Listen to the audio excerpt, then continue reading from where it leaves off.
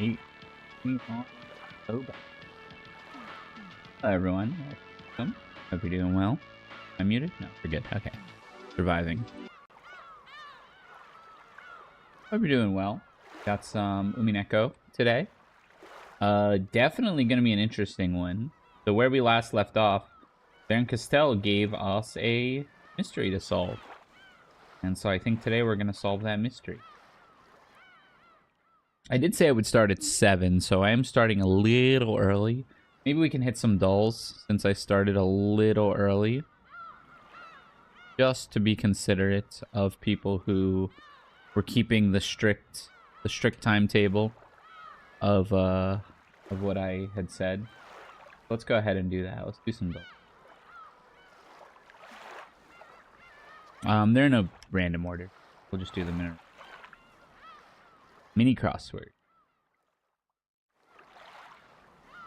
What Jacuzzi's airports and the NFL Hall have in common. Film franchise featuring facehuggers. Alien. Use a loom. That's going to be so. Threaded fastener. Gets kissed by the sun. Film that was the highest grossing of all time before Star Wars was released. Jaws. Vote into office. Elect. Headwear at a pageant. Number used to spell L on a calculator. 7. I want the blank, not the weather. News. With jets. Weave. Screw. And tans.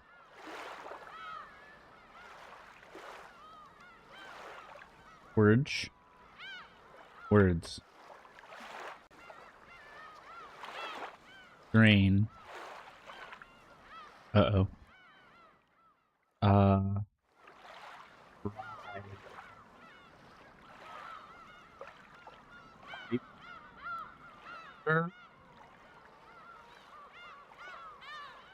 River. Make rain.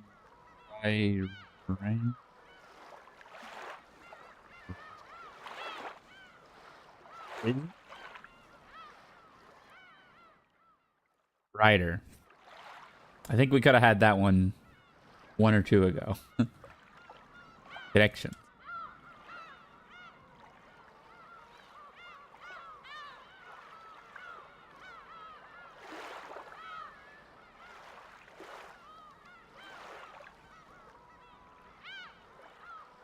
Play. Get. Pass. Play. Discard. Keep. Draw. Draw. Discard. Play. There's a lot of like card options here. Throw. Pass. Fulfill. Honor. Uphold. Keep. Things you do with a promise. Yes. Okay. So keep is not one of our card ones. So play, discard, pass, and draw. I think this is probably like Uno plays or something similar. Actions in card games. Yes, yes, yes. Blanket, sheet, throw, sham types of coverings. Bedding. Justice, Labor, Energy, State Departments of the U.S. government. Cabinet. Yes. Very nice. Easy one. Nerdle. I'm going to skip Nerdle. Speak no evil. That looks like with James McAvoy to blow. That with Jonathan Depp. This has James McAvoy and like nobody. This has like 10 people in it total. Okay, and then if we go to blow, that is Johnny Depp, Penelope Cruz, Ray Liotta. So we have to get to James McAvoy, basically. James McAvoy can be Shyamalan universe with Split. James McAvoy... Here, we can actually see what he's in.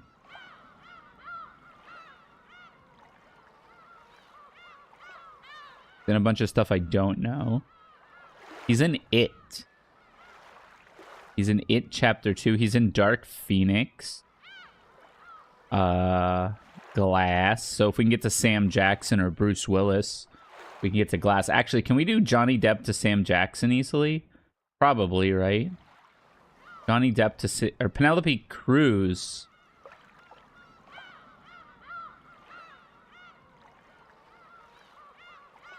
Is she in Pirates?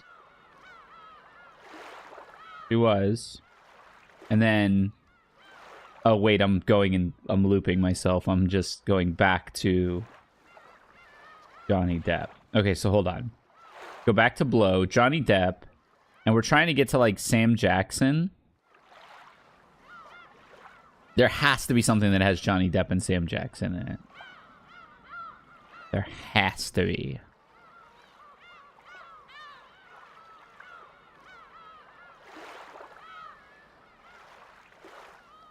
Who's in this? Willem Dafoe.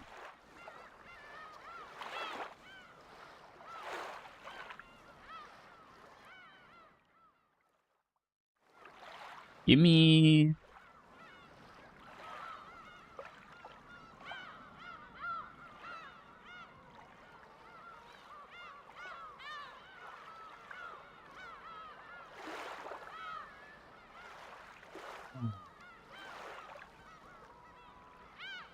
go the other way. What if we go Speak No Evil? You know what? Speak No Evil, and then give me a random one in here. Give me, like, this dude. Scoot McNairy. And then we have to get to Blow. So we have to get to Johnny Depp. Are you in something random that might get me to Johnny Depp? Gone Girl could get me to Ben Affleck.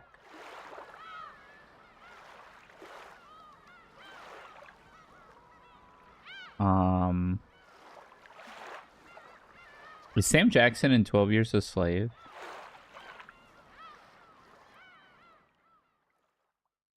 Don't remember. No, but Michael Fassbender is. Oh, but that gets us back to Speak No Evil. Oh, I'm going in circles again. Hold on, Cumberbatch? Is Cumberbatch in The Crimes of Grindelwald? Or am I tripping? It's different wizard, right? Yeah, different wizard. Okay. But...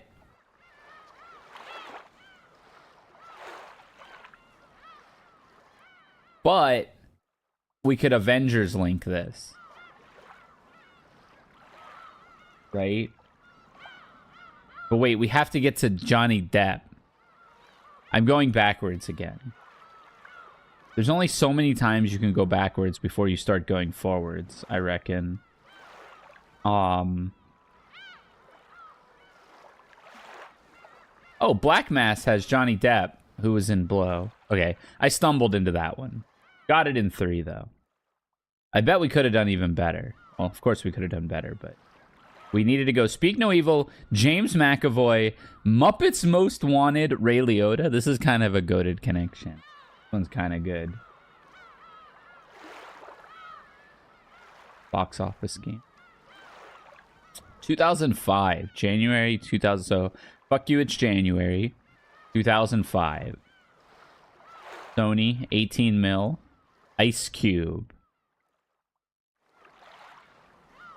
Barbershop?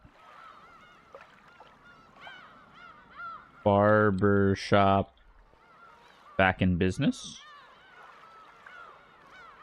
Barbershop, the original? Oh, is this Are We There Yet? It is Are We There Yet? Okay. Paramount fell off a cliff in its second week with Samuel L. Jackson in 2005. Could this be Snakes on a Plane? It is not. Top billed Sam Jackson 2005. Probably not that good. Black Snake Moan.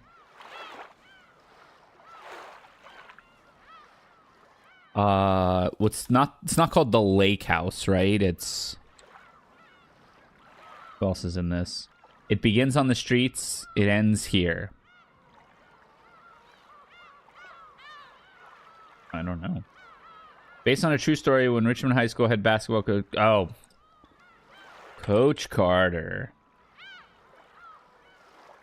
Good movie.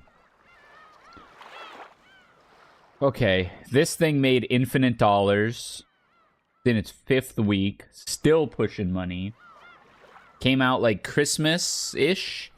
Christmas-ish 2004. And it's still trucking. With Ben Stiller. Could this be Night at the Museum? Could this be Meet the Parents? This is Meet the Fockers. Yes. Yes.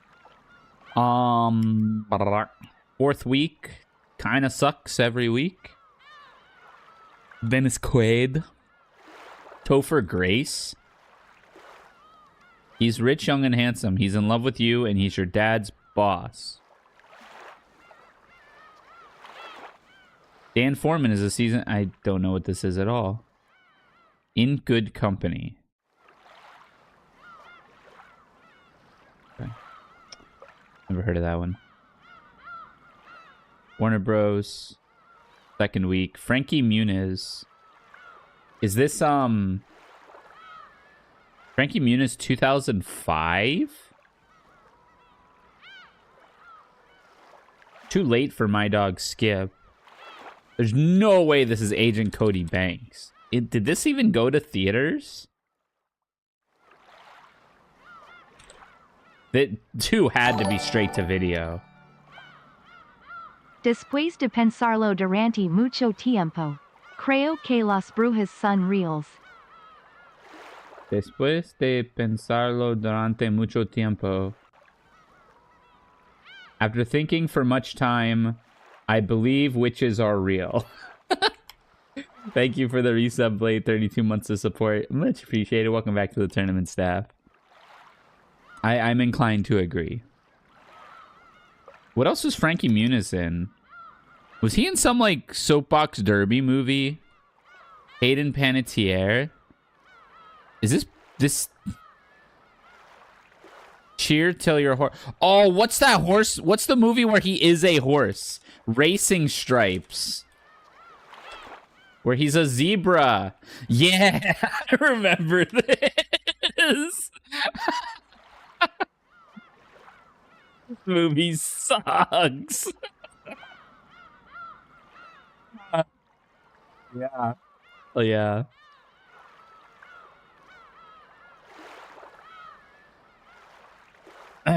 Loldal? You know what? I don't care about Loldal today. Pokidoku. Oh, we're screwed. Galar. Galar Ice. Wheezing Galar. No shot. I don't know Galar. Rock Ice. Snow. Runt. Snow. Business. I think we're cooked here. Cursula. Ice Dark is Sneasel. Sneasler?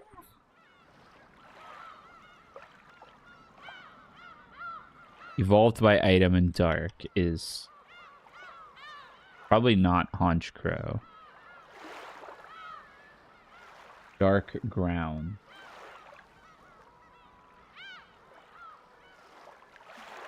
Rock Ground is Graveler. Villain. Rock Ice. Evolved by item in rock is Golem.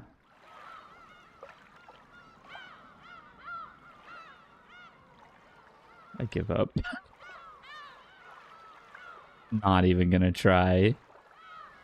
Oh, Haunch Crow is evolved by an item? Would you look at that? Guess the game.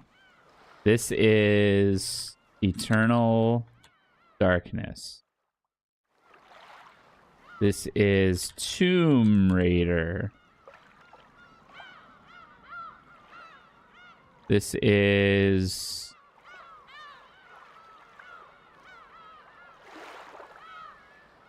This looks awesome. This looks like it would maybe be Conan the Barbarian. The Conan the Mysteries of Time. This is Blade of Darkness. Daily Dozen.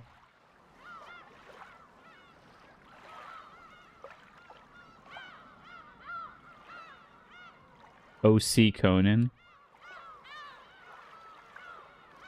We're going to skip the sports ones, because I know I don't know them. Retail and shopping. This major chain of pet stores has a logo that features its name in red and blue letters and a red ball bouncing over the letters. This is PetSmart. Celebrity mashup. Oh my.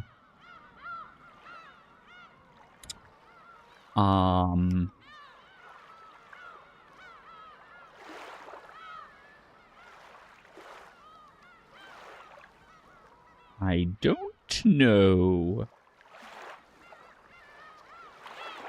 This is Ansel Elgort. And the woman looks familiar. The eyes look really familiar. I don't know. Celine Dion. Neither. Cereal. From 1984 to 1993, Quaker Oats produced this crispy sweet corn oat cereal that featured the cartoon likeness of an actor known for his work as part of the A-Team in Rocky 3. Mr. T. Sweet corn oat cereal with Mr. T.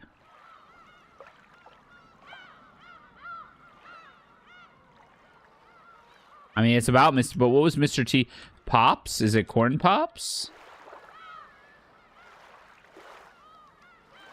Based on a novel of the same name, the Amazon Prime series depicted a parallel universe where the Axis powers one. This is The Man in the High Castle.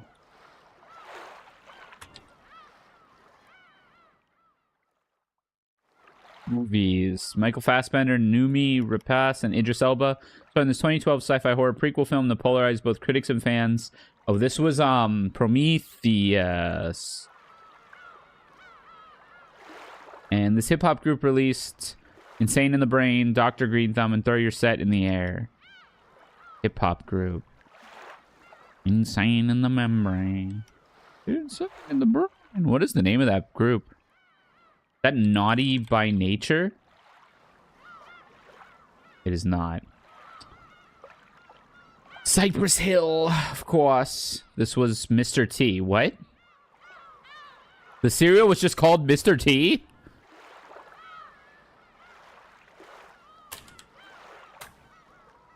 Well, there you have it. It exists. Huh. I should have just went with my gut there, huh? Learn something new every day.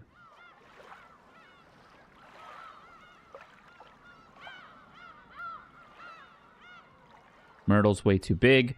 Bandle, 1998, 38 million. Very hard. So not many people listen to this, and it's considered very hard.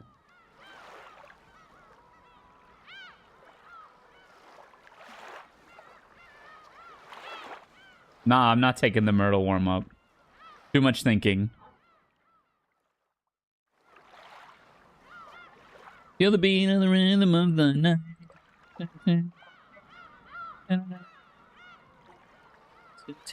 That's Gloria Estefan. Feel the beat of the rhythm.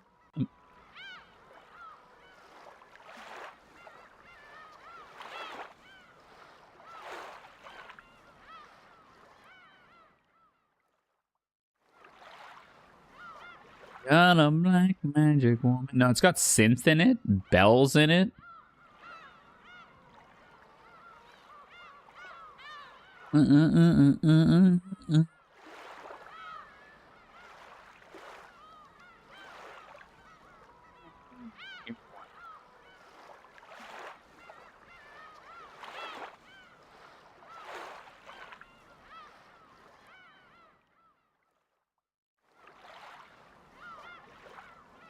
It's just a little time. Every time we touch, it's just.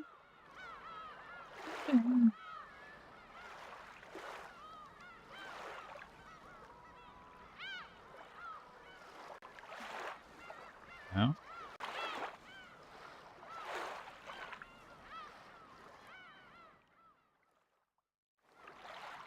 Oh, wait. I think that is that song.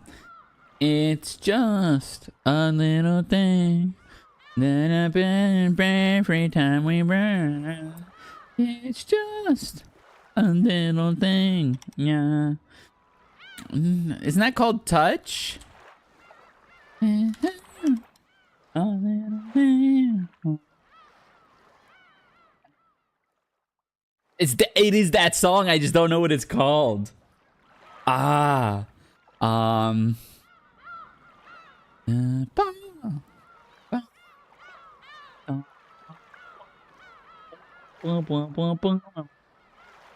letting this go. I will figure this out.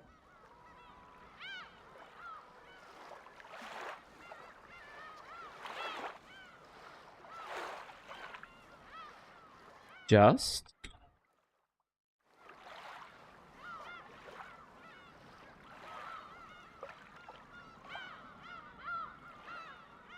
I don't even know who sings it. Is it Ace of Base?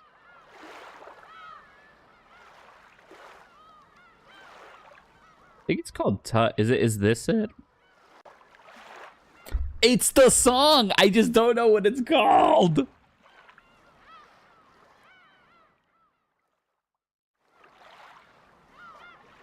I had this in 3.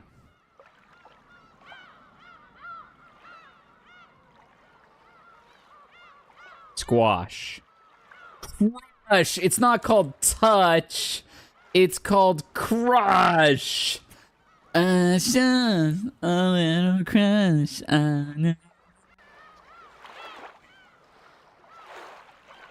Dang it. I had that in 3. I just literally didn't know anything else about the song. Oh, yeah. Here's our yellow. All right, let's see what we got today.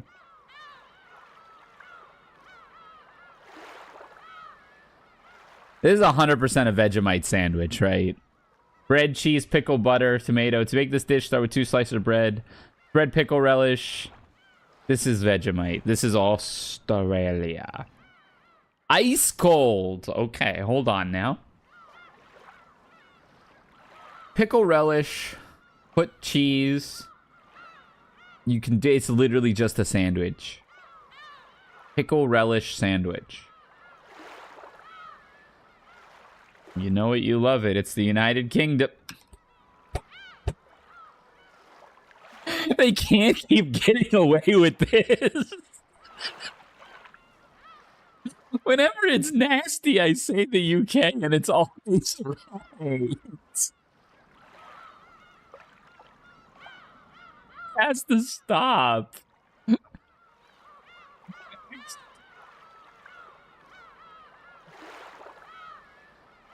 Gonna say it again.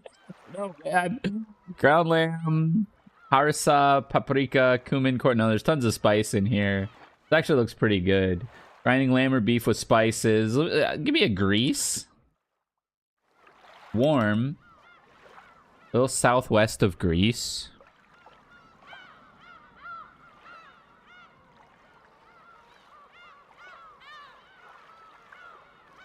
A little southwest, like... What if I just say, like... This is probably wrong. Border Spain. Portugal? Hot. Border Spain the other way. Called Merguez. Morocco? Nice. Getting better at geography through Food Guesser as well. And we've got... This actually looks pretty good. Rice. Bunch of stuff. Cooking rice, goat meat, ghee. Aromatic flavor profile. Looks pretty good. I would say this is probably something Caribbean. Ice cold. Northwest of Jamaica. Northwest. And it's really far northwest of Jamaica.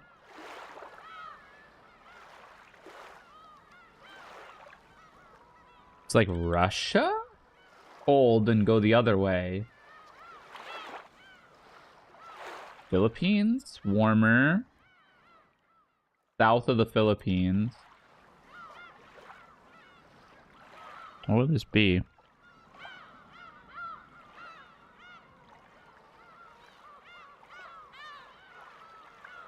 You got those little, like, pastries folded up there and some, like, salsa type stuff. I don't know. Give me a Mexico? Ice cold. Where the hell is this? It's like Hawaii wouldn't count, right? Because it's like, is this... I can't say USA. I don't know where I want to go with this. Give me a, like, Indonesia. Let's go! It's always Indonesia. It's always Indonesia. We might actually be in the bell curve this time. Ah, I guess today's was easy. We just missed the bell curve again. Average score today is 11,398. The UK one was a gimme. Guess the audio. Oh, bow, bow, bow, bow, bow, bow, bow, bow, bow, bow. What's the name of that song?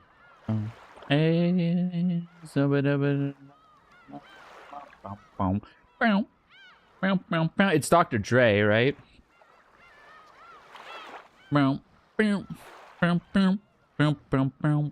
Is it the recipe? No. I believe Snoop Dogg is on this track. Is it this? Smoke weed every day. Is this a Snoop Dogg number then?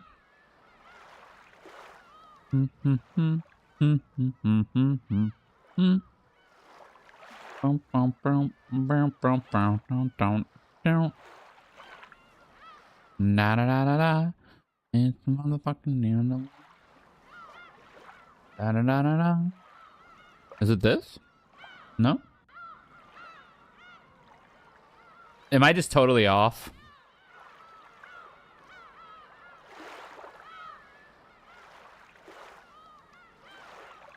No, it's the song. I just don't know the name of it.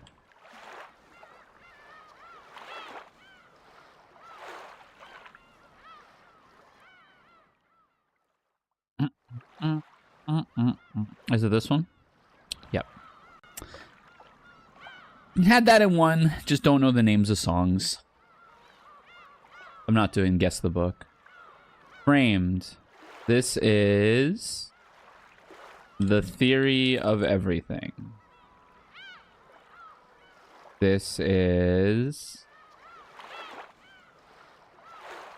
Pitch Perfect. Let's go!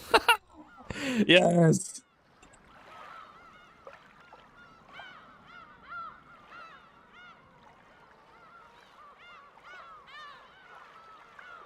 These two... Don't know. Skip me. I've seen that guy before.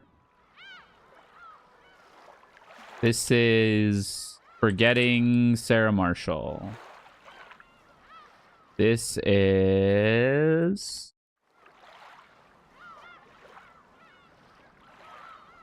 I have no idea. Jason Hawkins, Lily, Marlena, Rob Hawkins. This Treasure Planet? There's no way. It was Cloverfield. Yeah, I didn't know that. Dispute resolution. Your submission for Amelia Earhart was accepted. Okay, I don't really care. Galangal, Amchur, and Asafoetida are obscure examples of what? Cheese. Arrakis from Dune is the only known source of what MacGuffin drug? Spice.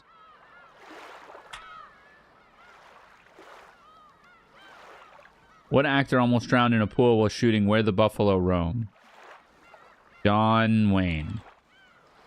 What SNL alum was in 9 of Wes Anderson's first 10 feature films? Bill Murray. Bam. Can't say Wes Anderson without Bill Murray. What nation comes first in alphabetical list of OPEC members? OPEC. Albania. It's one of the 11th countries in the Sahara region. Egypt. Algiers is its capital. I have no idea. What? Oh, I said Albania. Damn it. Wait.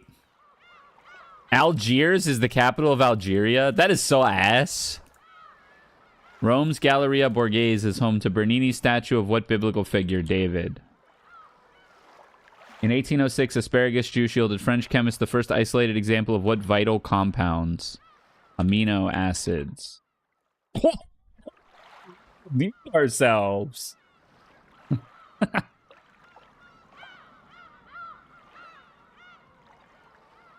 Redemption, 10 points with the straight goose egg on number 3.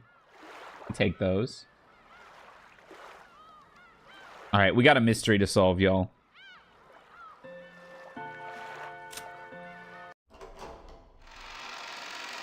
I was thinking about this a little bit last night and how we'd go in on it.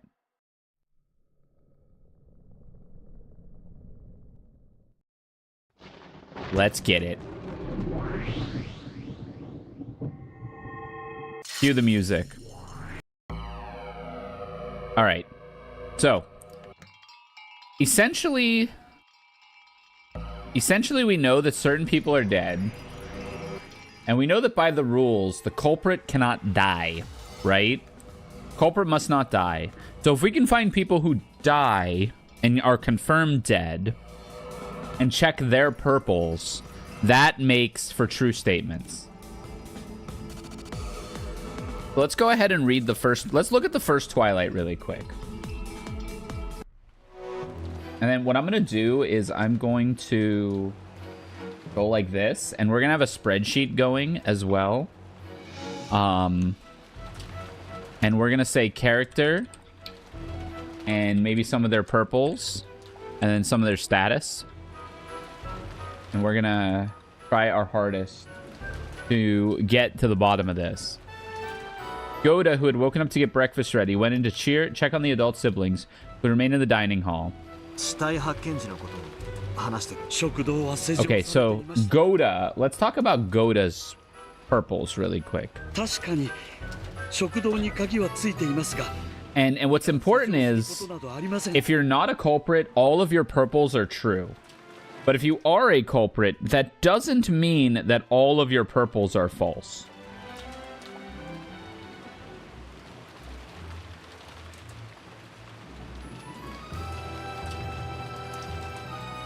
So that's kind of important.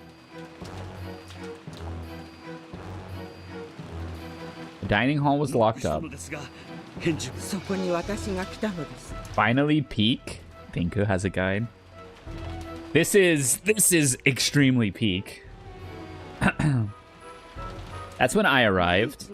I recommend that you try unlocking the door just in case. When I unlocked the door with a master key, a terrifying sight awaited me inside.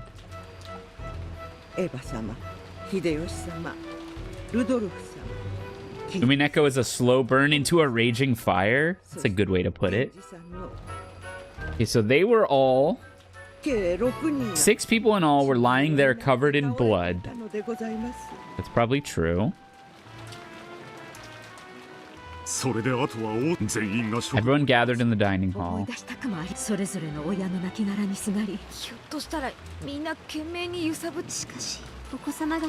Each of the children... Okay, so this is the one that got me initially kind of confused. Each of the children confirmed the deaths of their own parents. Dr. Nanjo and I confirmed that Genji was dead. No one is going to mistakenly confirm a death, even those other than myself. So this is, I think this is a crux statement. So I think we want to break it off into 2 possibilities here. Nanjo is innocent. Meaning that's true. Because if that statement is true, that's really powerful. That's a really powerful statement if that's true. Let me actually, before I hit the spreadsheet, let me just kind of refresh my brain here a little bit. Not just saying nobody is going to mistakenly confirm a death. Even those other than myself. All of the victims died instantly. Okay, it's a closed room. No one hiding in the dining hall. It's clear that no one is hiding. Okay.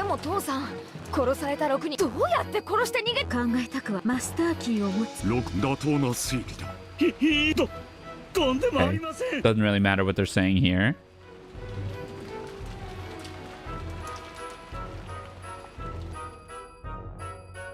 Yeah, and then we have this in the red. So the master key statement is kind of interesting too.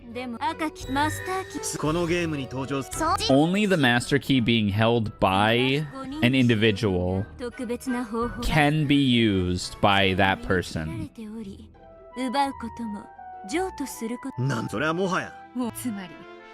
So hold on.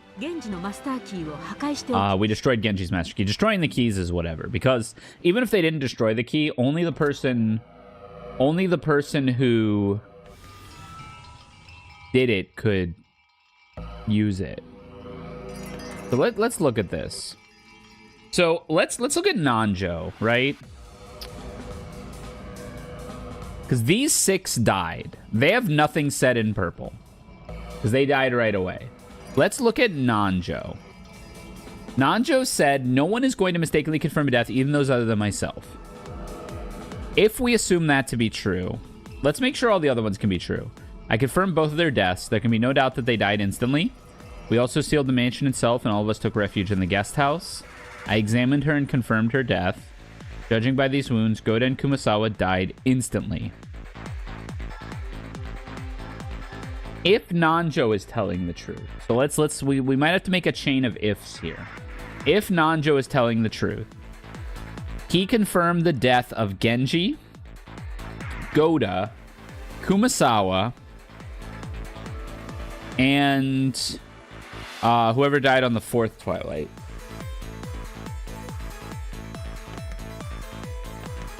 Which I think might have been Shannon.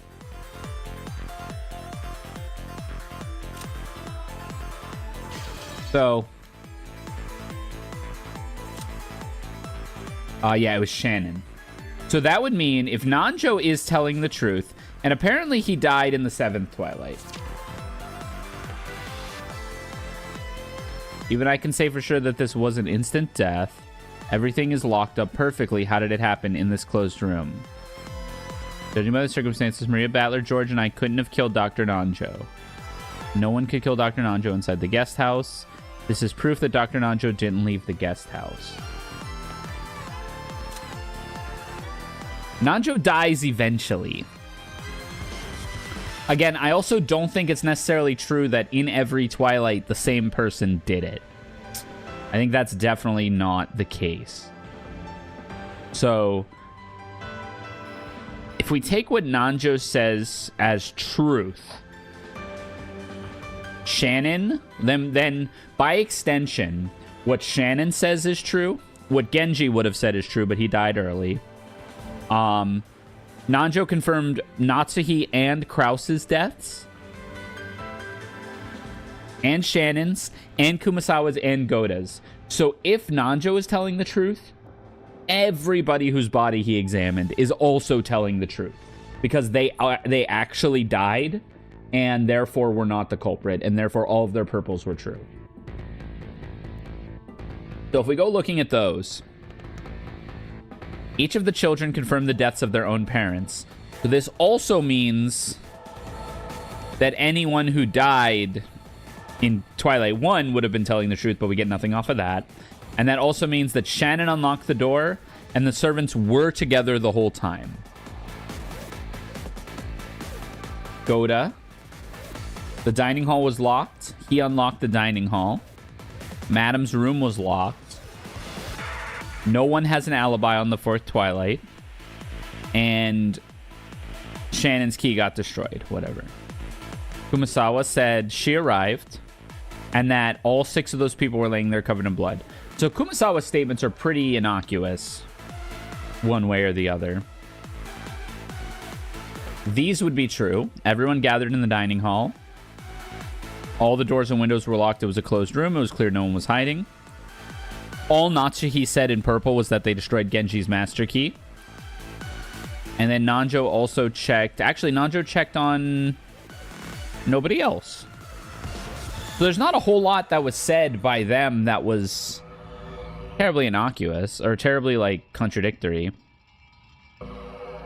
I'm going to look and see if there are any statements that, if they were lies, would be really powerful. That was the first one that stood out to me. That no one is going to mistakenly confirm a death. If that were a lie, that would be very powerful. But that opens up a whole can of worms.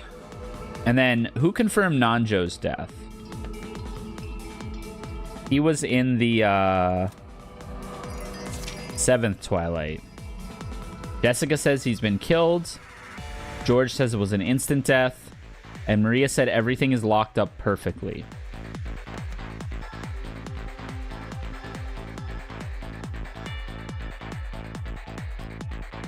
Here's an interesting one. George and Battler's statements kind of contradict each other. No one could kill Dr. Nanjo inside the guest house. And there is proof that Dr. Nanjo didn't leave the guest house. Those both cannot be true. Right?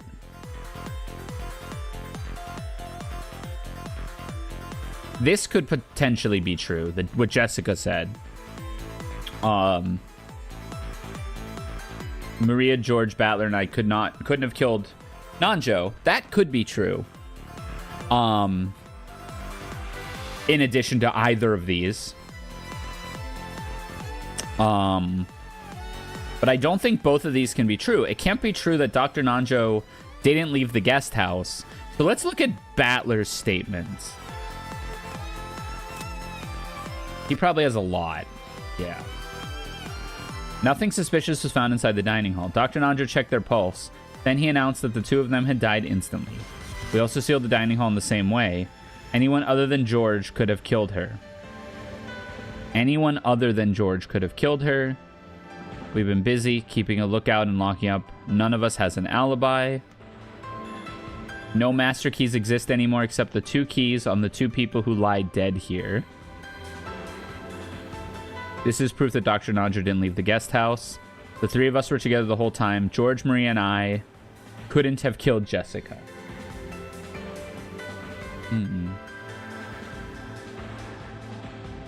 Look at George's statement. There's no one hiding in the dining hall. I was forced to acknowledge that she was dead. I checked around, but the guest house was still completely locked up. This is kind of fishy. This was an instant death. No one could kill Dr. Nanjo inside the guest house. Jessica probably died instantly. And Maria couldn't kill anyone.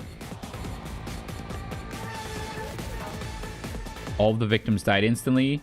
We put packing tape over all the outside of the doors and windows, sealing them. Everything is locked up perfectly. There's no way she could live through this. The 3 of us couldn't have killed Jessica. And George couldn't kill an adult. He could kill a kid, though.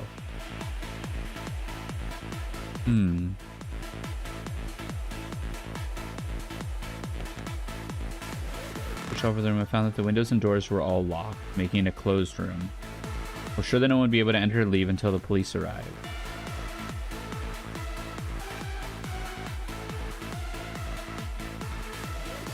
Hold on. We made sure that no one would be able to enter or leave until the police arrived. In the 2nd Twilight.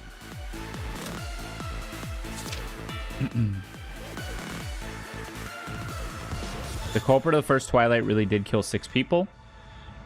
The group sealed the room at the same time they left. No culprit joined the group as they left. All of the seals on Nazi's room, the dining hall, and the mansion itself will not be broken.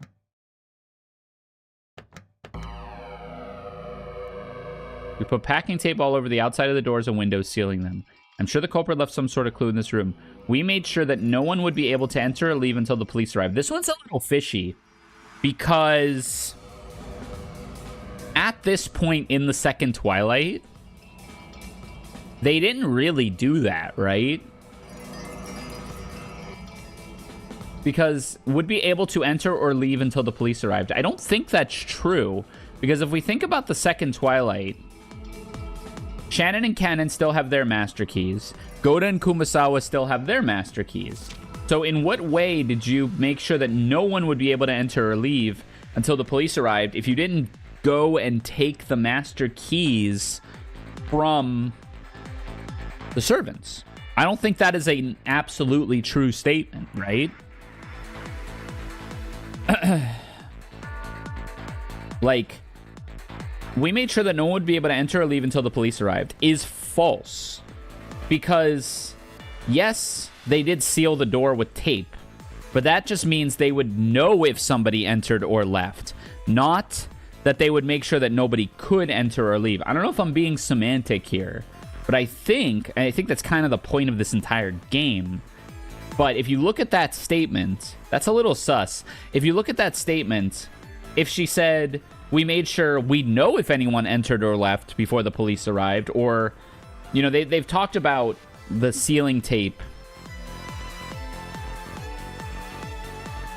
as a means to seal a door, but more so in a witch's game. Isn't there a red truth about the seals? Oh, there is. The group sealed the room at the same time they left. No culprit joined the group as they left. Also, all of the seals on Nazi's room, the dining hall, and the mansion will not be broken. Yeah, right? Like, I don't know if I'm being semantic here, says the person who spent 150 hours analyzing this game. But I want to pursue that a little bit more. I think Jessica's lying. I think Jessica's lying on the second Twilight. 150 more hours? That might be how long it takes me to actually solve this. Characters who are not culprits may not cooperate with a culprit. A culprit must carry out all murders directly by their own hands.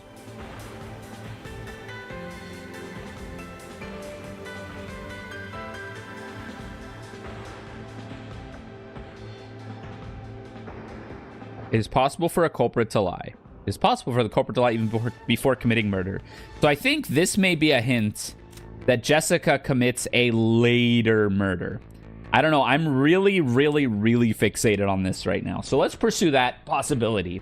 Let's pursue that possibility. Jessica. Let's talk about Jessica's purples. I found that all the windows and doors were locked, making it a closed room. I found that. George got upset, so we all went outside to look for them. Later on, we learned that George alone had an alibi. At the very least, George couldn't possibly have killed Shannon. Goda and Kumasawa are both dead.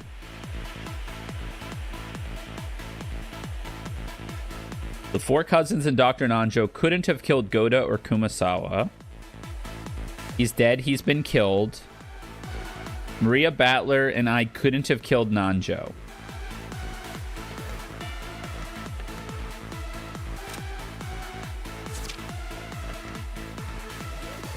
This was an instant death. Everything is locked up perfectly. How did it happen if this is a closed room? Maria Battler, George, and I all couldn't have killed Dr. Nanjo.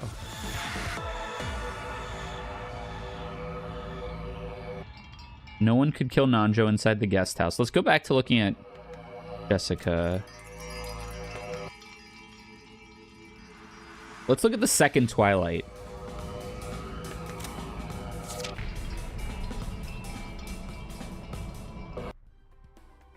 Everyone returned to the parlor to discuss what we should do next. The phones are up, blah, blah, blah.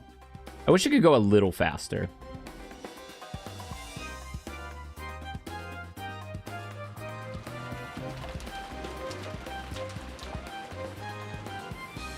However, the tense feeling did not last long. By midday, everyone got tired of arguing and they decided to take a break. Kraus and Nazi announced that they wanted to talk with each other alone and went up. Actually, sorry. Let me. I did say I wish it could go faster, but I actually realized there's something I want to check. Jessica supposedly died later, right?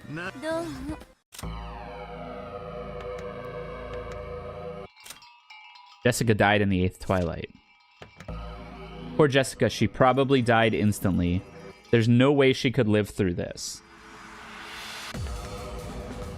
The three of us were together the whole time. George, Maria, and I couldn't have killed Jessica. The three of us couldn't have killed Jessica. Maria couldn't kill anyone.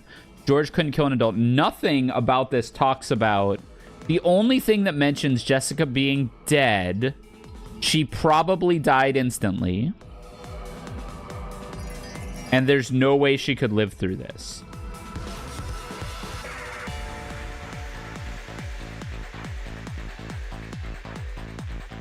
In other words, if Jessica is a culprit,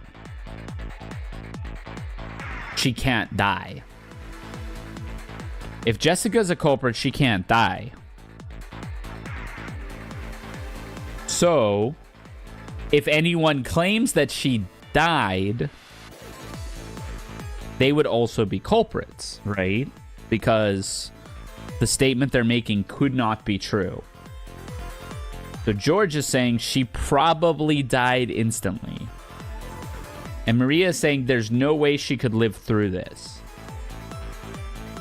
Which are both essentially saying she died. So does that make George and Maria both pretty sus? Because then at the end, they're both still alive. And so would Jessica be. Perhaps. And so let's go back to Maria's truths. All of the victims died instantly. We put packing tape all over the outside of the doors and windows, sealing them. Okay. Everything is locked up perfectly. How did it happen if this is a closed room? 7th Twilight. There's no way she could live through this. The three of us couldn't have killed her. George couldn't kill an adult. He could kill a kid, though.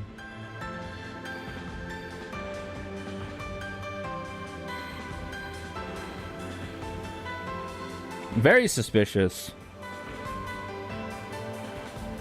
Essentially saying there's no way she could live through this, and the three of us couldn't have killed Jessica. That's kind of contradictory. But she's also not stated that nobody else is alive. And then if we look at George's... Does Maria have more? No. If we look at George's... No one hiding in the dining hall. However, I was forced to acknowledge that she was dead. I guess that someone might have snuck in, so I checked around, but the guest house was still completely locked up. That was an instant death. No one could kill Dr. Nanjo inside the guest house. He probably died instantly. Maria couldn't kill anyone.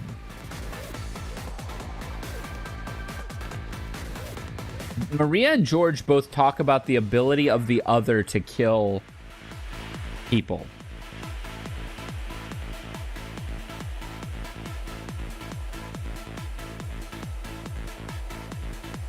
It's tricky. When did Cannon die?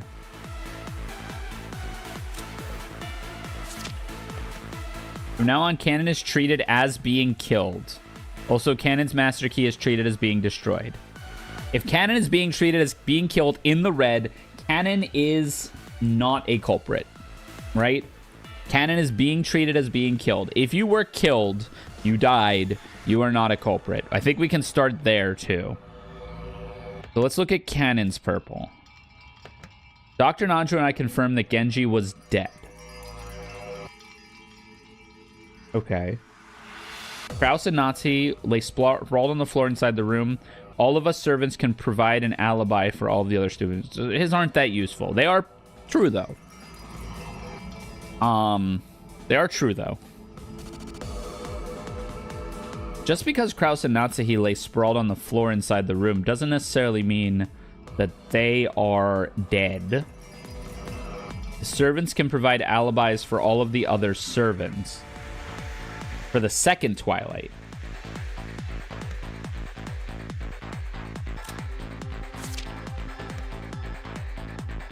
Goda said the room was locked. Shannon said she unlocked the door, but that was afterwards. And Kraus and Nazi lay sprawled on the floor inside the room. Dr. Nanjo checked their pulse. Then he announced that the two of them have died instantly. I confirmed both of their deaths. There could be no doubt that they died instantly. I found that all the windows and doors were locked, making it a closed room. So Goda claimed that the door was locked. Jessica, who might be a liar and is probably a liar, said that all the windows and doors were locked, making it a closed room. How did Jessica get out, though? She did it. All of the servants were together the whole time. All the servants can provide an alibi for all of the other servants. We put packing tape all over the outside of the doors and windows, sealing them. I'm sure the culprit left some sort of clue in the room. We made sure that no one would be able to enter or leave until the police arrived. Then we did the same thing in the dining hall. We also sealed the dining hall in the same way. We also sealed the mansion itself, and all of us took refuge in the guest house. All of the windows had steel bars on them, so it was impossible to enter or leave by them. Okay, that helps. So we can't... Windows out the door.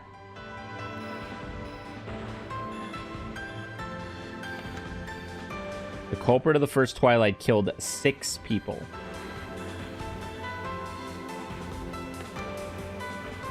The group sealed the room at the same time they left. No culprit joined the group as they left, and all the seals on Nazi's room and the mansion itself will not be broken.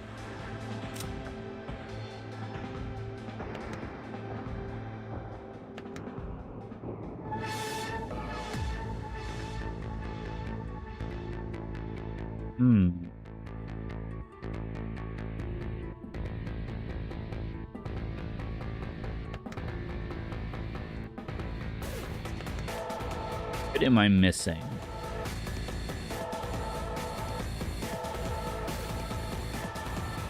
Wait. 4th Twilight.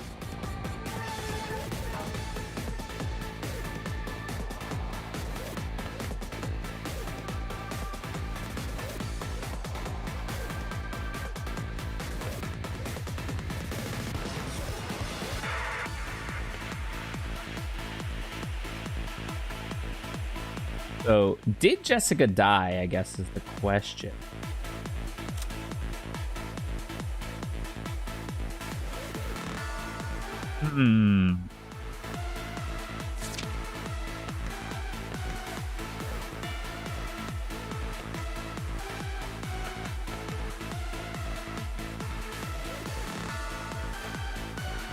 I think Kraus is telling the truth. Nothing suspicious was found inside the dining hall. No one hiding, and no one is hiding.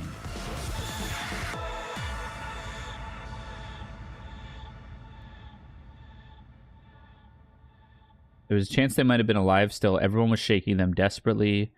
There was no use. Each of the children confirmed the deaths of their own parent. Dr. Nanjo and I confirmed Genji. No one is going to mistakenly confirm a death, even those other than myself. All of the victims died instantly. This is where the crux of all of this comes from. Because it's saying that the culprit of the first Twilight killed 6 people. So I'm thinking it's possible the culprit of the first Twilight killed 5 of them, and one of them was left alive. Or maybe even 2 of them were left alive. But then they killed them late. They killed more people later. Where is the contradiction?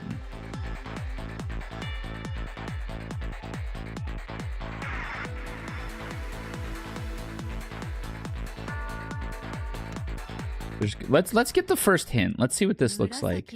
These purple statements are quite a problem. We know that their statement's important enough to be on par with the red truth, but they also contain the culprit's lies. Even the dumbest idiot wouldn't try swallowing a roll whole if there might be a needle inside. Indeed. If we accept the purple blindly, there's no chance the truth will come to light. A roll with a needle in it. I like that analogy. This precious vital information might be all wasted thanks to one tiny lie. Just which lines in this vast collection of purple have lies in them? Just thinking about it makes my head hurt. Then why don't we try spinning the chessboard around? What do you mean? It's simple. Forget which ones are lies. Let's concentrate on finding which ones must be true. Are there any purple statements that we know must be true? That's what we're looking for.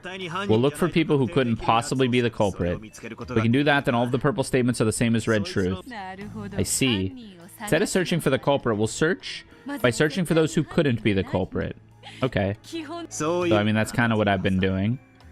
There's got to be someone, so let's look through it carefully. We got to start from square one, huh?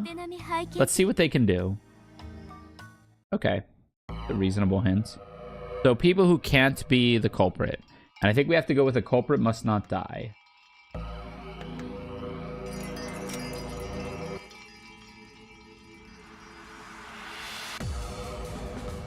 But we don't... I can't trust anything.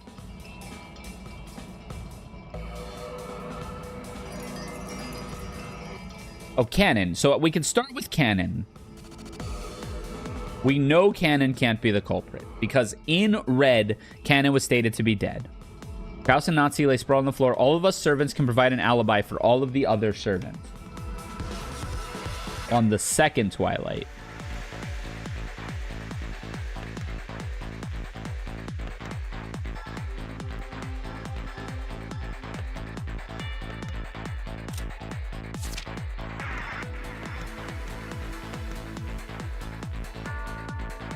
Okay.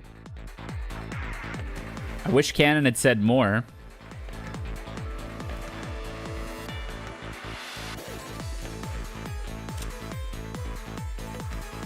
Shannon didn't say much either. Each of the children confirmed the deaths of their own parents. Let's see. Wait, let me see if there's more red, actually.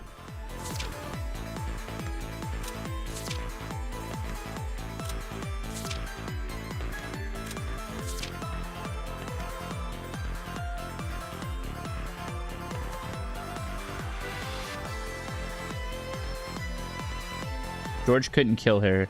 Later on, we learned that George alone had an alibi. At the very least, George couldn't possibly have killed Shannon. Anyone other than George could have killed her.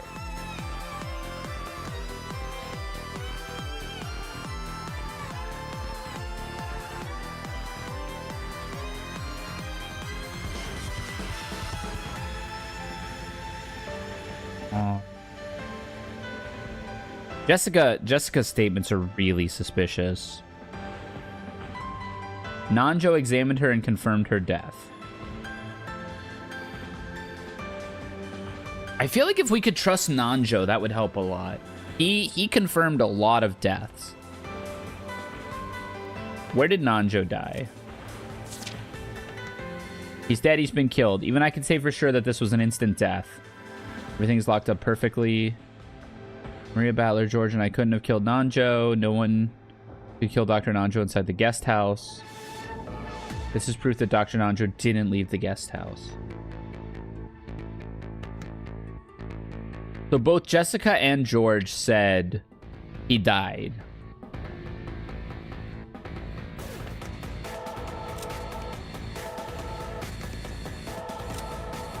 I wish I knew for sure that, like, dying in a Twilight, you for sure died. But I guess that would make the list of possible suspects really, really short.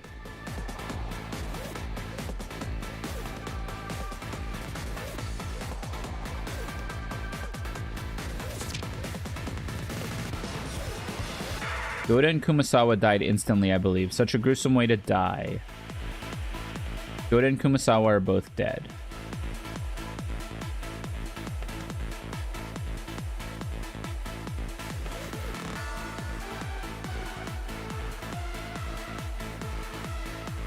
No master keys anymore exist except the 2 keys on the 2 people who lie dead here.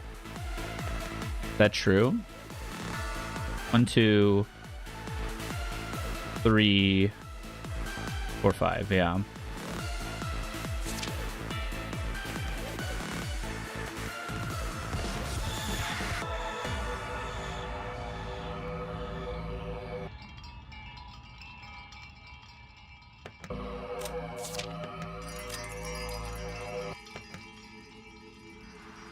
going to mistakenly confirm a death, even those other than myself.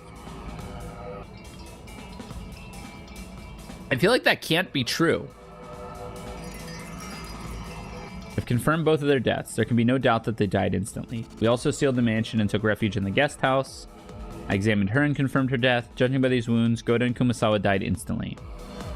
No one is going to mistakenly confirm. If that is true, that no one will mistakenly confirm death. Now, that doesn't mean that culprits can't confirm deaths, actually. That just means if they say someone's dead, they're dead. Which absolves anyone who has been confirmed dead. So let's assume that's true. And if it's false, Nanjo's the culprit, right? So if that's true... Actually, if that's true and that leads to a contradiction, that would mean that it can't be true. So if that's true, no one will mistakenly confirm a death. That means that dead on record is basically everyone. Except who died on the third Twilight. Who died on the third Twilight? There is no third Twilight. Third Twilight is when the name gets proclaimed. So Nanjo then confirmed the second Twilight. The first Twilight means everybody who was claimed dead and confirmed dead is dead. We also sealed the mansion. Fourth Twilight, Shannon was confirmed dead. Cannon was confirmed dead in the red. And then Goda and Kumasawa were confirmed dead. So that means 1, 2, 3, 4, 5, 6, 7. None of these could be the culprits then. If Nanjo is not the culprit. If Nanjo is not the culprit, all of these people are clear. And additionally, all of their statements are true. After inspecting the interior of the dining hall, we determined all the doors and windows had been locked, making it a closed room. It's clear that no one is hiding. Now, that said, everyone had to... Whoever committed the crime... Actually, maybe this can't be true. Because what does it say? A culprit must carry out all murder. Characters who are not the culprit may not cooperate with a culprit. So in other words, what this is saying is... Actually, this is kind of neat. So what this is saying is... By this statement, no one is going to mistakenly confirm a death, even those other than myself. If that is true, and Nanjo is not a culprit, that means all 6 of these people have essentially amnesty. They can't be culprits because they all died, and a culprit may not die. Because Nanjo confirmed both of these deaths. Nanjo confirmed, well, I guess... Yeah, no, because Cannon dies, if I'm understanding this correctly.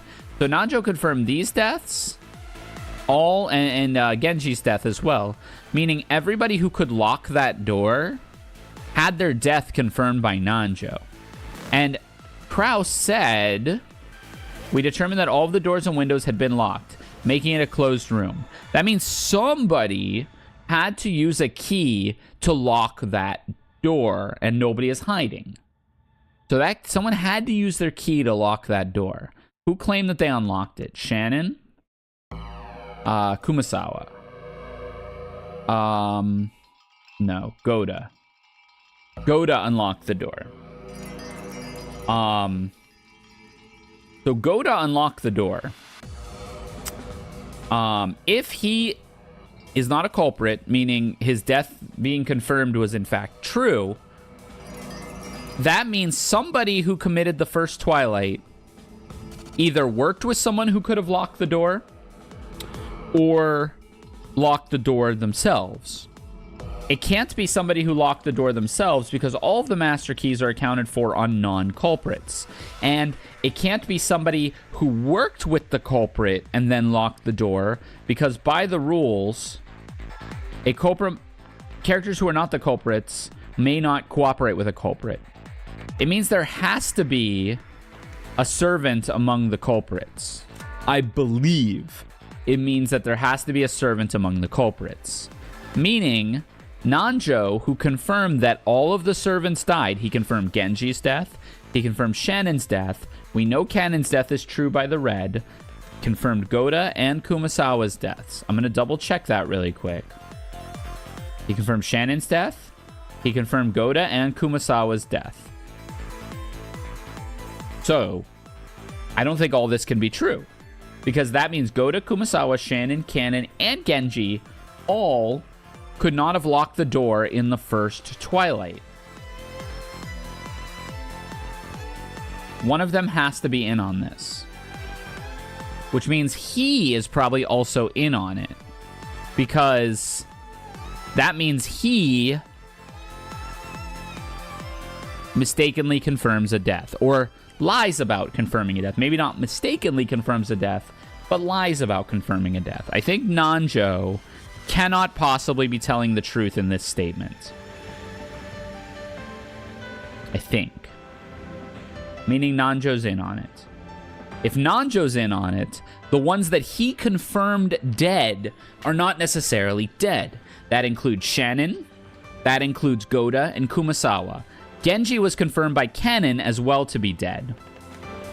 Dr. Nanjo and I confirmed that Genji was dead. Cannon doesn't lie. Cannon died later, so Cannon is not a culprit. All of us servants can provide an alibi for all of the other servants. That's in the second Twilight, not necessarily in the first Twilight. Shannon said, each of the children confirmed the deaths of their own parents. That's true. And then she unlocked the door and all of the servants were together the whole time on the second Twilight. Which is probably true. But just because everything she says is true doesn't mean she's not a culprit. Well, it means she's likely not a culprit. Now, Goda, the dining hall was locked. I knocked, but there was no answer. I unlocked the door with a master key. A terrifying sight awaited me inside. Goda was also the one to discover the bodies at first, so Goda's a little sus. Goda said Madam's room was locked, just like the dining hall. When the two of them left, we were busy checking the locks around the guest house, so none of us has an alibi. We prevent the culprit from using it for any mischief. We destroyed the master key Shannon had on the spot. That's probably true. Maybe that's not true. Actually, maybe that's not true.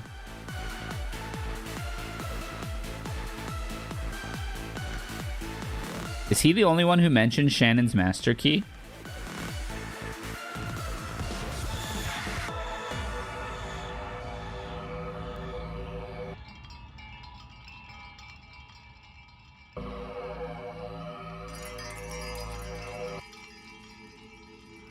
So Nanjo, when did Goda die? Fifth Twilight. So let's say Goda committed the first Twilight.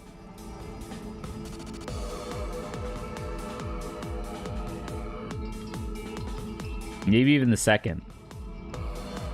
And then Nanjo's in on it. But who confirmed Nanjo's death?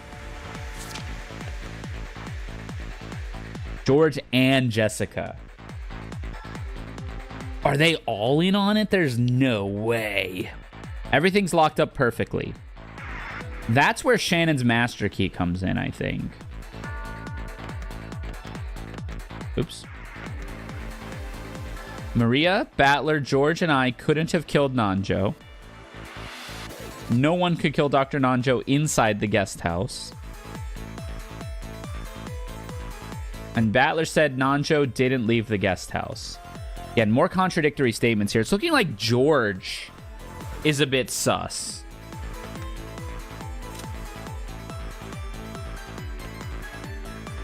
No one hiding in the dining hall, whatever. I was forced to acknowledge that she was dead.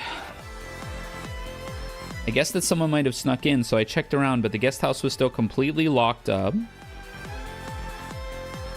Nanjo's death was instant. No one could kill Dr. Nanjo inside the guest house. And then Jessica, she probably died instantly, and Maria couldn't kill anyone. There's no way she could live through this.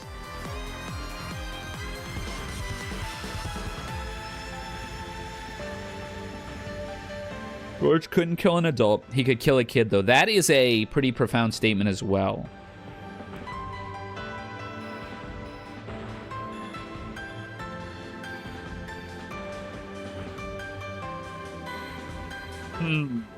Thinking.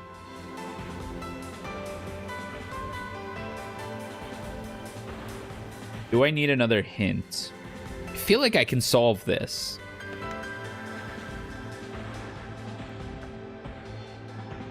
The culprit needs to kill someone. True. So there need to be sufficient characters such that everybody who is a culprit actually killed someone. There will certainly be more than one culprit. There will certainly be more than one culprit. There's no way one person did all this.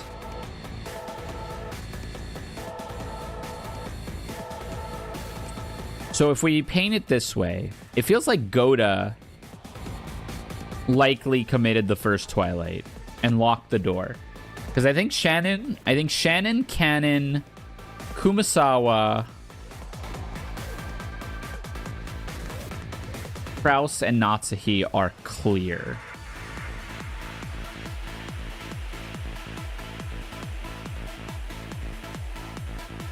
Actually, that's pretty important. Kraus said that the dining hall was locked.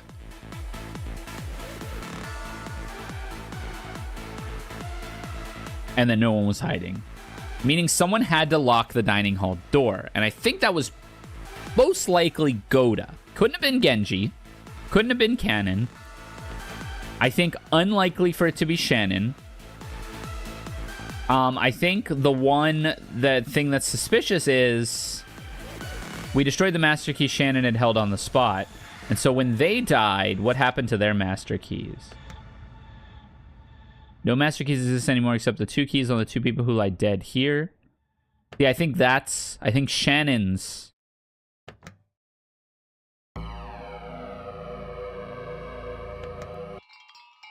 Judging by these wounds, Goda and Kumasawa died instantly, I believe. Such a gruesome way to die. Goda and Kumasawa are both dead. Nanjo and Jessica both said that. And I think they're the only ones who confirmed Goda's death.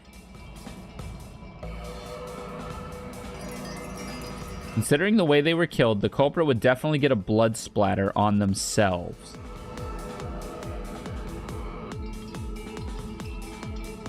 That was the way Goda and Kumasawa were killed. But Dr. Nanjo and all the cousins have no blood on them. The 4 cousins and Dr. Nanjo couldn't have killed Goda or Kumasawa. But who killed them?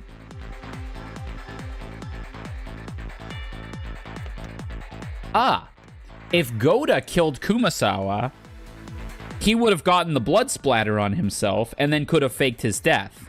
And if Nanjo and Jessica were in on it, they both confirmed his death. At this point, Jessica or Nanjo has Shannon's master key. Now, Jessica would have had to kill someone. Goda did the first Twilight. Nanjo also would have had to do one, now that I say this.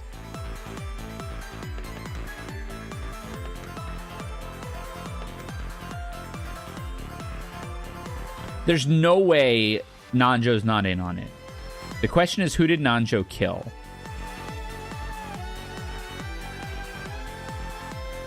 Someone killed Shannon. We all went outside to look for them. We found Shannon lying in the rose garden. Poor Shannon. I prayed she was still alive, however, I was forced to acknowledge that she was dead. I also examined her and confirmed her death. Again, probably lying. Or possibly lying. When the 2 of them left, we were busy checking the locks around the guest house, so none of us has an alibi. George... Maria. George couldn't have killed her. which is not even said in purple. So that has to be true. George couldn't kill Shannon. So that's not said in purple. Later on, we learned that George alone had an alibi. Yep. At the very least, George couldn't possibly have killed Shannon. I believe that's true. Anyone other than George could have killed her. Yes, that is also true. To prevent the culprit from using it for any mischief, we destroyed the master key Shannon had held on the spot. I don't think that's true. Shannon is treated being killed, his master key was destroyed. So I think at this point, that's where the extra master key is floating around. I'm going to use the restroom really quick, and then I'm going to try to finish and figure this out.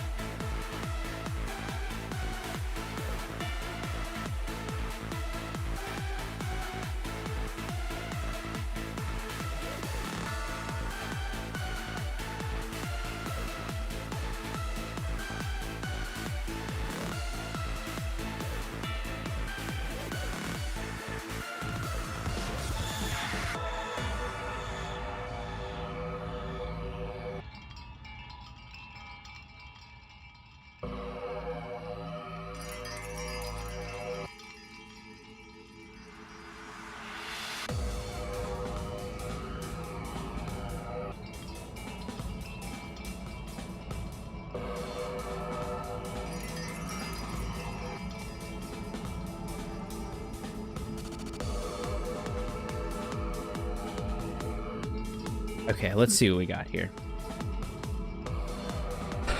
First Twilight. Go to kills all 6 of them.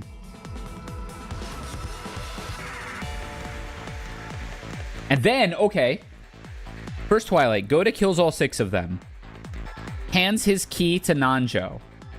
Nanjo goes to kill Kraus and Natsuhi. Because all the servants have an alibi for the second Twilight. So it's Nanjo time, and he gets all of the, he gets all of them. Fourth Twilight.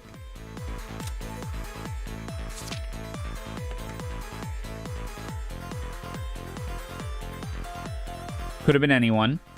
And at this point, we now have Shannon's master key with the group.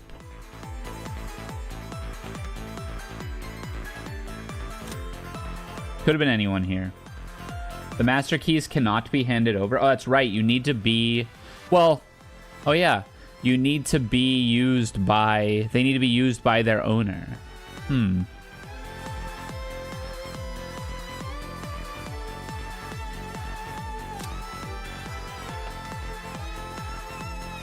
Thinking about that.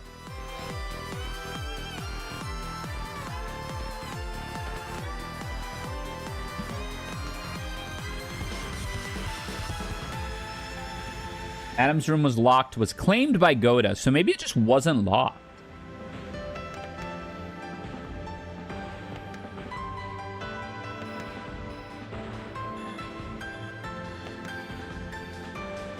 Who unlocked it? Shannon unlocked it.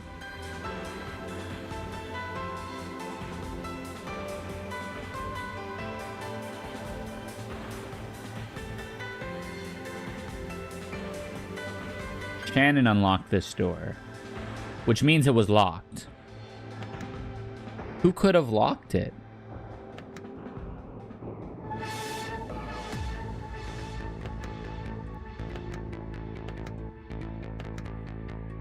Who could have locked it?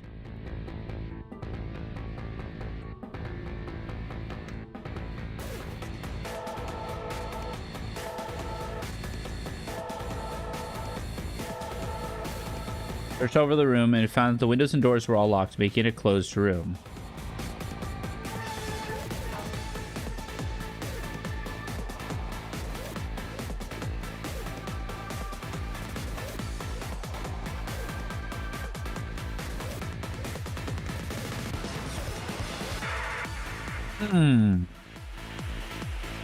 Alright.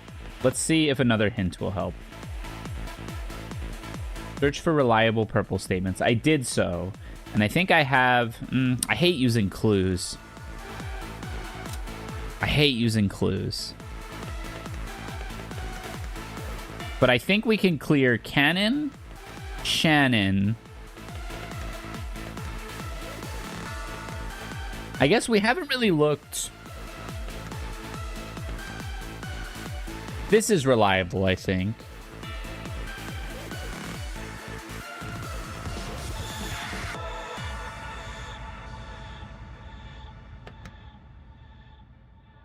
Nanju's doesn't seem reliable.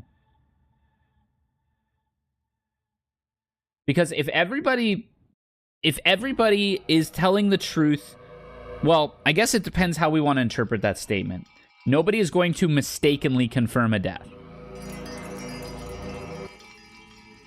They could still lie about it, right? They could confirm the death but lie about it. But he would have confirmed... I think the real reason we can't trust it is he confirmed every one of the servants' deaths. He confirmed Genji, Shannon, Cannon, Goda, and Kumasawa. Meaning all of the servants died. Meaning nobody could have locked the door. Meaning the doors were never locked, which means everything is bullshit. Right? Like, it just means everything is bullshit.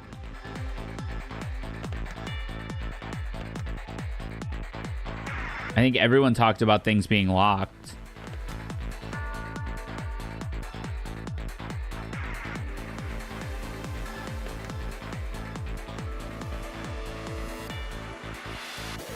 I don't think Nanjo could possibly be telling the truth with that statement. Or even just in his own character. He's super sus. And then I think the only people whose deaths he could actually be covering for would be Goda. Because Kumasawa was confirmed by multiple people, I think. Well, Nanjo and Jessica confirmed Goda and Kumasawa dead. Which I think that's sus on them.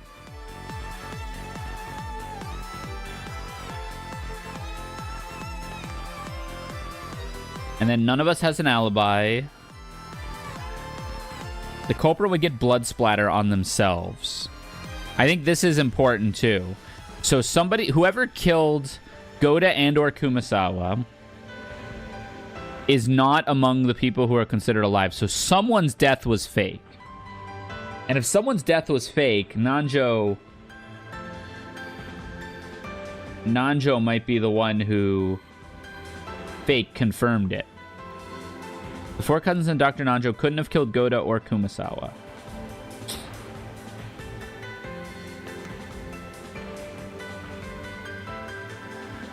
Perhaps the culprit has a master key after all.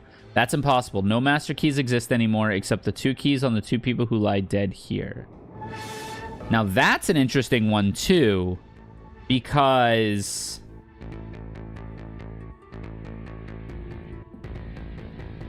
if that's true... Oh yeah, that could still be fine. That could actually still be fine. Because if Goda was fake dead because Nanjo confirmed it, or vice versa, I think there's sus on Goda too.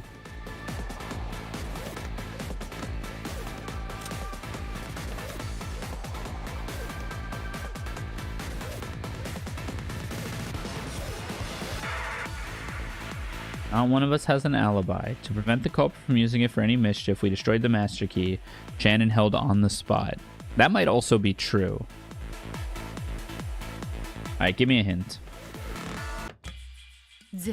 How can we know for sure that someone isn't the culprit? One of the rules is that the culprit can't die. In other words, though it might sound cruel, we can trust anyone who's dead. Oh, that makes it easy. Almost all the characters were killed. So we can trust the purple of all those people. But it isn't quite that simple. There's still the issue of people playing dead, which popped up so often even in our games. The bodies of all the victims were examined, were they not? Nanjo even said with the purple that no one would make a mistake when examining bodies.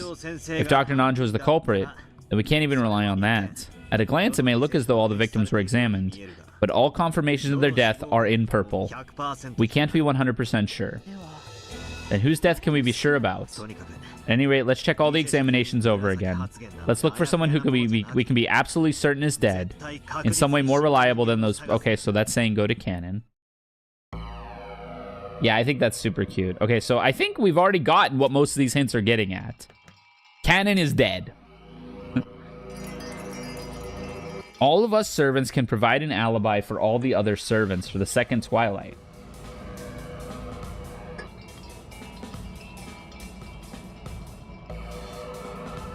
That I don't like. That I don't like. Canon is the only one whose death was confirmed in red. As far as I know.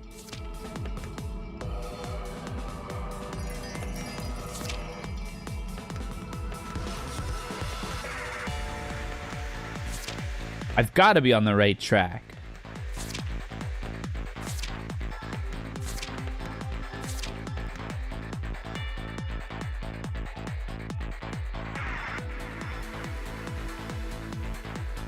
Maria-chan couldn't kill anyone. George couldn't kill an adult. He could kill a kid, though.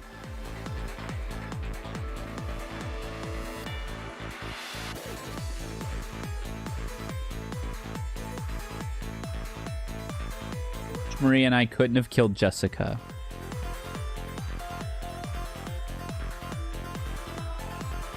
Is it finally time for Godatrice? Poor Jessica, she probably died instantly. There's no way she could live through this. Both George and Maria claim Jessica dead. Now again, if Nanjo is part of this, he doesn't... People can then mistakenly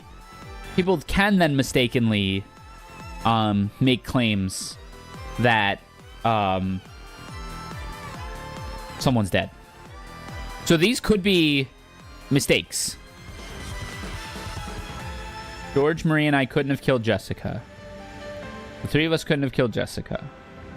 Maria couldn't kill anyone. George couldn't kill an adult. He could kill a kid, though.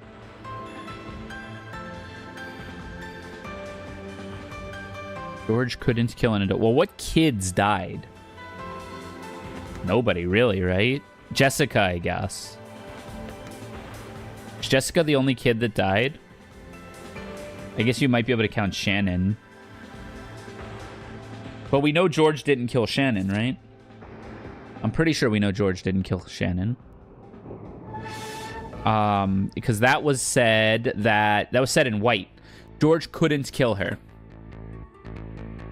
So if George killed a kid, George could kill a kid. It would have to be Jessica. Let's look at Jessica's purples again. I caught her on semantics on one of her purples, but I think everything else was pretty straight. Windows and doors were all locked, making it a closed room. We made sure that no one would be able to enter or leave until the police arrived. We all went outside to look for them. At the very least, George couldn't possibly have killed Shannon. Goda and Kumasawa are both dead. That's right, she proclaimed Goda and Kumasawa's deaths, which I don't think is possible. The four cousins and Dr. Nanjo couldn't have killed Goda or Kumasawa. And then he's dead, he's been killed. Maria Battler, George, and I couldn't have killed Dr. Nanjo. Jessica was confirming a lot of deaths. What happens if I go to culprit select?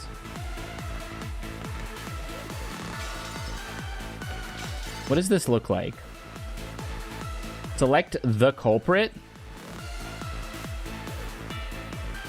Wait, is it one person?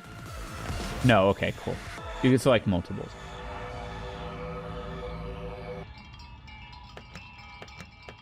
I think it's these three.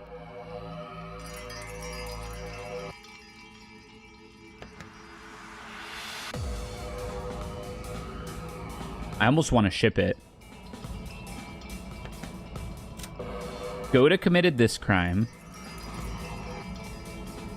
It doesn't answer who could have committed this crime. Unless it wasn't locked. But Shannon said she unlocked the door.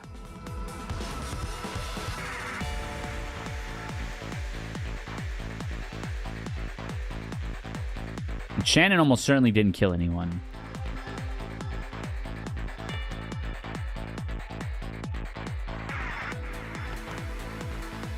We really have to follow the trail backwards from Cannon. We have to follow it backwards from Cannon because Cannon is telling the truth.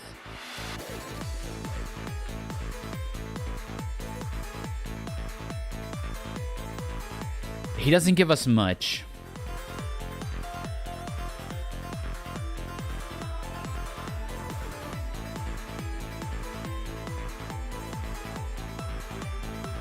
Pretty sure nobody else is just like straight dead.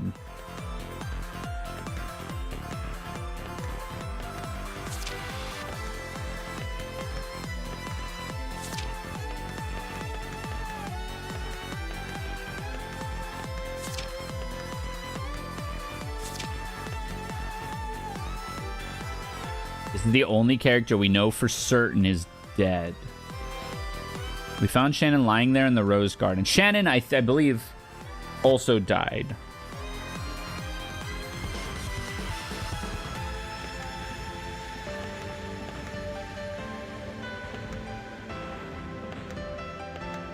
Maybe not, though. We found Shannon lying there in the rose garden.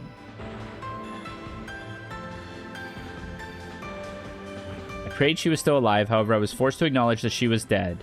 Nanjo also examined her and confirmed her dead. That puts us on George, right? I think. I really don't know who could have done the second Twilight. It feels like it had to have been a servant because the door got locked. Ah, wait. What did they do with Genji's master key? We destroyed it. Okay, it did get destroyed.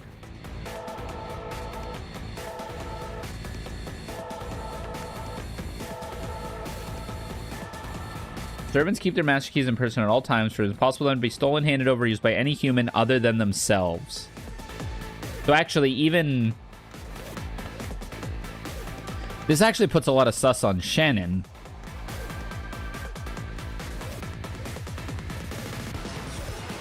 Because Shannon could be lying. Ha! Shannon could be lying. Here. She said she unlocked the door. Goda said the room was locked, and she said she unlocked it. That's not necessarily true.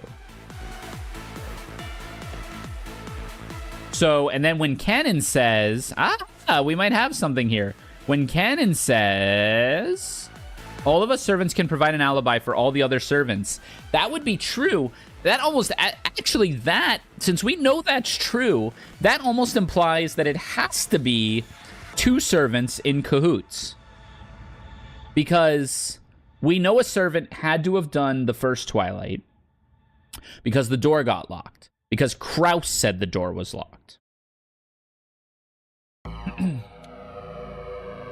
Unless Kraus is also in on it. But Kraus's death was confirmed by...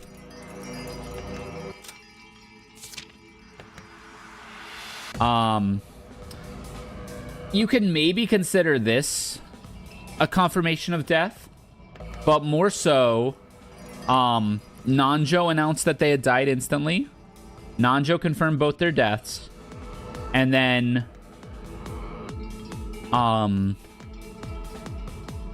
so it's... maybe he's not dead. Nanjo was the one that confirmed his death.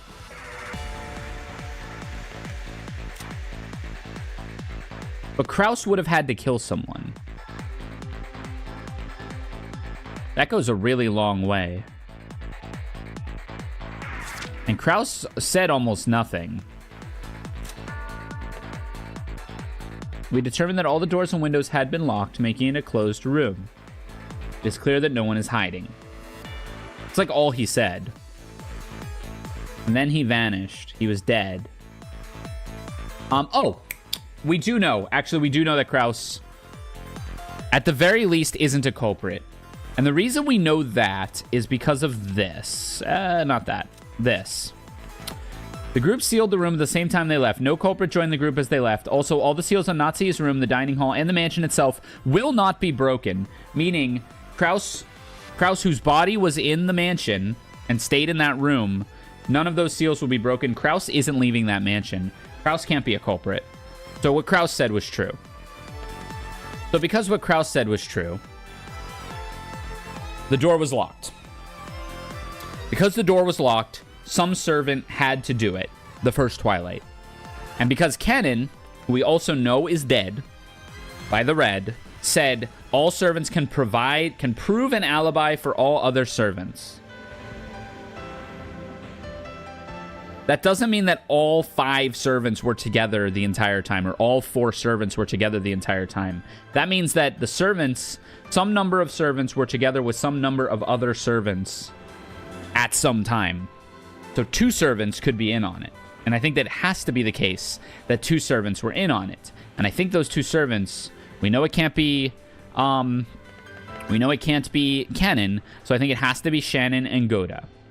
I think Shannon and Goda, in saying the door was locked, and then Shannon saying, I unlocked it, I think those are both lies. And she also said all of us servants were together the whole time, could totally be a lie.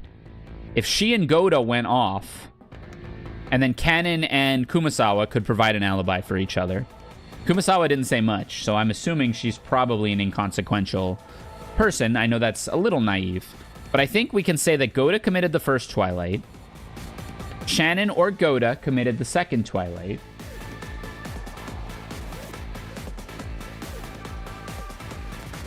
I think we can go from there. Then on the 4th twilight, when Shannon and Kennen died, we know Kennen died. So let's say Shannon didn't. So we went outside to look for them. Shannon faked her death. George acknowledged that she was dead. Now, we have to ask the question, did George lie? Nanjo also examined and confirmed her death. So, it's either Nanjo and George, or neither of them. Seems unlikely that it's neither of them.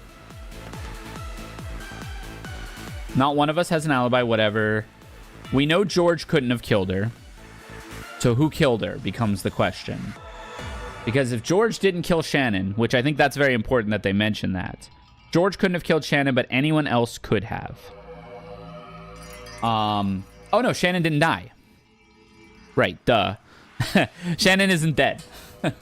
Sorry, we're operating off of that assumption. Shannon isn't dead. And then Kennen disappears. So now, when we go to the 5th and 6th twilights, Shannon is the one who could have done those. If they're both dead. But I actually also think it's possible that Goda isn't dead and Goda killed Kumasawa. And then faked death. Because now it's Nanjo again who's claiming that they're dead. And then... none of us has an alibi. And then... the guest house was completely locked up again. Shannon could be moving around with her master key doing this. Goda could be moving around with a master key and doing this. So now, in the 7th twilight, when Nanjo supposedly dies, he gets confirmed by Jessica and George. Maria's telling the truth here. Judging by the circumstances, Maria Battler, George, and I all couldn't have killed Nanjo. I don't think Nanjo died. No one could kill Dr. Nanjo inside the guest house, and it's proof that Dr. Nanjo didn't leave the guest house.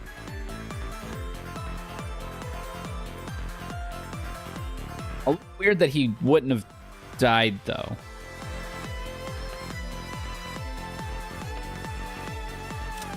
And then Jessica dies. George says she probably died instantly. Maria also says there's no way she could live through this.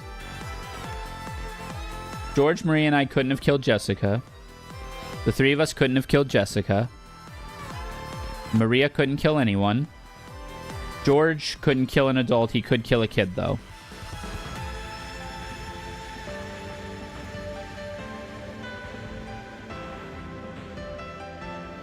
We're running out of people dying, though. That's the problem.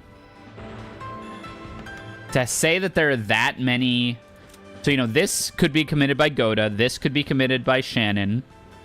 This was a non-death. This could be committed by Goda. This could be a non-death. This could be a non-death. But if these are non-deaths, you have to indict George and freaking Jessica into it, and possibly even Maria into it. Because there's no way you could get that many people having actually killed people.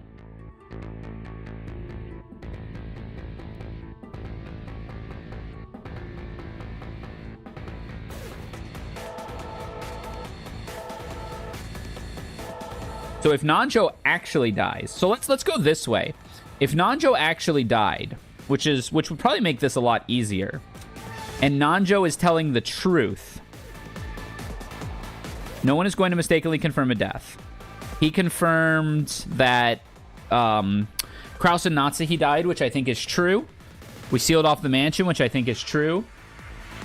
In the fourth Twilight, he examined that Shannon was dead. That's where I think there's an issue. That's where I would put sus on Nanjo.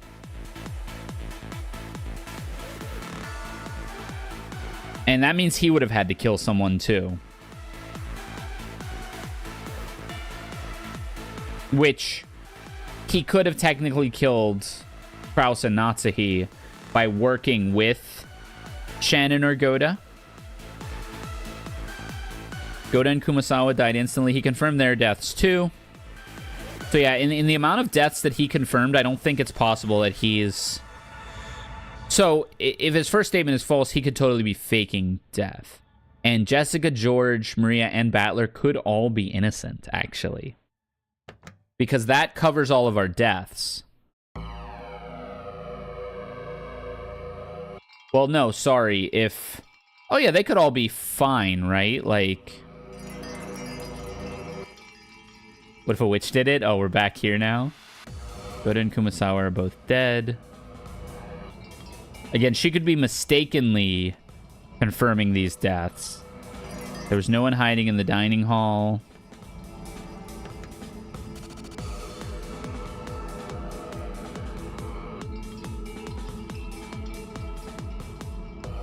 If Nanjo's lying, mistaken deaths could be accounted for.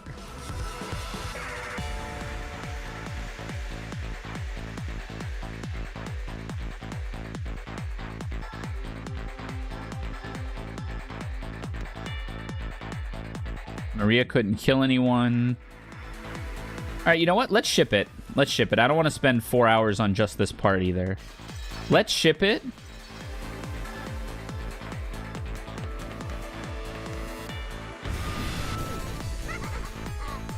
Wrong. Wait. Was I right? Hi, T. I just realized that too. Baron Castell announced in red that there are no lies in the narration. Oh, or is this a hint? Looks like they figured it out. They wouldn't get anywhere if they didn't. Are there any deaths confirmed by the narration? That would mean we could say for sure that that person in question is dead. And that automatically means they aren't the culprit. On top of that, means we can trust their purple. Oh, okay, so I was wrong. Okay. We gotta find a death in the narration. Where did I miss that? I guess I have to, like, actually read it. That sucked. At least they don't, like, razz ya. Alright, so who died in the narration? We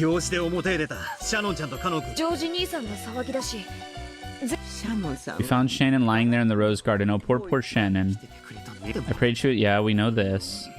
私も二人が出かけた時だから私たちにはみんな僕に殺せるものか Hmm. ジョージお兄ちゃんには殺せその後 Later on, we learned that George alone had an alibi. 逆に言えばジョージの兄貴 Yeah. シャノンさんの持ってたマスターキーは Okay. その場で破壊しましたシャノンが殺されると同時にカノンは At the time Shannon is killed, Cannon goes missing forever. まあシャノンが死んだんだからそういう Well, okay, so Shannon's dead. 死体はなくともシャノンとカノンはそうなるわ順調に事件が So maybe Shannon is not in on it.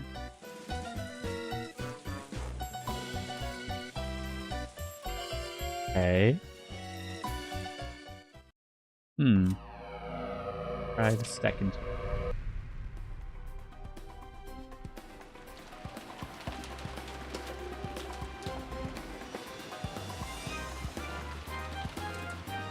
Okay. Everyone headed across the Nazi's room, and they found Nazi lying sprawled on the floor. 奥様の食堂の時と同じ皆さんの許可を部屋の中に Uh-huh. We know all this. はい私あれは間違い私はその結果窓もとまたしてもマスターキーを持ち奥様に私たち使用人全僕たち The narration doesn't 最 lie. 初の密室この世界 Okay, this is nothing. Looks like this is nothing. 隣俺たちはさらに食堂も屋敷自体にも封印 Go to the later Twilights. なる夏氷罰食堂でそ密室の正体をそしてなどう Whatever. The long one.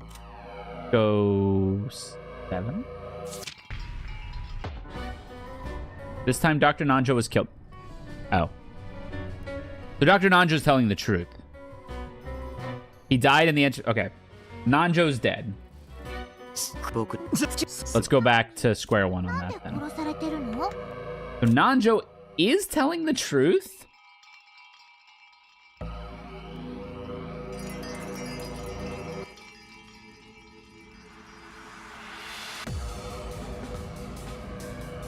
So my whole thing about he confirmed the death of all the servants then. He confirmed. Well, what's more concerning is, well, he confirms a lot of deaths. Shannon's dead. These two are dead. Goda and Kumasawa are dead.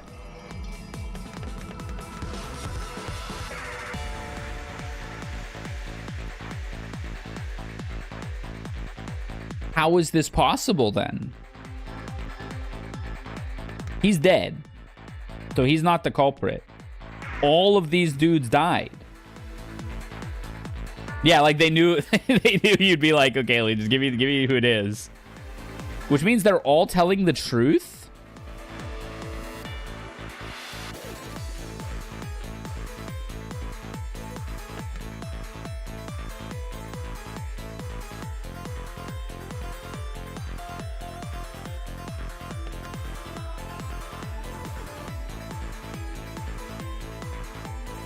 How is that possible?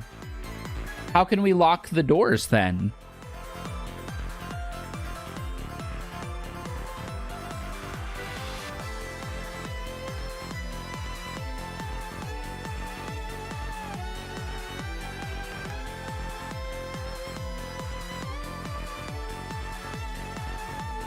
Everyone was basically confirmed dead.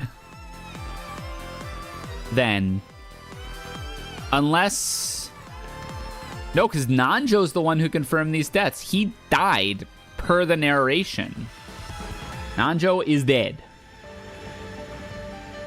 And they all died instantly.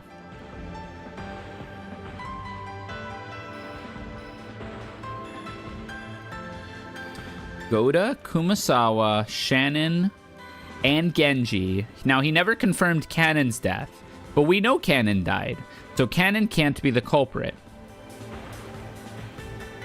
So the question becomes, how the hell are people getting in and out of these locked rooms? How are people locking these rooms? These two died too, so no one was hiding in the dining hall.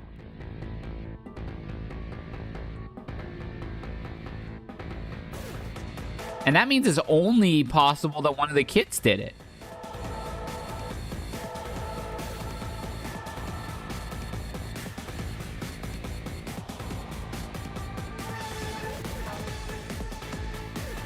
Ow. So if we think about timeline now... No, because people who are not the culprit can't work with the culprit.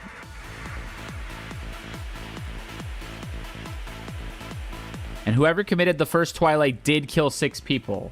So I bet you could make this work if someone among these 6 killed the others. And then somehow one of them died.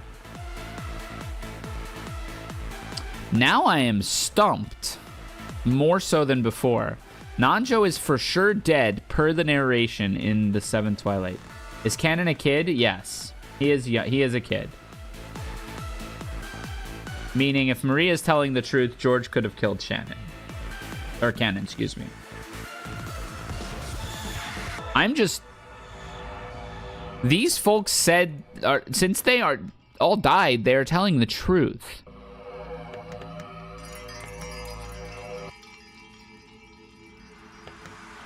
Meaning, the door was locked, and they unlocked the door twice. Goda unlocked the door, and said it was locked.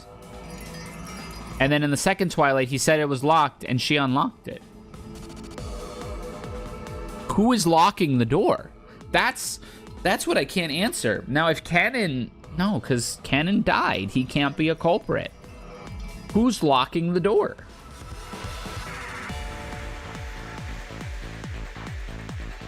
They're all dying instantly, too. So they couldn't have, like, locked it from the inside. Nobody's using the windows.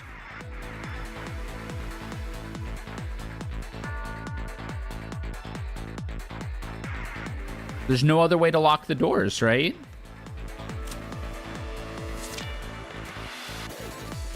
Doors can only be locked or unlocked with a master key.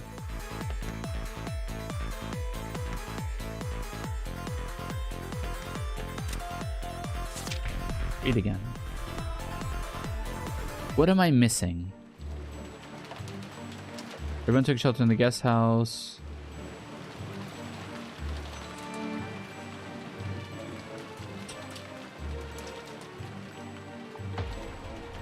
Tragedy had occurred once more. さんも熊沢さんもむごたらしいしこの傷で生きてる死んでるよこうだ戸締まり確認とか今回もまた Huh. そんなことはない見てくれあんな殺し方をした If they were killed in that way, the culprit would definitely have gotten blood splatter on themselves. どこ全員も Dr. Nanjo and the cousins have no blood splatter on them. 見てないね私たち全員はとなれば犯人は俺たち以外の何者かの侵入を疑って調べたけれど犯人はやはり Perhaps the culprit has a master key after all. That's impossible.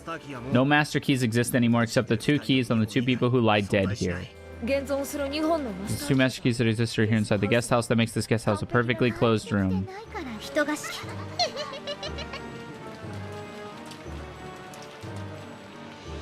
Goda and Kumasawa's master keys were also destroyed, meaning that all master keys have now been lost.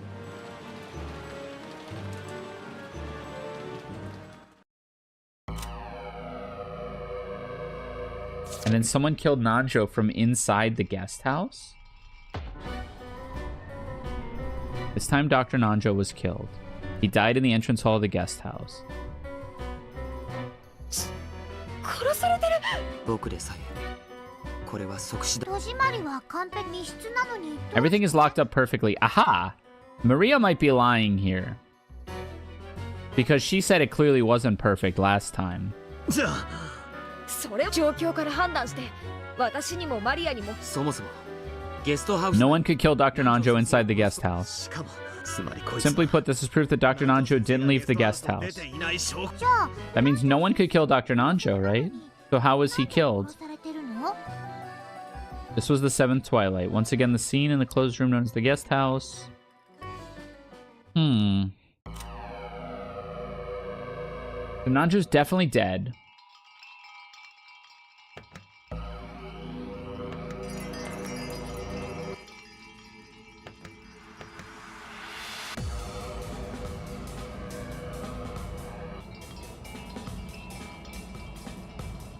That means Nanjo's telling the truth. No one is going to mistakenly confirm a death, even those other than myself. I confirmed both of their deaths. There can be no doubt they died instantly.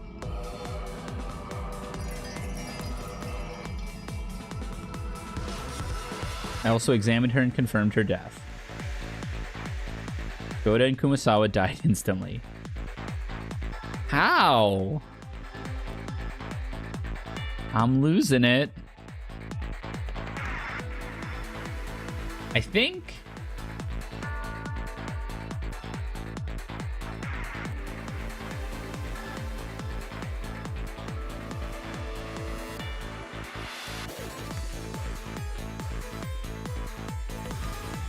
I'm kind of stuck.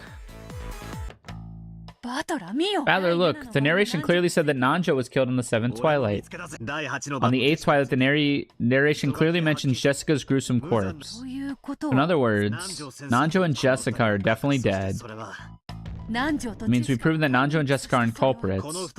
All their purple statements are the same as red truth. Okay.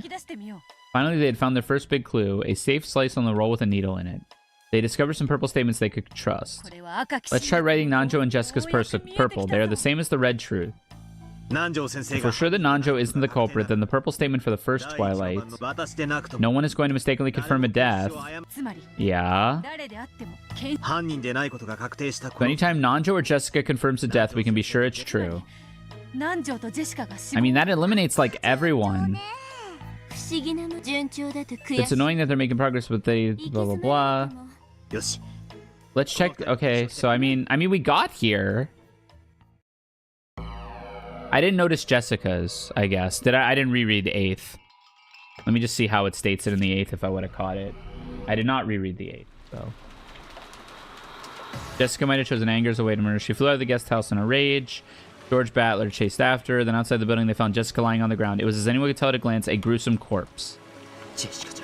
Okay. Got it. Okay. Okay, so... I mean, that has to narrow it down to, like, everybody then. So...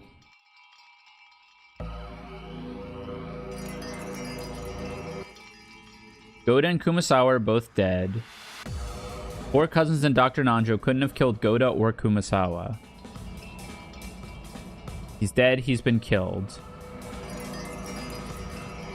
Maria, Battler, George, and I couldn't have killed Dr. Nanjo. So someone else is in on it.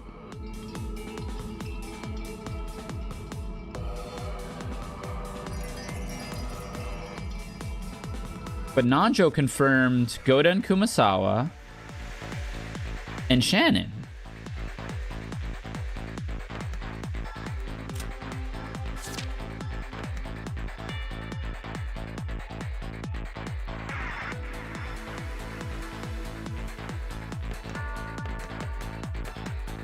So it can only be...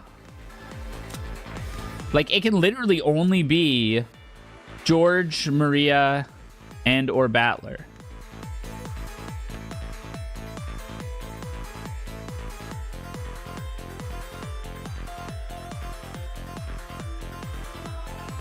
Is this gonna be something wacky, like Maria can climb through the bars on the windows?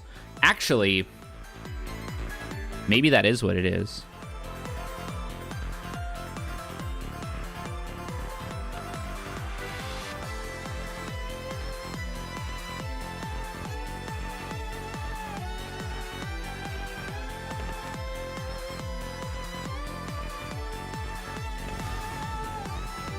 All right, get me in there.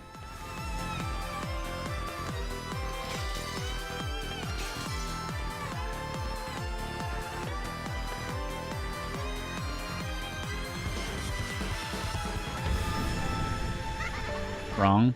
Damn it. Battler, I finished checking Nancho and Jessica's purple. 二人が死亡を People whose death were confirmed by those two are definitely dead. そして And that means they can't be culprits, which in turn increases the number of purple we can trust. まず南條先 Let's 生 start with Nanjo. He confirmed the deaths of the victims in the second Twilight. Then on the fourth Twilight, he also confirmed Shannon's death. 第5 On the fifth and sixth, he even confirmed Goda and Kumasawa's deaths. 熊沢さんの死 Red Truth says impossible to enter or leave, not just that they had bars. Oh, damn. The number of innocent people has skyrocketed. In addition to Nanjo and Jessica, we now know that Kraus, Natsu, Shannon, Goda, and Kumasawa cannot be culprits. それだけじゃ That's not all. On the fourth Twilight, Burn Castell announced Cannon with the red. 死なないんだ That culprit can't die, so Cannon isn't the culprit either.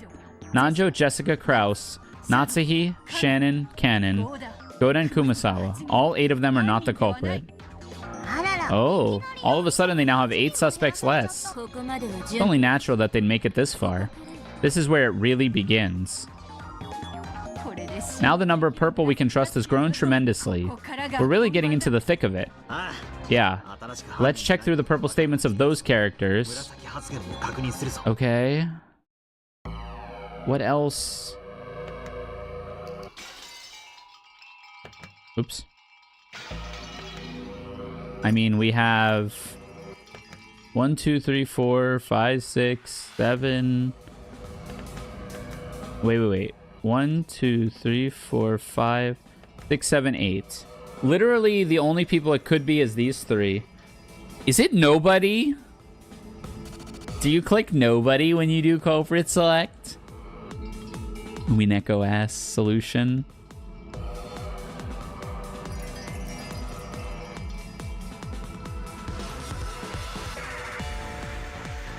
Goda and Kumasawa are both dead. The 4 cousins and Dr. Nanjo couldn't have killed Goda or Kumasawa. That's true. Wait, that's a true statement. The 4 cousins and Dr. Nanjo couldn't have killed Goda or Kumasawa. Maria, Battler, George, and I could not have killed Nanjo.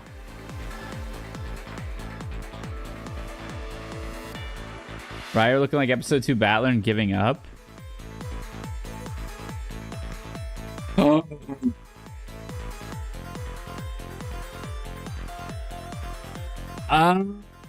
Oh no, that doesn't work either. Wait.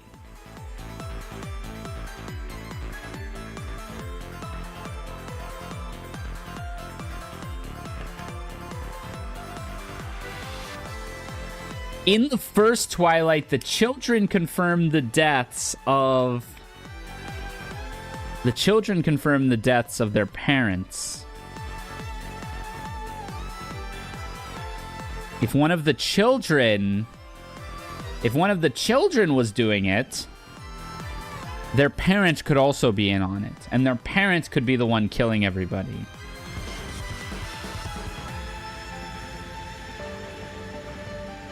We know Genji's dead. We know Genji's dead. We know this lineage didn't do it. No one is hiding.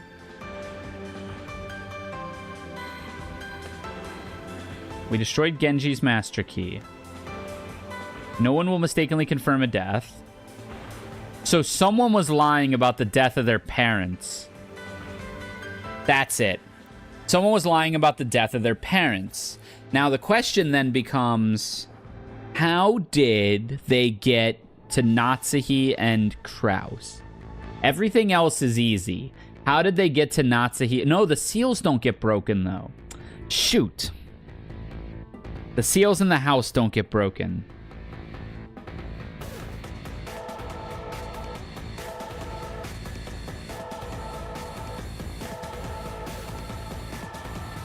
I was forced to acknowledge that she was dead. The guest house was still completely locked up.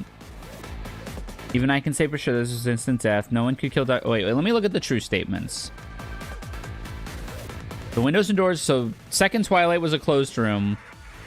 We made sure no one would be able to enter or leave until the police arrived. We all went outside after the fourth Twilight. For the fourth Twilight, they were all outside.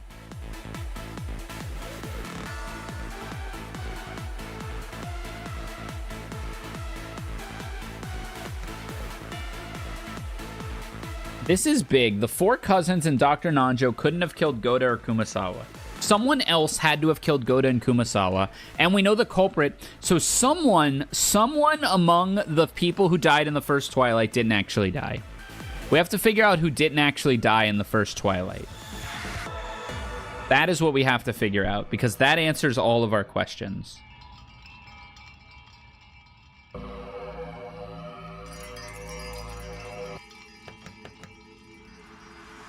No one is hiding. That's fine. They're definitely not hiding.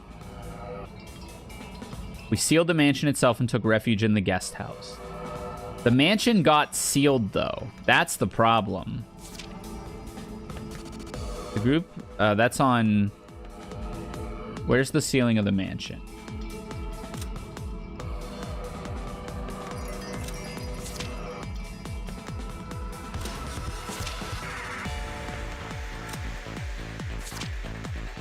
Say that we can seal the whole mansion by sealing the 2 doors.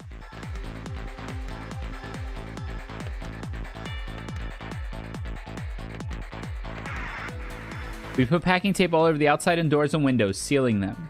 I'm sure the culprit, we made sure that no one would be able to enter or leave until the police arrived.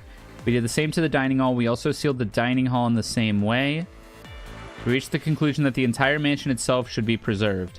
We sealed the mansion itself, and all of us took refuge in the guest house. The seals on Natsuhi's room, the dining hall, and the mansion itself will not be broken. Now, they sealed it... Okay, they sealed it... Did they go back into the dining room?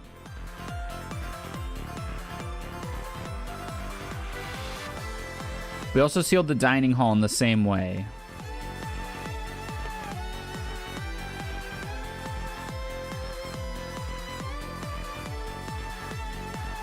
They could have totally slipped out of the dining room and slipped out of the mansion. They could have slipped out of the dining hall and slipped out of the mansion while everyone was checking out this death. That is very possible.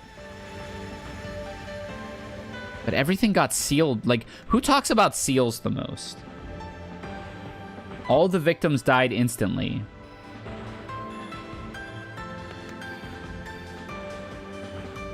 Erica, so true. There's no one hiding in the dining hall. So the only one who's talking fishy about... Alright, I'm gonna send it again. I'm gonna send it.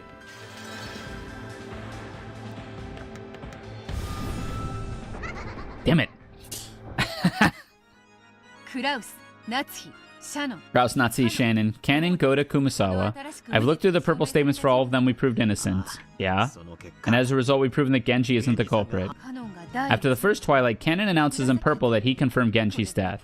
That clears Genji of suspicion as well. Now a total of 9 people have been proven innocent. Things are going pretty well. Alright, it looks like Shannon and Kumasawa's purple confirmed the 6 people the first Twilight all died. Shannon and Kumasawa's... Oh, okay. We shouldn't accept that so easily. Ah! Why not? We can't trust Shannon and Kumasawa's statements, can we not? Yeah, right? If you're sure they aren't culprits, why can't you trust their purple? Kumasawa only said that they were lying there covered in blood, so it's not clear whether they... Okay, so it is someone who was in the first Twilight. Come on, thank you for the raid. Hi, raiders. Welcome, welcome. Name's Rysair, tournament organizer and VTuber. We're playing some Umineko today. If you don't want to catch spoilers, definitely go do some post-stream care and all that. Yeah, I hope you had a good stream. Welcome in. Thank you for lurking, and thank you for the raid. We can't call this perfect examination of 6 victims. Shannon speaks of those 6 in a different way. He says each of the children confirmed the death of their own parents. George said that Maria could not kill anyone in the purple. True. In the dining hall, that means George, Maria, and I each examined our own parents. However, we haven't proven that any of these are innocent. Shannon's word proved that the children confirmed each of the 6 deaths. Okay, so I think I'm on to it. Yeah, okay.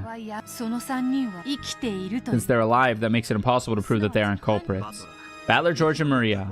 Well, these survivors are very likely to be culprits. It's probably also hardest to prove them innocent. At any rate, it looks like these 9 are the ones whose innocence we can be sure of. ここからは From here on, it'll just be pure reasoning based off the purple statements of the 9 we can trust. Okay. この9人の紫発言をここからはな Things are gonna get hard starting now. Yeah, whatever. ようやくミステリーらしくなって Salty. きた At least I figured that out on my own. Feels good. Feels good. So looking at...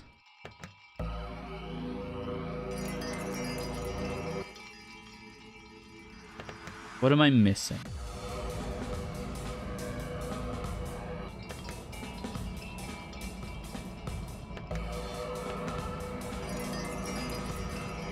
George couldn't kill an adult. He could kill a kid, though. He. So George probably killed Jessica.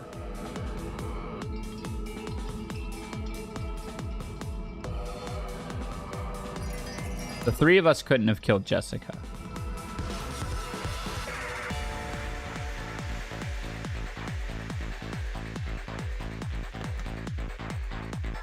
Oh yeah, we have to see who would contradict all this, right?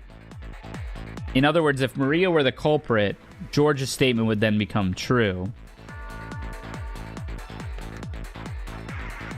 Maria couldn't kill anyone. And if Maria is not the culprit, George couldn't kill an adult.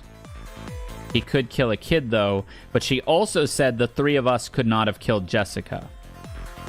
So that leaves George unable to kill... Well, and we know he didn't kill Shannon. Actually, that's super big, right? We know George didn't kill Shannon because it was said in white. And then we know he didn't kill Cannon. So the only other kid that he could have killed is Jessica. But she also says the 3 of us couldn't have killed Jessica. It kind of has to be both of them then, right? And then if we look at Battler...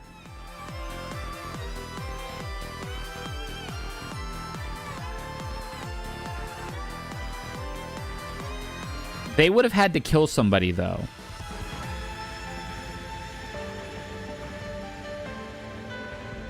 I guess that's pretty easy. They could have killed Nanjo and Jessica.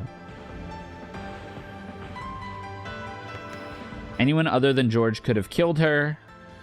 None of us have an alibi. Dr. Nanjo didn't leave the guest house. 3 of us were together. George, Maria, and I couldn't have killed Jessica. George, Maria, and I couldn't have killed Jessica. Maria couldn't kill anyone. George couldn't kill an adult. He could kill a kid. That could be true if George killed Jessica. And then his parents killed everyone. Oh, no, but all 3 of us couldn't have killed Jessica. These 2 statements together, I think, cannot exist. Unless George is innocent. But if George is innocent, then Maria is innocent.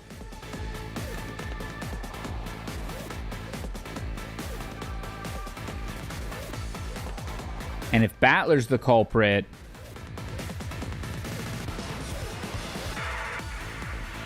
Maria said the 3 of us couldn't have killed Jessica. Maria said the 3 of us couldn't kill Jessica.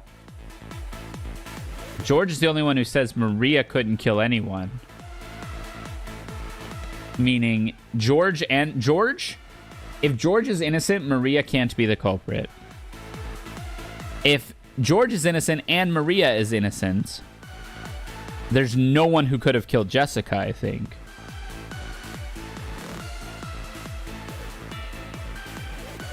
So let's try this again.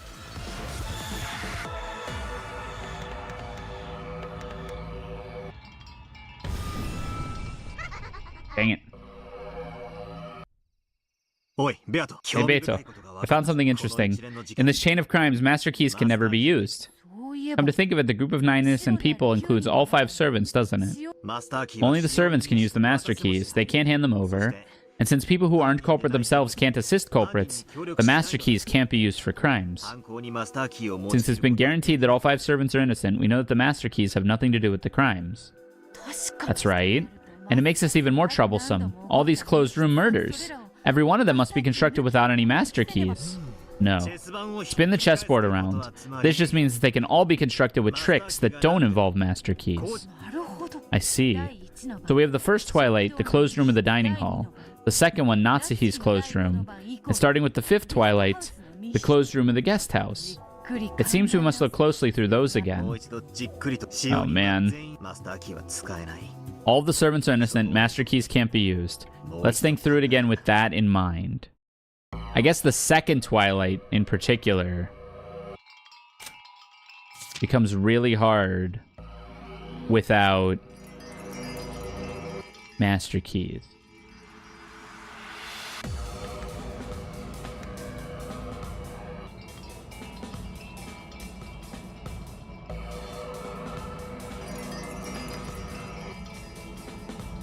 We know they're dead.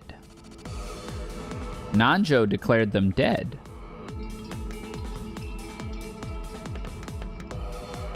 So they did it without a key. And the door was locked. What?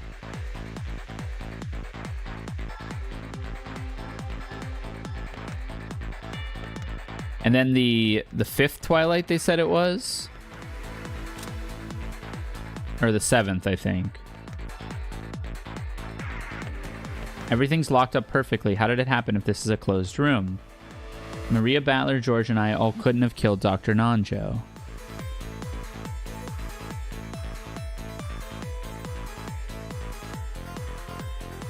And who could have killed Nanjo? I don't think I can get this. I'm like floundering.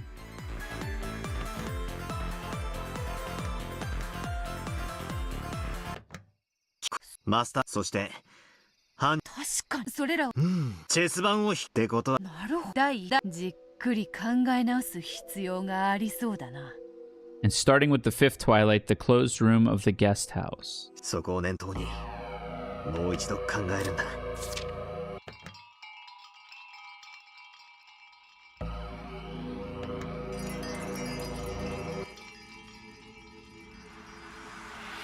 The culprit would definitely get blood splatter on themselves. All the cousins had no blood on them. The 4 cousins and Nanjo couldn't have killed Goda or Kumasawa.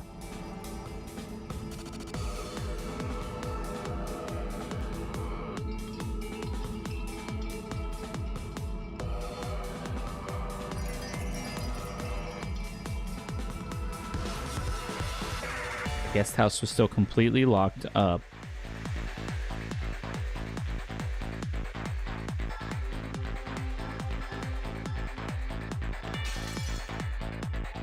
I don't think I'm gonna solve it.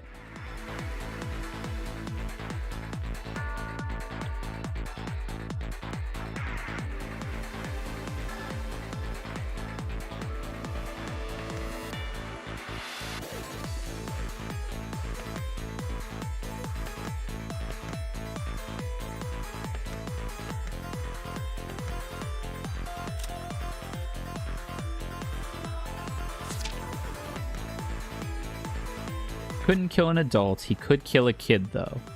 So if George is the culprit... No, I just tried George, didn't I? Maria couldn't kill anyone.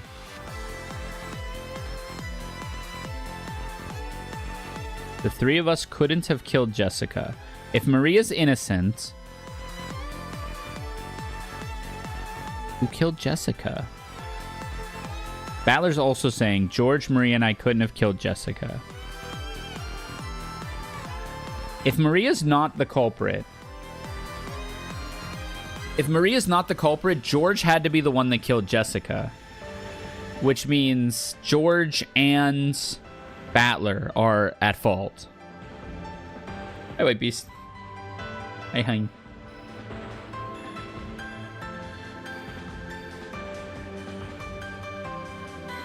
George, Maria, and I couldn't have killed Jessica. The three of us couldn't have killed... They all claim that, except George. So I think George is probably innocent. And then if George is innocent, Maria couldn't have killed anyone. But did I guess Battler and his parents yet? I think that might be the go. That's it.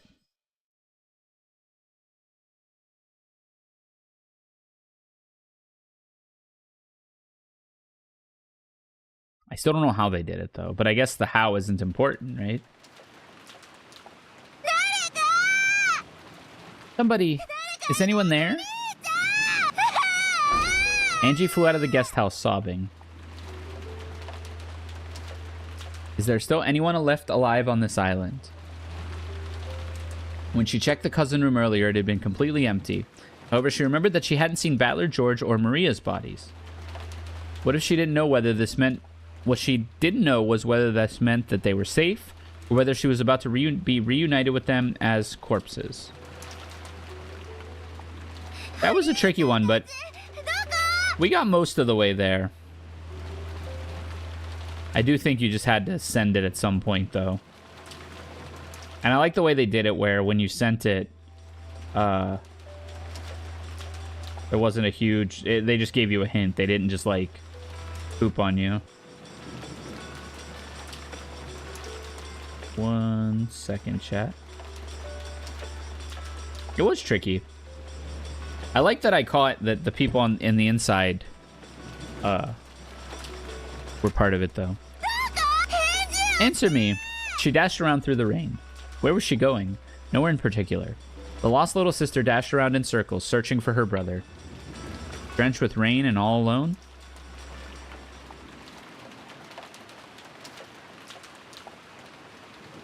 Eventually, I thought I'd heard my brother's voice from beyond a bush.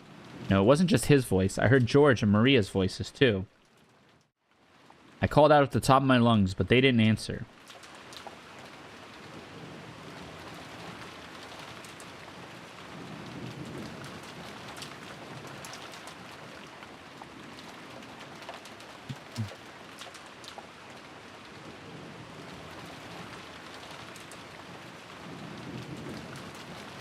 Sorry, I'm just getting a message. I just gotta double check that it's not super important. Okay, I think we're good. But it's okay now. They're right there, just on the other side of the fence. I could even faintly see them through the fence. When I ran around the fence, I found myself standing in front of a shed or something. It must be a shed to store tools for the rose garden. The three of them were standing in front of the shed. Oni-chan! I cried out, but my voice didn't reach them, even though I yelled so loudly. Something felt very wrong about all this. When people hear a voice, even when they pretend not to have heard it, their bodies tend to show some sign that they've noticed. However, there was no trace of that in the three of them. Even though I was screaming so loud, it truly wasn't reaching their ears. The instant I understood that, my dash toward them slowed and came to a halt. Though we appeared to be in the same world, we were actually in different worlds entirely. It was like seeing someone on a TV. Or maybe more like seeing a ghost. I could see them clearly, but as far as they were concerned, I didn't exist. After all, look. Even if I stand in front of them, their eyes can't see me.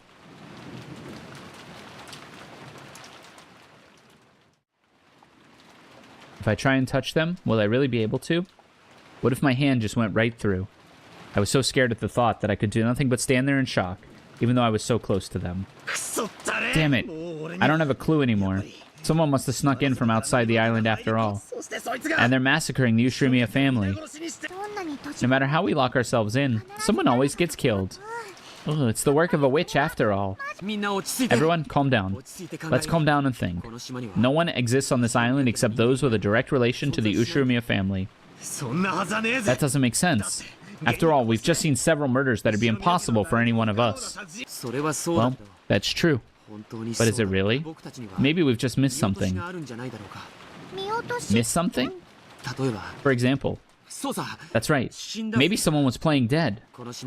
Since we're the only ones on this island, the culprit must be one of us. That means someone we thought was dead was actually faking. But Aniki, that's impossible. Every one of the corpses was checked by someone. There's no way any of them were faking. I don't want to think about it.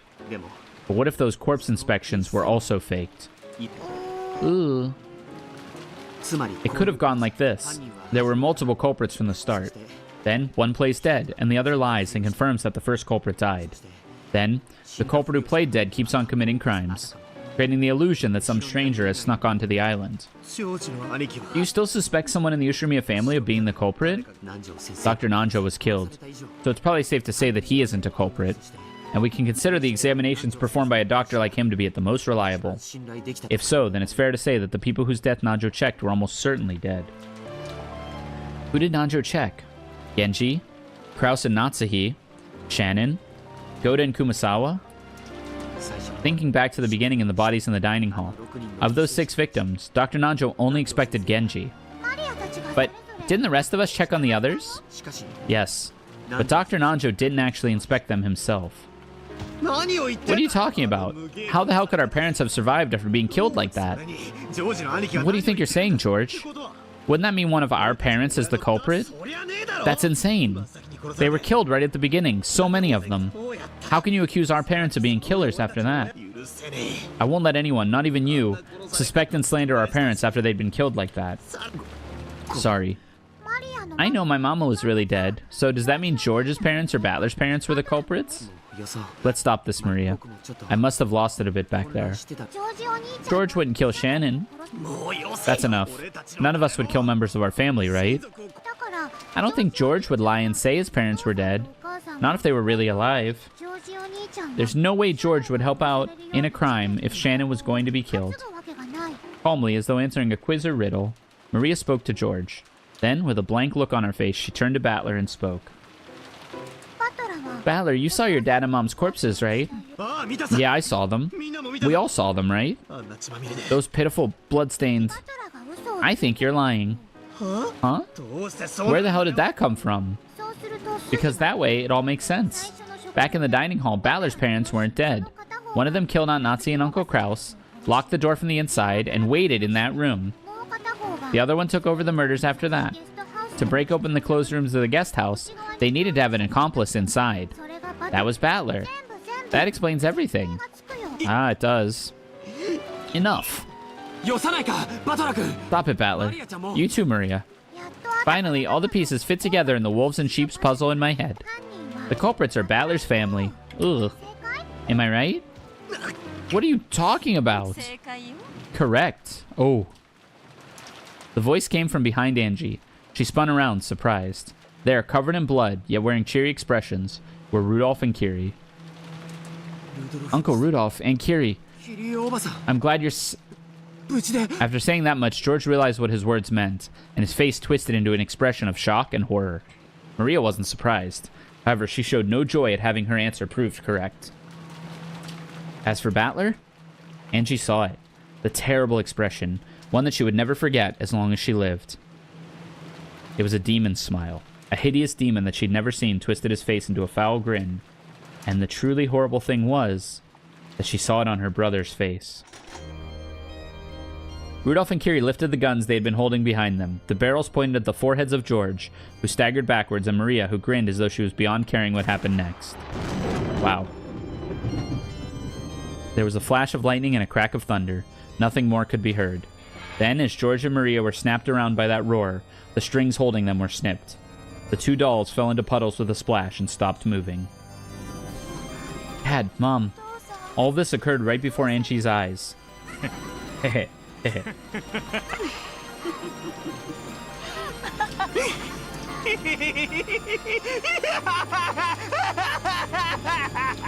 Angie, who stood stunned beside them, wasn't visible to their eyes.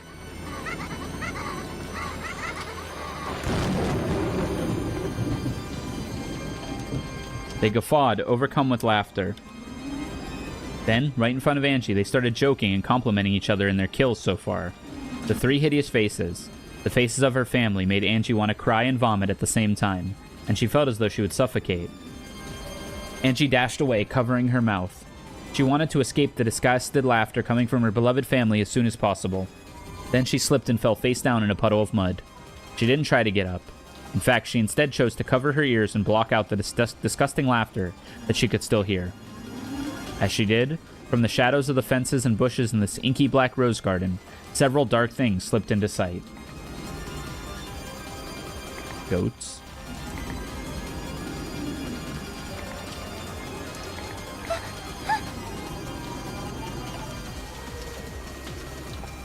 Angie looked around in surprise to see eerie black shapes appearing from all over the garden and slowly surrounding her. It was a crowd of people with goat heads. Their outfits were all different. Some wore suits, while others were dressed casually. However, all of them were covered with darkness, and all of them had goat heads. Angie, bewildered, accidentally let her hands fall from her ears. By now, she couldn't hear that disgusting laughter. However, in their place, she could hear the words spoken by the goats. Kiri and Rudolph are the culprits.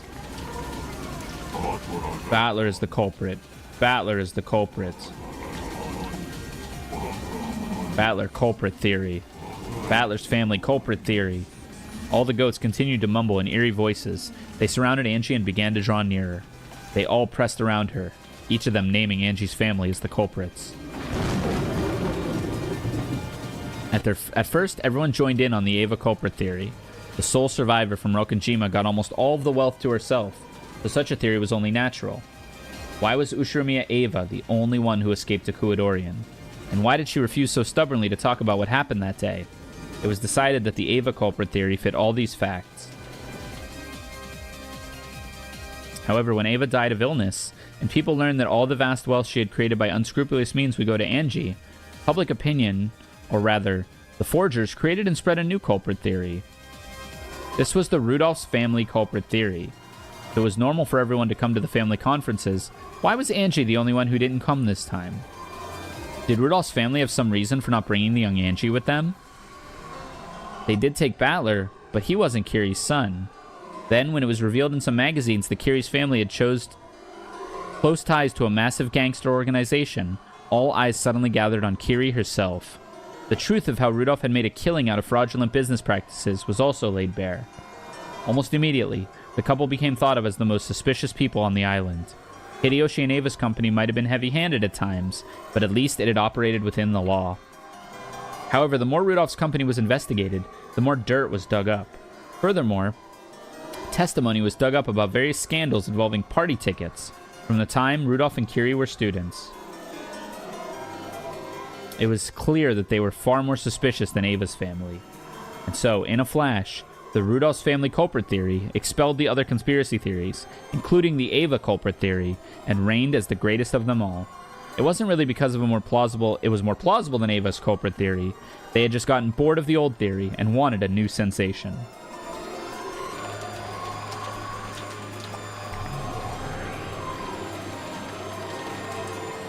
The goats seemed to bend and undulate. The sky rapidly turned white, becoming a ceiling lit by fluorescent lamps. Whoa. The goats had changed completely, becoming the shapes of girls wearing goat masks. All of the girls were wearing the same clothes. It was a uniform. The uniform of St. Lucia Academy. Did you hear? The real culprits were Rudolph and Kiri. I heard. I knew there was something suspicious about them leaving their kid behind.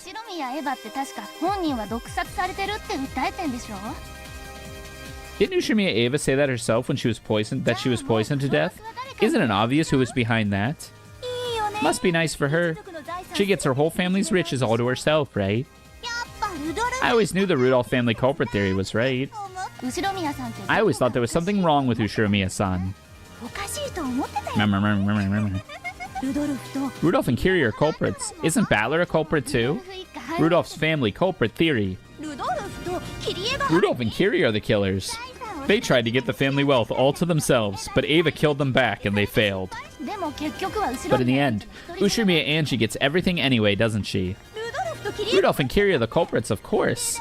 Rudolph's family culprit theory. Rudolph and Kiri and Battler are all the culprits. Rudolph, Kiri, and Battler are the culprits. They're saying your family were the culprits, Ushiromiya-san. What do you think of that? Hey, what do you think? But in the end, you get all the family wealth to yourself, don't you?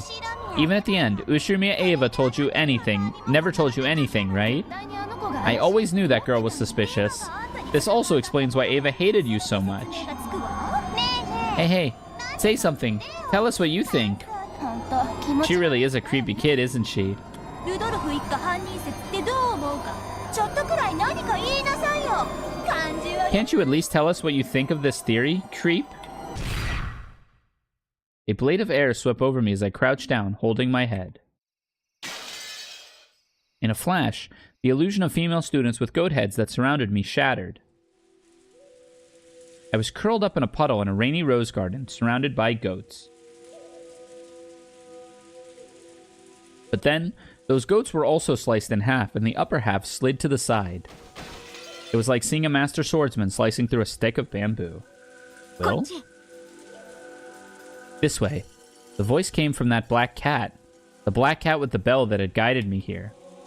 Incredible that it can talk, but that doesn't matter now. I dashed after it. The goat shrank back.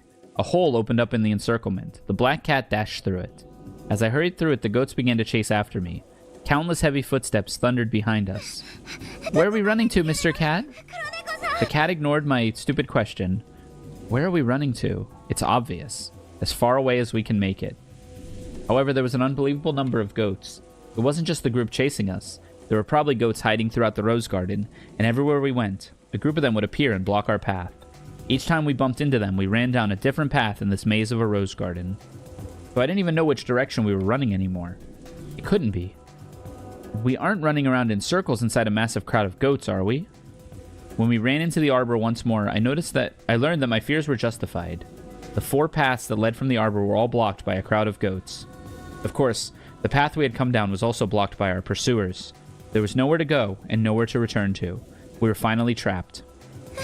Mr. Cat, what should we do? We're surrounded. The black cat glared at the goats surrounding us, standing on guard. It's all over for us. At that moment, I found myself floating in the air. A massive arm, large enough to crush my entire head, had grabbed my collar from behind. Before I could even think to cry out, I saw right in front of my face a pair of strangely glowing red eyes and a massive mouth with jagged teeth and a foul breath. The mouth opened wide, and as though I was a separate creature, a bizarre tongue stuck itself out. What is happening? Then it spat words at me. Rudolph, Kiri, and Battler are the culprits. Rudolph and Kiri played dead, and Battler lied when he inspected them. Then one of the parents carried out the murders up until the second twilight and hid under the bed in Natsuhi's room. Battler killed Shannon, and then assisted in the murders in the guest house. The other parents carried out the guest house murders. This is the truth. Then, that gaping, smelling mouth slowly began to close over Angie's head. 反論 Counter. ルドルフ一家犯人説以外でもロジックの構築は可能です Oh? This cut chills. It's possible to form a logical theory other than the Rudolph family culprit theory. A blue flash sliced off the top of the mouth that was trying to eat Angie's head, sending it flying. I fell into a puddle along with the goat that was still grasping my collar, though there was nothing left of it above its chin. Without any hesitation, the goats stretched out their thick arms as though they'd been given a second chance to snatch this prey for themselves, and they rushed towards me. All of them spoke in unison. Anything besides the Rudolph family culprit theory would be impossible. Absolutely impossible. It's possible to form a logical explanation other than the Rudolph family culprit theory. For example, a theory with George's family as the culprits is possible.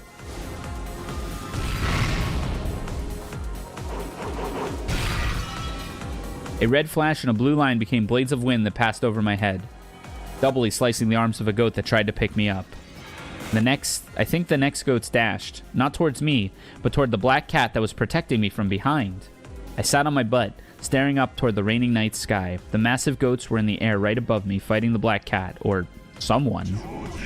A George's family culprit theory is impossible. George can't kill Shannon, so he can't be a culprit, and he can't lie when checking corpses. No, it's possible. A culprit is defined as one who murders. No one ever said they have to murder a character who appears in the story.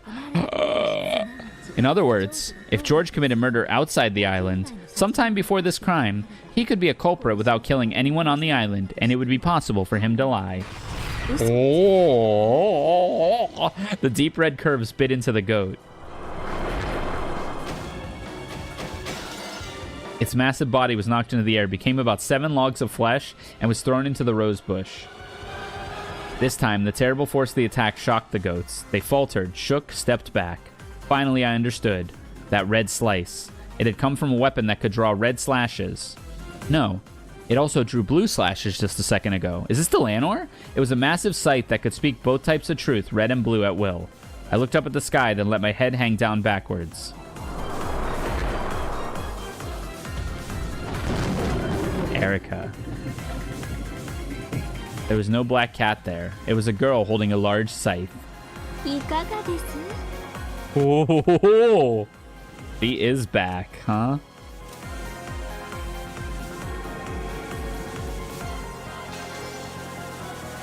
How's that? This level of reasoning is possible for Furuto Erica. There is no way they are going to redeem this character in like the last chapter of the last arc. When the crowd of goats realized the girl who called herself Erica, a stir passed through it. It was clear that this person had enough of a reputation to make them tremble. She's powerful. Erica lifted me up, flew into the air, and landed on top of the arbor. Then she let go of me, still wielding her scythe, made an elegant curtsy to the crowd of goats surrounding us. What do you think, everyone? This is probably the first time most of you have met me. Allow me to introduce myself. Pleased to meet you, everyone. I'm Furuto Erica, the detective. If you're one of those blockheads who can only think of the Rudolph family culprit theory, stand down. If anyone thinks they can counter my argument, please feel free. Of course, I won't be holding back either. Why is she doing this? The goats all howled at once. It seemed to be a cry of shock, of fear, or possibly of awe. Trents, thank you for the follow. Hi, welcome to the challengers. The goats surrounded the arbor, chattering, but not moving any closer. None of them had the courage to stand against this detective, this witch of truth called Furuto Erica. Good grief. All those thousands, and this is the best you can do? None of you has the courage to fight Furuto Erica in a battle of words? Too bad. Let's put an end to this. Then again, I, Furuto Erica, don't have enough spare time to counter all you blockheads one by one. I'll let her clean up the rest. You're up! When Erica cried out, red cracks opened in the dark night sky. It looked like the spiderweb-shaped fissures that appear when a glass window had been struck hard. Or it was more like blood-red spiderweb? A laugh rang out through the spiderweb-covered world, a witch's laugh. It sounded somehow familiar to Angie. And there, standing on the spiderweb and gazing down at the goats, who must have looked like trapped bugs, was the witch. Eva Beatrice? You forgot me? And you call him the ruler of Rokkenjima? You forget me and you think Rudolph is the culprit? My internet DC'd before Angie was about to be eaten and I got jump scared with Erica. It was the witch who had hidden inside of Eva, a witch of the future, who would one day call herself the Endless Witch after the Catbox closed over this world. Who forgets Eva Beatrice and calls themselves the murderer of Rokkenjima?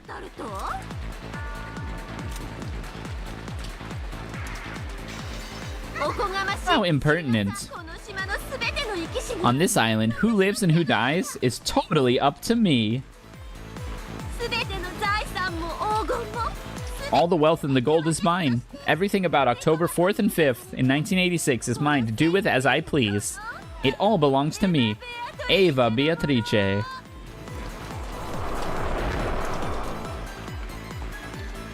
Eva swung her one-winged staff at the crowd of foolish goats behind her, proclaiming their deaths.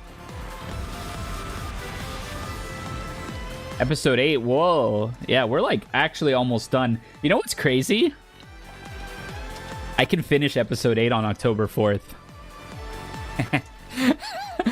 Or on October 5th.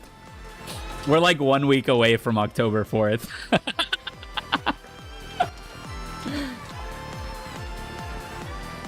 I can hold the stream until that day and finish it then. Then the webs from above and below met, and thousands upon thousands of goats were caught in their grasp. Then, as Eva swung her staff and swirled, around and around like egg yolk being mixed in a bowl, eventually it was all packed into a massive blood-red goo. Me cooking. The moans of goats, drifted out from the inside. That entire crowd had been compressed into a meatball a few meters across. So you morons doubt that I'm the culprit? あなたたちは Reaching the Ava culprit theory and giving up there is good enough for the likes of you. 優れて If only you just get crushed and disappear.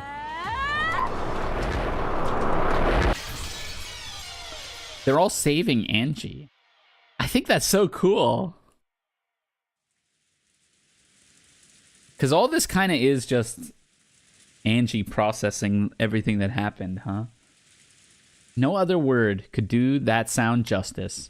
After sucking in all those goats, the spiderweb ball vanished into thin air with a squelch. After that, there wasn't even a trace left. The dark rose garden lay there without any sound but that of falling rain. Ava drifted down from the sky. おばさんは Your aunt will always be on your side, Angie-chan. Aww. 家族の悪口を I'll never let anyone insult your family. Aunt Ava, エヴァおば I knew I should be grateful, and yet it really wasn't easy for me to believe that Aunt Ava was my ally. Ava realized that too. いいの Don't worry. 感謝さ I'm not doing this because I want to be thanked, but I'll always be on your side. See you later. She giggled, spun around, and vanished. Now that she had already left, I started to regret not saying even a thank you. So I figured I should at least thank the other person who had saved me. 助けてくれ Thanks for saving me. Who are you? I already knew her name. What I was really asking was why had she saved me? 私は I'm Fruto Erica, フルトエ the detective. そして I'm also a witch. 魔女で魔女 A witch? 真実の A witch of truth. 未知なる真実 One who searches for the single truth. そして And so are you, あ right? りますね Those 2 days, October 4th and 5th, 1986. I'd been so desperate to know what happened that I took a step off the roof of that skyscraper, drifted through several witch games and fragment worlds, and abandoned myself to this long journey with no rewards. All I want is to know what happened that day. All I want is the single truth of that day. それを求めるの Searching for something like that is what makes you a witch of truth. だから So you're just the same as me. だから That's why I came to save you. I want to know. 大 Just what happened on that day. でも教えて No one will tell me and no one knows. But I know something happened on that day. 私は I'd give up anything to learn what it was. それだけが That's the one thing I need to know no matter what. 出ても知り Even た if い it kills me. だから教え So て tell me. あなたは知ってい You る know, don't you? 一体 You know what happened on that island, right? 真実の魔女 Does a witch of truth expect to be given the truth? 私が If I told you that so-and-so was the truth, would you really just accept whatever I said? それをそれは No. 違うバトラさんは What did Battler show you today? 今日何を見せてくれました Today, Oni-chan showed me a bizarre Halloween party. It may have been a heartwarming and a lot of fun, but it definitely wasn't the truth. バトラさんは Didn't Battler show you something and say it was the truth? 違う It's not. なの That couldn't be the truth. 時に Sometimes, other people will try to mislead us by claiming that they know the truth. しかし But a real witch of truth must continue to pursue the single truth without being led astray. だからあなたはバトラさんの押し付ける That's why you can't accept the fake truth that Battler is trying to force upon you. 本当の一なる真実を求めてやまない You care about finding the one real truth more than anything. Yeah. Oni-chan is trying to confuse me. I felt that this whole time. Even though he knows everything about what happened that day, he won't tell me anything at all. How is he any different from Aunt Ava, who mocked me and refused to tell me anything, even until the very moment of her death? Why won't Oni-chan tell me? どうして Why? どうして Why won't he tell me? 教えてくれないの The dam inside my head burst. どうしてお Why won't Oni-chan tell me what really happened? Why? 私だけ知らない I'm the only one who doesn't know. 私だけ No one's telling me the truth. Angie, we don't know either. Don't worry. There's a lot of people who don't know. 何に何が Tell me what happened on that day, Oni-chan. I cried out at the rainy night sky. Hot tears poured from my eyes, but they were covered by the cold rain that beat against me, so no one other than me would know that they were tears. No one would know my pain and sadness. I'm always the one alone. All alone. 教えてよ Someone tell me. の日に Tell me what happened that day. 私に教えて誰にも No one can tell you. After all, you can only find the truth if you look for yourself. 真実はどこに Where is the truth? How can I find it? Everyone's hiding it and they won't tell me. I'll find it myself. So please, just tell me where the truth is hidden. いいわ Very well. 教えて I can tell you. As that voice rang out, the world bent and swirled.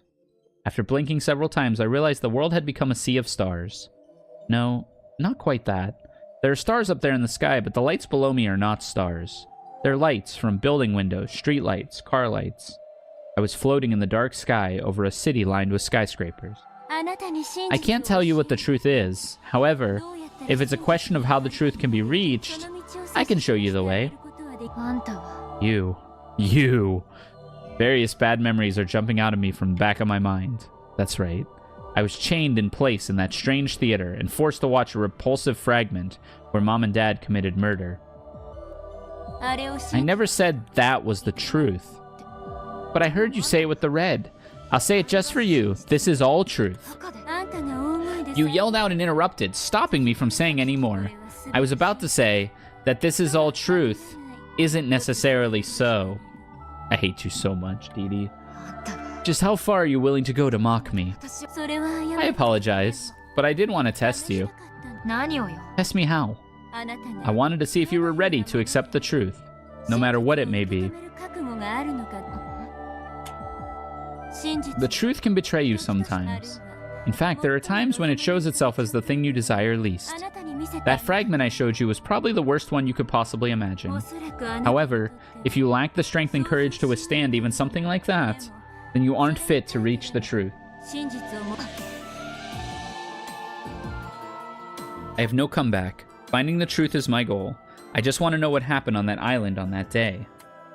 I don't like to think that I only want to hear what I want to hear.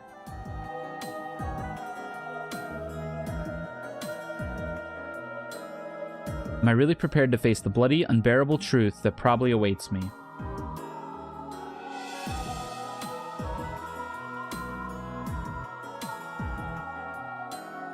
If I find my truth, it'll mean having to look straight at my family's tragic final moments and accepting them as they are. If I do accept that, it means abandoning my faint hope for a convenient miracle. The idea that one of them might have survived somehow, and might return even though 12 years have passed.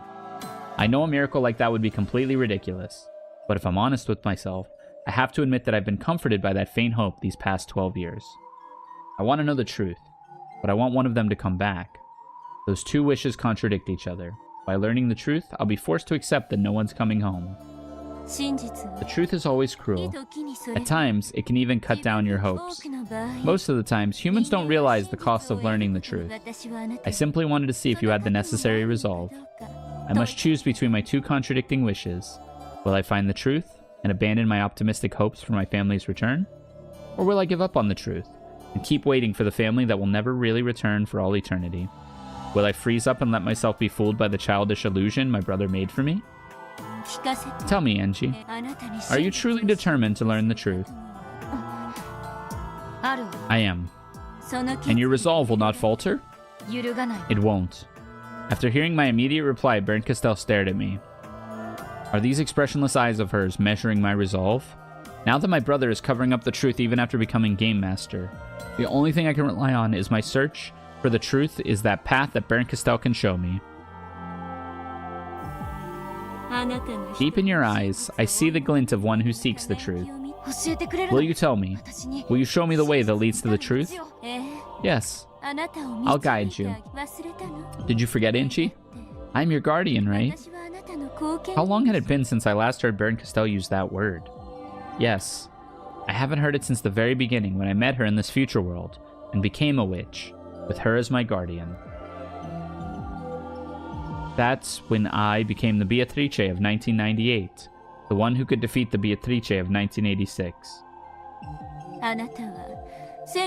You are the Beatrice of 1998, Angie Beatrice. I became your guardian and recognized you as a witch. However, you aren't an endless witch like Beato, a witch of truth. That's right. You're like Erika, a witch of truth who will seek the single truth, undeceived by any illusions. I guess the witch of truth, Angie Beatrice, has the power to reach the single truth. Yes. However, up until now, you have been unable to use this power. Do you know why? I do now. Even though I searched for the truth, I unconsciously resisted learning that truth. Exactly.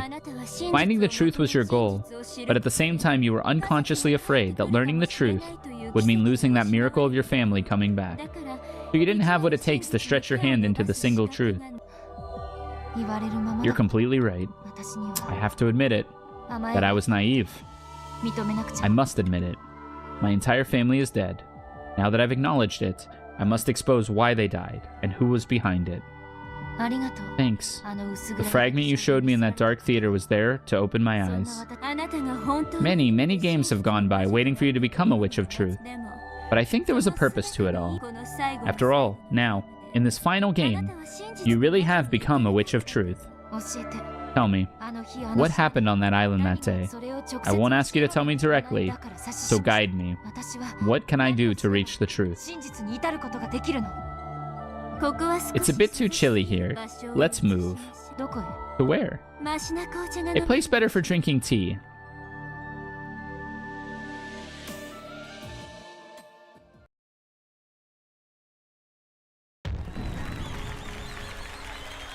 A massive applause filled the hall. It was an applause in honor of a good fight. An applause in honor of Baron Castell. Yes, Lady Baron Castell's game was another splendid one. We're gonna reveal her game board to everyone here, so have a go at it. It's pretty awesome. But you solved it in the end all the same. A game that no one can solve isn't a game. The main point is whether it was fun or not. It's fun. I guarantee its quality. Same here. At first, I thought there was no way anyone could solve it. But the way you can use one confirmed purple statement after another to narrow down the suspects made for a great puzzle. Come everyone, gather. Just what sort of game is Lady Baron Castell's mystery? That's for you to find out for yourselves.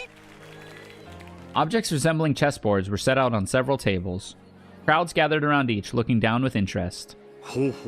Oh, it's like a logic puzzle. Quite an orthodox one, don't you think? So this is what a witch's game is like. Looking at it like this, it's just a game. But for the pieces, it's a massive series of crimes. Indeed it is.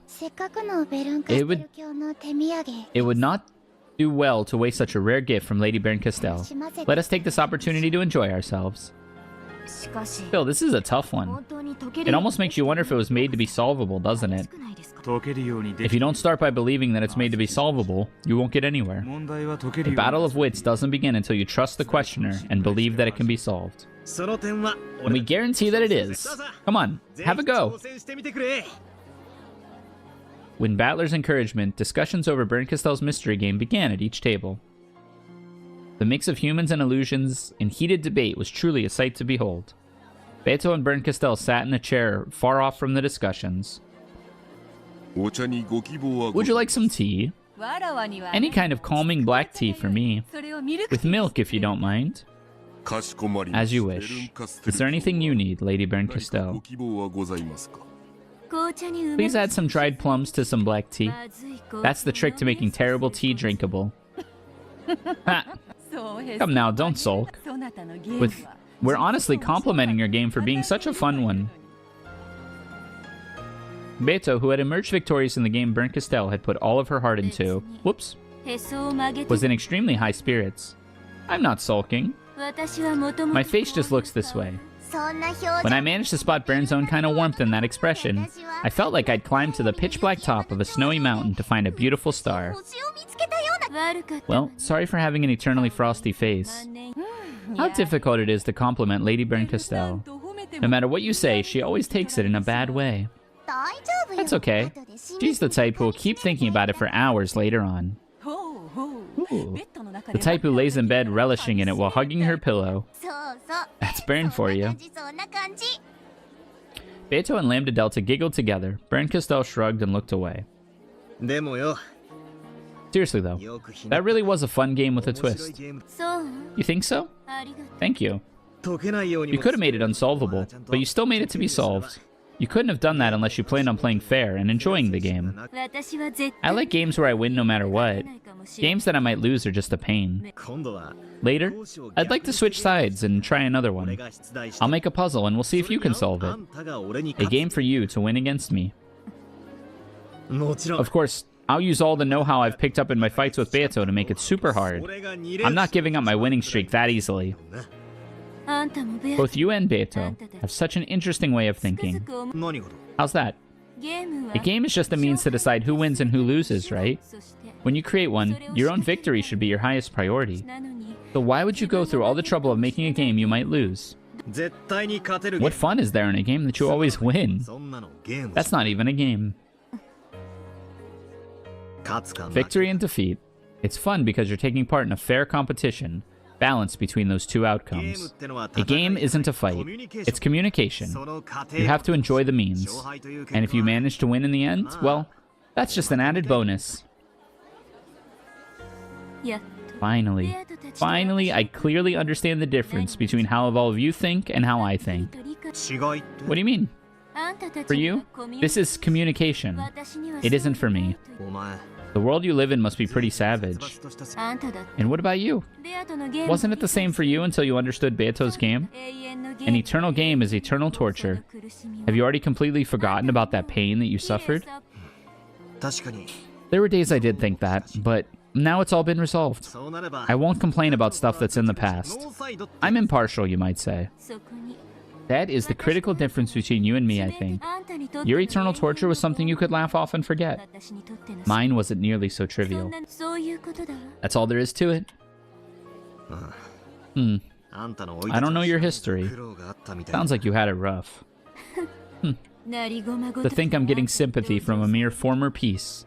私 I must be getting old. もんね Baron Castell, sipping the black tea that Genji had brought her, gazed up at the ceiling with a faraway look. Valor may not have known her history, but even he was able to understand a bit how she felt. 今のあんたは Are you 誰かの being tortured by someone right now? まさか Are you kidding? 私は I'm as free as can be. I'm not bound by anyone's shackles. Then it's a good thing, isn't it?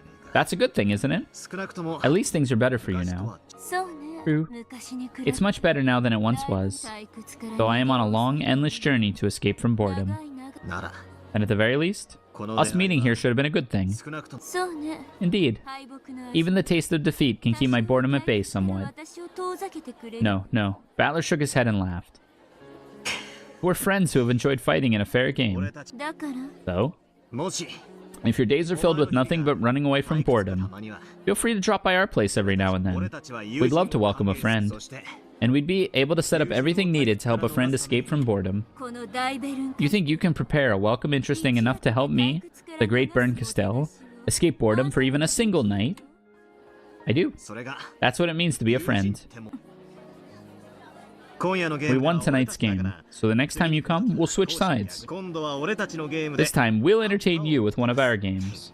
もちろん Of course, あっさ we りと don't intend to let you win easily. とことんひねった極悪な We'll challenge you 挑戦してやるぜ we'll challenge you to a devilishly twisted logic game. 一夜で解かせ It る won't be つも something り you なんか can ね solve in a night. それこそ It'll be good enough to make you sit for months, racking your brain over it. この大ベルン You would entertain me, the great Baron Castell, as a friend? ああ Yeah, we would. あんたたちに After talking with you, せっかくな even this dried plum tea is starting to taste sickeningly sweet. What a pain. ベアトに聞いた I heard from Beato. Sounds like this dried plum tea stuff is one of your faves. 金箔まぶした Next time we'll throw in some high-class dried plums covered in gold leaf. Make sure you come again. またもし本気で If you really plan on doing that, try finding some better tea to start with. こんなまずい I'll never feel like coming again if you keep serving tea like this. やれやれ Come 普 on. 段はよっ I guess the tea you're used to drinking is pretty damn high class. むしろ今度 Next time, why don't you invite us somewhere we can drink some of that? しやがれあんたは Me? Invite you over? Huh, フェアだろ it's only fair, right? 俺たちも We've treated you. だから Now お it's your 前も turn. 俺たち そうね Yes, that would be only fair. だから Let's have the game be fair too. Let's switch sides and start a new game. I'm looking forward to it. 今回は俺たち We won this time, but who knows about the next? そこまでおごれ That's some confidence you have there. And yet, I'm afraid you're mistaken on one point. 何をだよ What's that? 私のゲー My ム game isn't over yet. まだ最後に I wonder who will win in the end. どちらかしら After taking one more sip of her black tea, Bern Castell set her cup on the table, wearing a thin smile. The tea here is far too sweet. It was a mistake to have any. Thank you, Genji. Take this away, please. As you wish. Baron Castell asked for her tea to be taken away after taking only 2 sips. Battler smiled, realizing that this was just Burn's way of being shy. Battler, why are you smiling with such a foolish, optimistic face?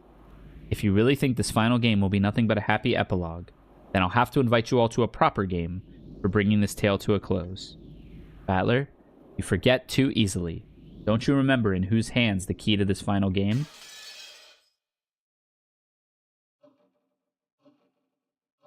The inside of my nose itched. I've never recognized consciousness to regained consciousness to a smell before.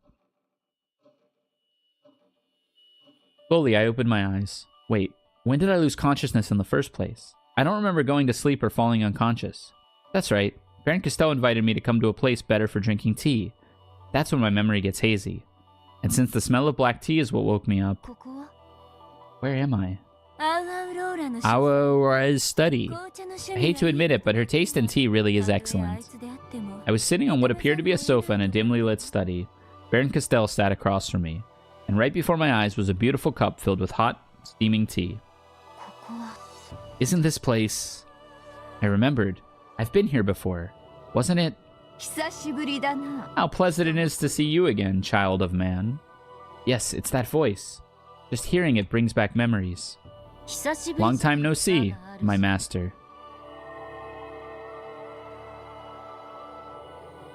I didn't think I would get the chance to welcome you into my study again. To think that the game of yours is still continuing. It won't be continuing much longer. This is the end, the true final game. This was the study of Featherine Augustus Aurora, the majestic witch of theater-going, drama, and spectating. Once in the past, I was summoned by her in order to be her reader, her Miko. Don't tell me you want me to read again. I wasn't the one who called you here. My Miko brought the two of us together. Why? Isn't it obvious? To show you the path that leads to the truth.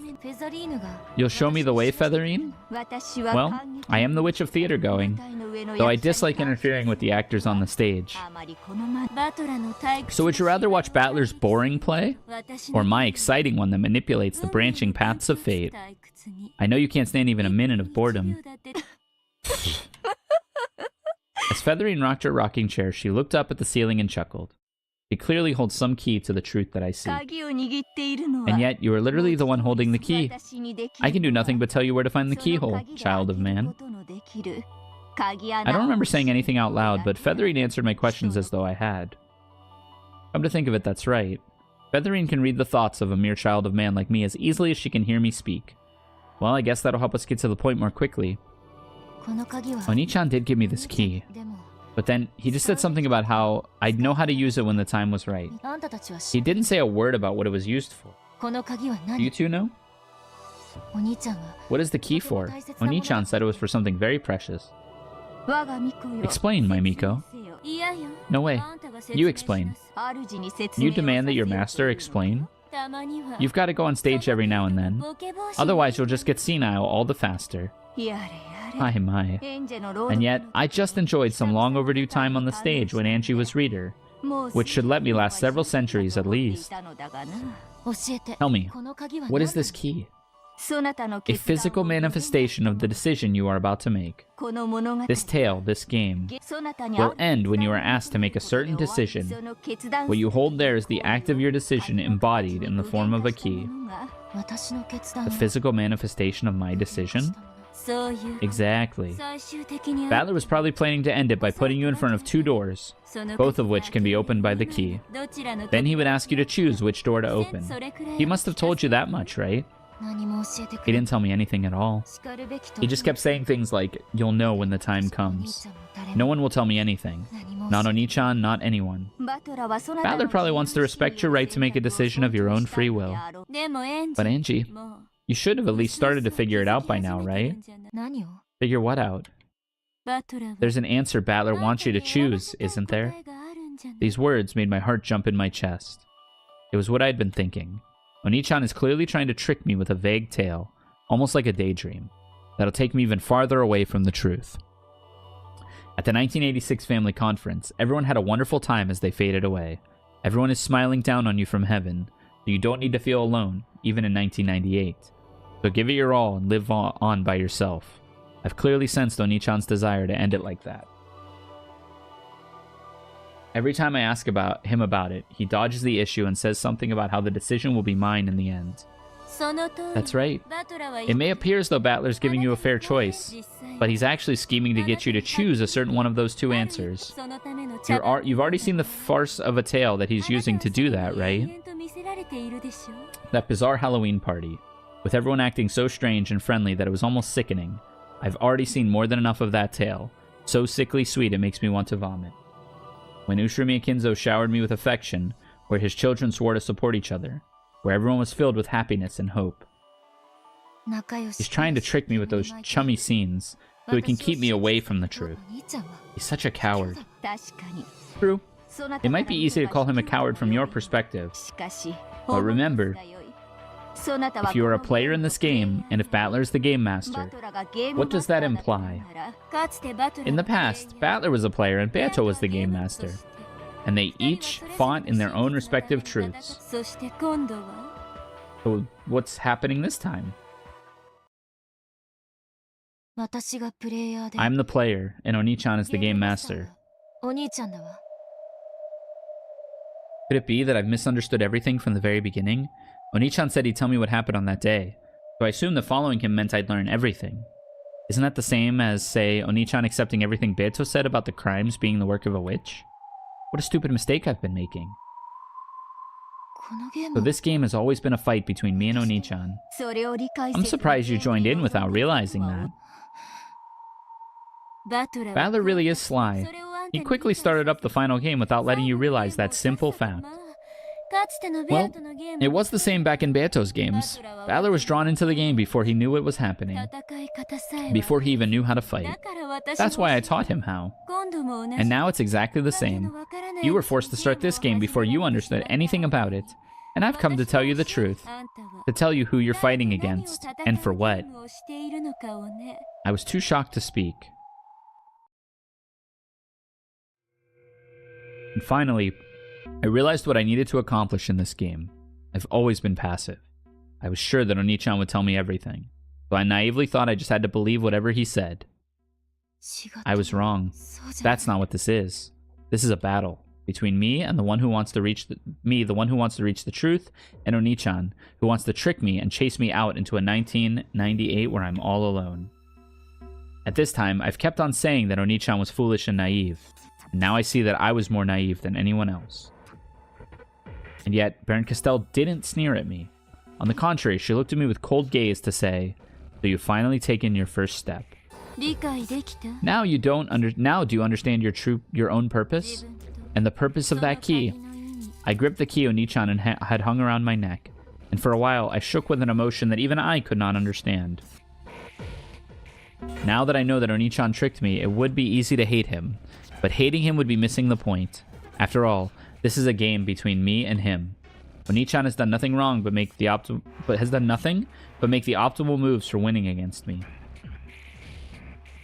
If games aren't a playful way to communicate, if they're just a process that decides who wins and who loses, then there can be no fair games. The best strategy is always to trick your enemy into defeat without telling them the rules, before they even know what's going on. Knowledge check them? In the sense, Oni-chan hasn't done anything wrong.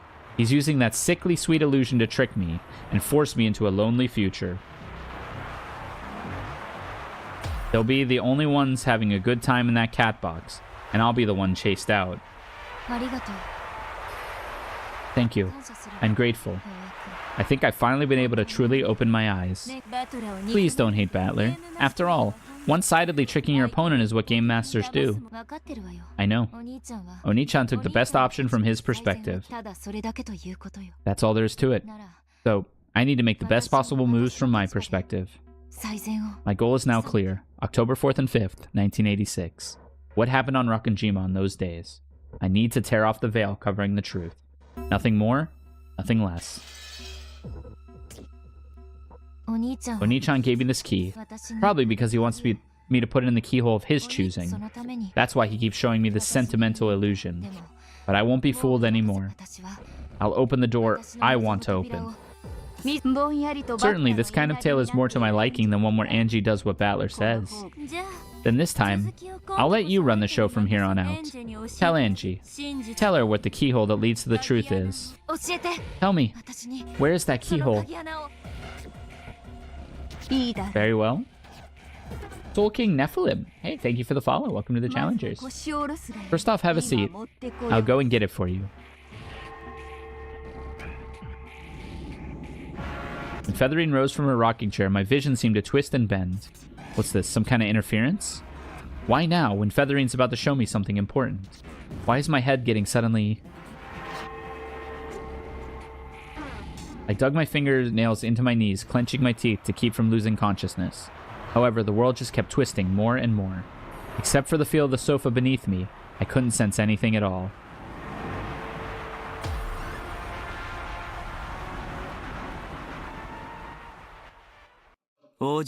Lady? Huh? Looks like they've arrived. The door opened and Hachijo Toya appeared. What's going on? This isn't the world of witches, but the world of humans? I was sitting on a sofa and Amakusa was behind me. There's no need to feel confused. Featherine and Hachijo Toya are the same being. To her, the difference between the two worlds is a trivial thing. To put it in the words of that theater lover, it's like having a slightly different background behind the stage. So there's no reason for me to feel hesitant. Did I call you Madam Hachijo this time? How complicated names are. Even though both of us are still here, just like before. You have to wonder what to call me. True. Calling you Featherine would be a bit rude to you now.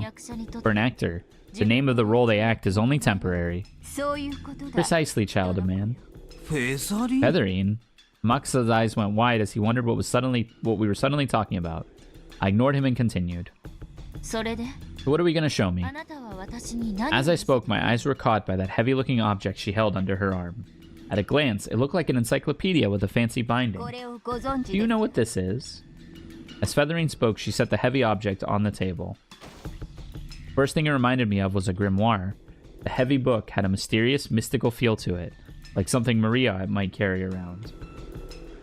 And the most remarkable feature of it was the large, sturdy lock that held it shut.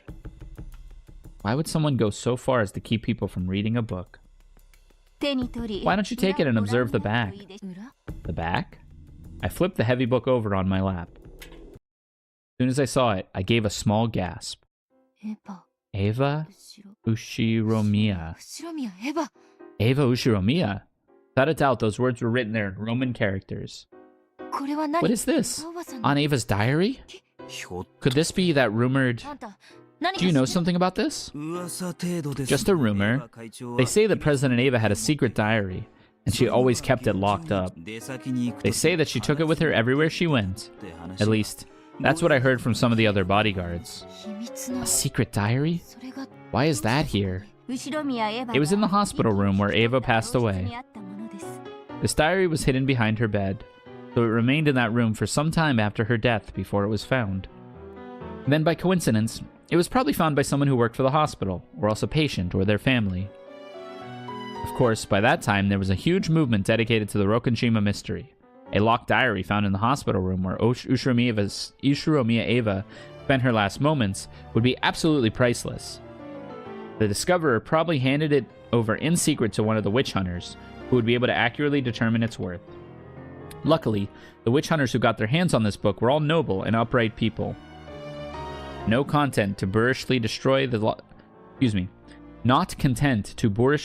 lock and reveal the truth, they simply satisfied themselves with the fact that the truth of that day slumbered just on the other side of this mysterious lock. Thanks to that, Eva's diary remained undamaged to this very day. It is already known that Natsuhi, wife of Kraus, the oldest son of Kinzo, sealed up all of her complaints and repressed feelings by writing them down in a diary, which she treated like a sort of a charm. Swan Eva did the same thing. It's possible, at least. Opening up a diary like this would be a pain, even if you did have a key. It's sealed up tight like a corset. Amakusa was right. This wasn't a diary made to be casually opened and reminisced over. It's probably safe to assume that she used this diary to forget things by writing them down and sealing them away, just like Natsuki did. Then she brought it with her into her hospital room and hid it behind the bed without telling anyone about it. まさかこの日記に Don't tell me that diary is... Are you saying Aunt Ava wrote down what happened that day? 中を読め By ば reading its contents, you will probably learn everything. しかし However, その we don't know where the key that unlocks it is. 行方がわからない I jumped. Then I looked down at my chest. That's where my brother hung that key. Huh? It's gone. The key's gone. どうしたん What's ですか wrong, lady? 鍵って What key? 私が It's been hanging from my neck the whole time, hasn't it? 俺は知りませ I ん never noticed a key. 鍵なんざぶら You 下 had げ a て key hanging from your neck? I understood almost immediately. In the world of humans, I haven't found the key. The me with the key is on the game board in the world of witches. 鍵を持っている Make 私 me に the 戻して me with the key. この日記を開けるわ I'm gonna unlock this diary. Featherine lifted a finger, spun it around, and the world twisted again.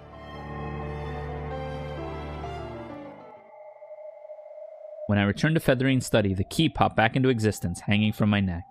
But at the same time, the diary popped out of existence. 日記はどこに Where's the diary? ゲーム版 It should exist somewhere on the game board. Since it's one of the keyholes you are to be given, it must exist. お兄ちゃんが Did Oni-chan hide it somewhere? 隠しバトラが Since Balor wants this to be a game between you and him, それは恐れ it probably isn't hidden completely. どういう意味 What do you mean? バトラにとって Even if Balor thinks of the diary as a king he mustn't lose, there would be no game unless it exists somewhere on this ゲーム board. としてつまり In other words, it's somewhere in the Ushiromiya mansion, あるいは or すでにそなたに you may have already been given an opportunity to witness it, like how a swindler was already hidden a trap in microscopic letters on the first page of a contract you す signed. でに悪バトラがゲー If ム Balor follows the customs of the mystery genre as the game master, 手がかりは clues must be shown. バトラが負 So け the choice that leads to Balor's defeat must have been shown. Angie, 思い出しな try さい and remember. あんたはすでに You should have seen Ava's diary in Balor's world エ already. ヴァの日記を見て In that instant, from the back of my mind, drifted the very first scene of this final game. Ah, is it what's in Beto's hands in her coffin? In the chapel, a book was lying on the altar, a book with a lock on it. As soon as I showed interest in that book, my brother suddenly grew stern and told me not to touch it. あれが That was on Ava's diary. そうよ That's right. 後ろ宮へ Ushiromiya Ava's diary, あの日の the book of the single truth, with the truth of that day written inside it. 一なる The book of the single truth. それに Is that truth really inside? だってそれは After all, there's a chance that it's just something on Ava. I'll say it in red. Ushiromiya Ava's diary, the book of the single truth, has the truth of Rokkenjima during October 4th and 5th recorded within it. 六軒島の真実が記されている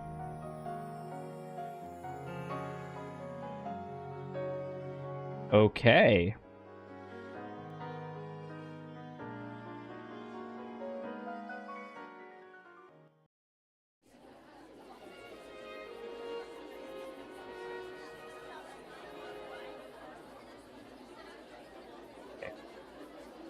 Do one more chapter tonight. So let's take a short break, get hydrated, and all that, and then we'll do one more chapter tonight, and then not sure when I'm going to finish it, but we will finish this game pretty soon, huh? BRB.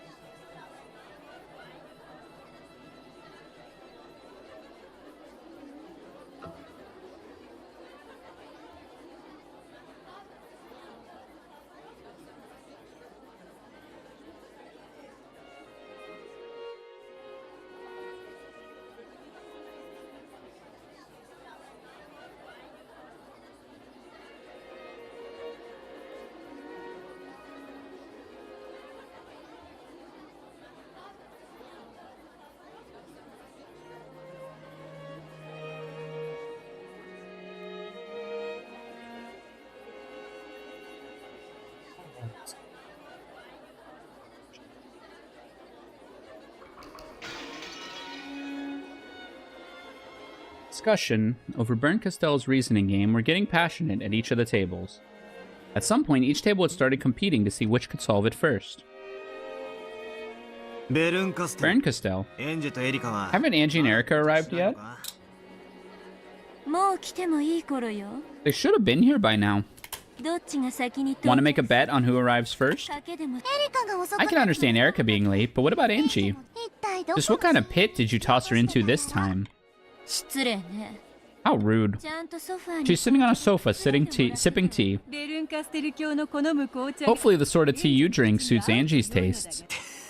Huh, good point. 失礼ね。 How rude. 誰の口に The 出し tea that tea would suit anyone's tastes. エリカなんか Erica would even lick the last drop of my tea from the bottom of a miso pot. Now part of me is dying to ask how miso comes into the picture. それにして Still, も it's Erica. あやつとは久 This し will be a long-awaited reunion. そういえばそうだ。 That's right. Come to think of it, 名探偵殿 can't wait to see how long it'll take her to solve Bernd Castell's game. あの子は得意よ。 This sort of game is what that kid's best at. 多分 He'll probably read it from start to finish 3 times, then just say the answer right away. 出しちゃうんじゃだろうな。 Probably. 正解を I look forward to seeing her give the correct answer immediately with that smug look on her face. いやいやそれどころ Come now, this is Erica we're talking about. いろいろとへり She'll probably pull out some twisted logic and say that it was possible for someone other than Battler's family. などとだな。 Good point. むしろ正 In 解 fact, I'd like to hear her proud, twisted logic, even more than the right answer.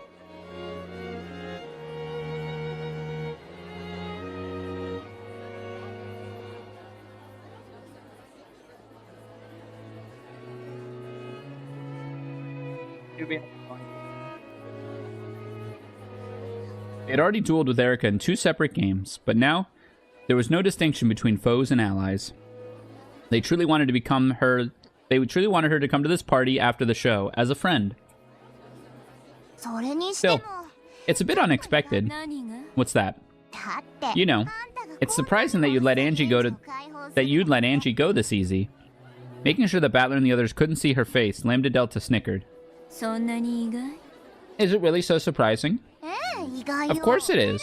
I thought that being you, you'd torture Battler with one tough puzzle after another before releasing her. あるいはエンジンにおかし Or you'd at least try to give Angie some weird ideas and have her turn the game around in the な end. のことはするんじゃないベルンのことを世界で誰より And I thought I knew you better than anyone else in the world. 予想が外れ So embarrassing that I was wrong. 言うわね I'm sure it is. でも安 But 心 don't worry. やはりあんたは You know me better than anyone else. You obviously do know me better than anyone else in the world. 間違いないの Yeah, of course. このラムダデルタ様は After all, 全宇宙 I love, adore, and understand you more than any other person in the universe. 理解しちゃってるんだから Lambda Delta was flustered by Bernd Castell's apparently friendly words, which were very rare coming from her. Battler, pardon me for interrupting your conversation. Angie has returned. おお。 Oh, she's back? よかった。 Great. その So, is she okay? 雨に少し濡れ It てしま seems she was soaked by the rain, but Kumasawa is bringing her a towel う now. 熊沢がタオルを用意しております When Battler heard this, he breathed a sigh of relief. Then he turned to face Bernd Castell, showing her a forced smile as though apologizing for still suspecting her just a little. Bernd Castell showed no reaction and simply continued to wear a blank expression with a slight smile. エンジェ様の Angie has returned. ございます。ただいま I'm back. バトラ Battler, エンジェが帰った Angie's back. エンジ Angie, よかった。 I'm glad you're okay. I was worried. She stared at Battler and as he dashed toward her with a relieved smile. Angie's expression seemed somehow indifferent. バトラったらね That Battler あんたのことを looks like he thought I had you hanging by chains in a cave or something. No, I didn't think you'd go that far. ベルンカステルの友人の家で I was just having some tea at the house になってただけよ of one of Bernd Castell's friends. なかなか美味しかったわ It was delicious. 味噌とか梅干し Did it have dried plums or miso in it? 入ってる Of course not. As Angie spoke bluntly, she walked right past her brother and exchanged a few whispered words with Bernd Castell. どうしたバトラ What is it, Battler? え Oh, いや nothing. なんでもない。 Nothing at all. He said he was lonely because his little sister was being so cold. If he said that, Beto would either laugh at him or scratch him.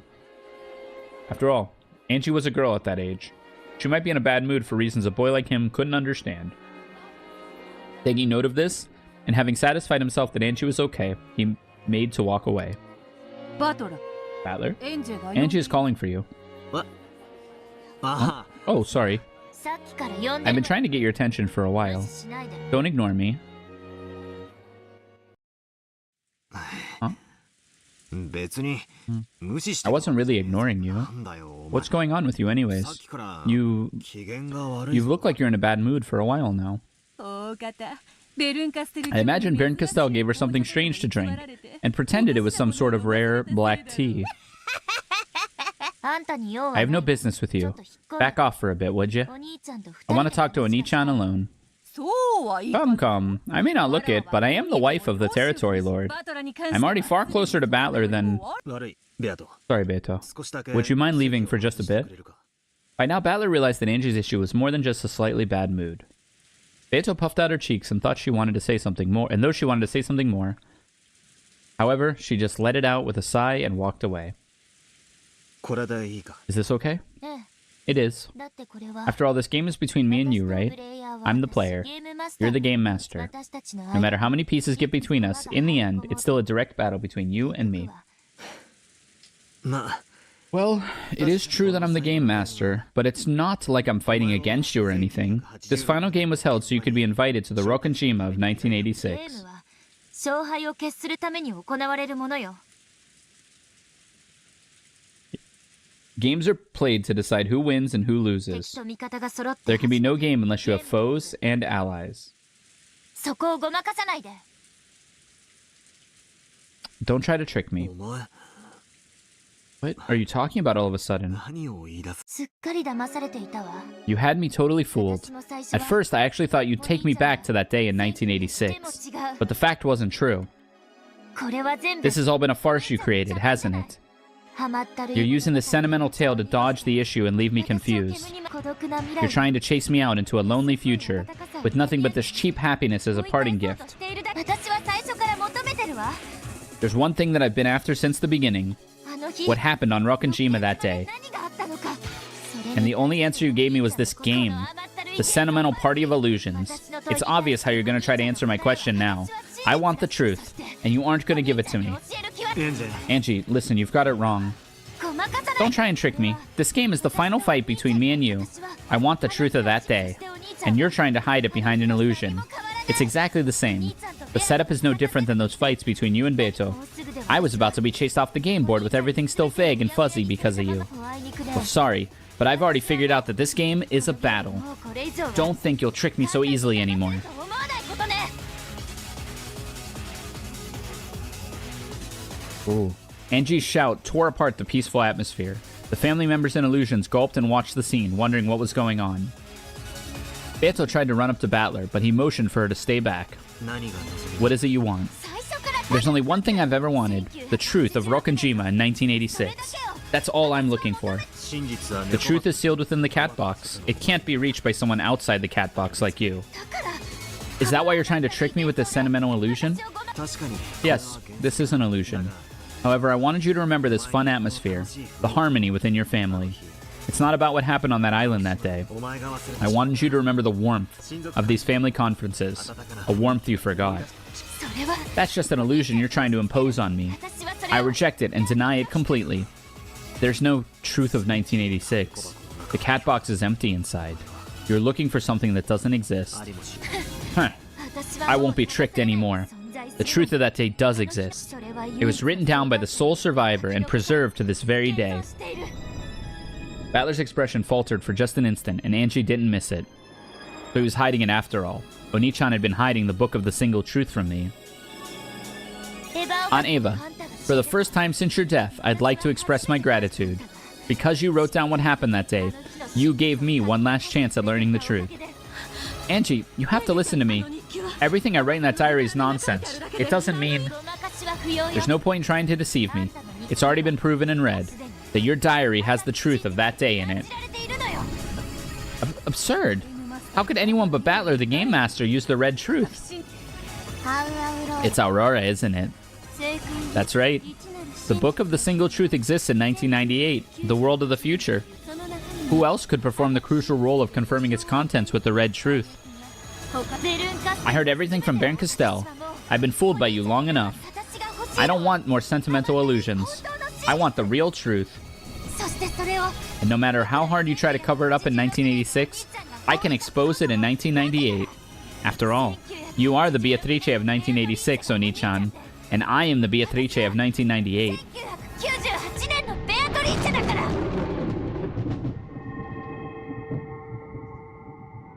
A cyclone rose up around Angie. It was a golden swirl of gold butterflies, just like the golden witch Beatrice. Whoa. 我こそは Oh, 98年の I am Angie Beatrice of 1998, the final golden witch. No witch of the past can defeat a witch of the future. の魔女には勝てない。 The cyclone of gold broke apart and as gold leaves scattered across the room, the final witch who would inherit Beatrice's name in the future appeared.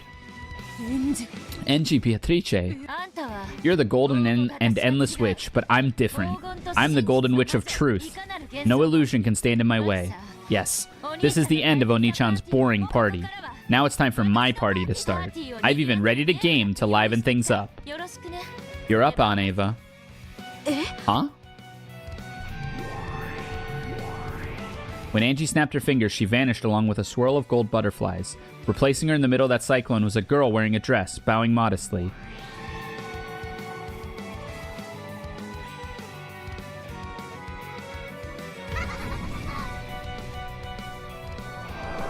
You. That's pretty rude. Everyone, when they see her, goes, you. That's pretty rude, you know. Inviting everyone to the party except me. そうなった You're Ava, 私は the sole survivor of Rokkenshima, and the witch of the future, the golden and endless witch from 1986 to 1998. バトラ君 In the world of the future, Battler's sentimental illusion is more fragile than a flake of snow on the land. Oh, on a lake. Okay, let's have some fun. Come, try to remember, all of you. Remember your endless theory making. 推理を When Ava held her hand to the heavens, light gathered there and took the form of a bottle. Yes, a bottle. A glass bottle with no label. There was no alcohol inside. Sealed within it was a fragment that let off a pale, sinister light. バトラそれは Battler, this is bad. She must not smash that bottle. Okay, it's showtime. Whoa. The bottle was slammed against the floor and smashed to pieces. As soon as the fragment within it touched the outside air, it flashed white and burst. At first, it seemed that nothing had happened. However, Ava grinned at them before becoming a cloud of butterflies and vanishing. At some point, Baron Castell must have vanished as well. あいつ What did she do? 何をおそらく It was probably a fragment she brought back with her from the world of the future. 未来の猫 Perhaps we could call the contents of the cat. We could call it the contents of the cat box in the future. つまりどういう What does all this mean? なんだ What? At that moment, they heard a thundering roar. It was as though large chunks of hail had started falling everywhere. An earthquake accompanied that noise, and the whole mansion creaked. Dust began to fall from the ceiling. At the same time, it seemed as though the curtain-covered window glowed with a pale light. What on earth is going on? キリエ Kiri, look outside. What the hell is that? Everyone rushed to the window in response to her voice. Of course, Battler and Beto went too. Then they drew the curtains, looked at the scene outside, and were stunned into silence. How beautiful. Kinzo's word echoed the first impression felt by all who looked out at the scene beyond the windows. 美しいもの Not all beauty is benign. 美しい They always say that beauty has thorns, Nya. があるのは Though everyone found the scene beautiful, they all sensed impending misfortune from it. Outside the window, countless small objects, pale, glowing fragments of crystals, lay strewn about everywhere like falling hail. The word fantastical perfectly summed up the scene that lay before them in the glowing rose garden. 今あそこ I saw something move over there. Hey, is there something over there? Wait, huh? A person just grew out of that glowing fragment. 人影が煉獄の七姉妹 Seven Sisters, battle formation. With those words of Lucifer's, everyone finally realized that they were being surrounded by danger. Goats. Killing.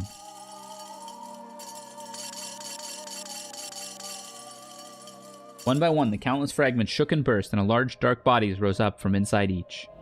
They were giants with goat heads. One after another, they appeared from the insides of broken fragments. Those fragments lay all over the rose garden in vast numbers and made the ground glow so that everyone inside was forced to shudder. 45 45. Wide area surveillance. My radar's filled with white. We're either being jammed or the vast number of readings is making count of enemies impossible. Even as she said this, the glowing rose garden outside the window was filled with giant goats. The fragments carrying the goats weren't just in the rose garden. They were spread evenly across the entire island. Not just the rose garden, but the entire area around the mansion was being covered with goats by now. Allow us to speak. Know that we are completely surrounded. Yeah, we noticed. What do you do now, Battler? Only one thing to do with uninvited guests. Let's chase them off. Who are these people? I'm guessing they aren't your minions, right, Beto? The goat forms they hold are probably just imitations of the pieces on this game board. They aren't Rysair or Leah's minions. This is something worse. See, so they are manifestations of message bottles. Message bottles? The ones Beto made. Not quite. These are fragments of what people in the future have imagined. Oh. Endless possibilities are hidden within the cat box. Because of that, those outside the box can imagine the insides of any infinite number of things. It would seem these endless delusions are the true form of these creatures. What will these goats do to us, I wonder? Doesn't look like they're here to give us a handshake and a pat on the back. Those people. Those lowlifes making up and passing around stories, imagining the tragedies that might have unfolded around us on this island. They found it so fascinating that I never talked about the truth, that they kept on creating tragedies one after another for their own enjoyment. I see. So they're fragments from the future, imagining the Catbox of 1986 however they please. In the world of the future, any and all interpretations can and do exist. Unless we deny them, everyone will be able to claim that their own view is the truth, and they will remain on this island. Haha! What a fix we're in. Looks like we're surrounded and fighting for our lives.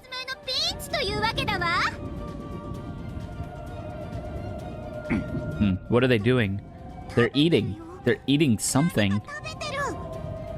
They're eating the roses? The crowd of goats was squirming about and doing something. If you look closely, you could see them sticking their heads into the rose bushes and munching away. And it wasn't just rose bushes. Light poles, bricks of the flower beds, and even the stone paving itself. They were biting all of it, almost as if they were trying to eat up the whole island. No, they aren't just eating. If they aren't eating, what are they doing? That is not eating. They are eroding it, shaving away at the edges of the game board itself. They're eating the game board? In the world of the future, everyone believes we were swallowed up by a tragedy today. That's why they won't accept the truth where we enjoy ourselves in peace. Truths of the past are subordinate to truths of the future. The merciless future fangs and jaws of those goats refuse to accept our truth and are eroding it, replacing it with the kind of truth they'd expect. Damn it. This is our truth. It's not for those people in the future, who have nothing to do with us anyways, to rewrite as they please. The garden outside the window was now filled with too many goats to count, all chewing away. The repulsive scene stole the words from everyone's lips. They weren't stunned into silence. There was just no point in making a fuss and letting the goats know a certain fact. No point in letting them know that there was plenty of prey waiting in this bright, warm room, prey that was softer and easier to chew than roses or bricks. That goat there, he's looking at us. Silence, don't make a fuss. It's coming this way. Dear me, this does not look good.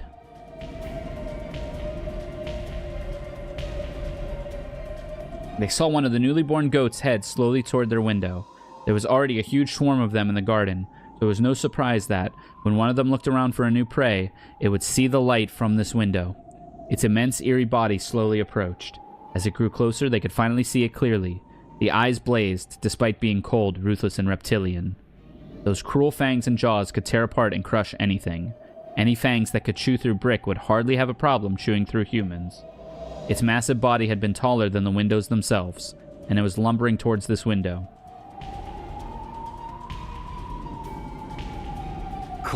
If only this window was made out of special Ushimiya bulletproof glass. I doubt even bulletproof glass would stop that thing. It's coming, it's coming! It's running towards us. Barrier? Allow me to... What a track! Allow me to speak. Know that this window shall not be breached. The power of Cornelius' seal formed a shield around the glass. The goat was blown back, unable to even touch the glass because of this power. The weight made the earth tremble. They could feel that clearly, even inside. But that tremor had also drawn the attention of the nearby goats. A pack of goats started shuffling towards them, and a fight broke out as they each charged forward, trying to reach the new prey first.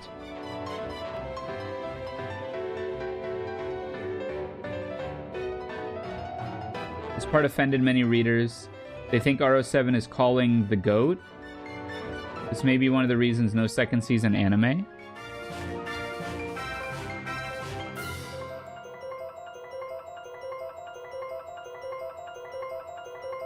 The window protected by Cornelius' seal would probably be safe.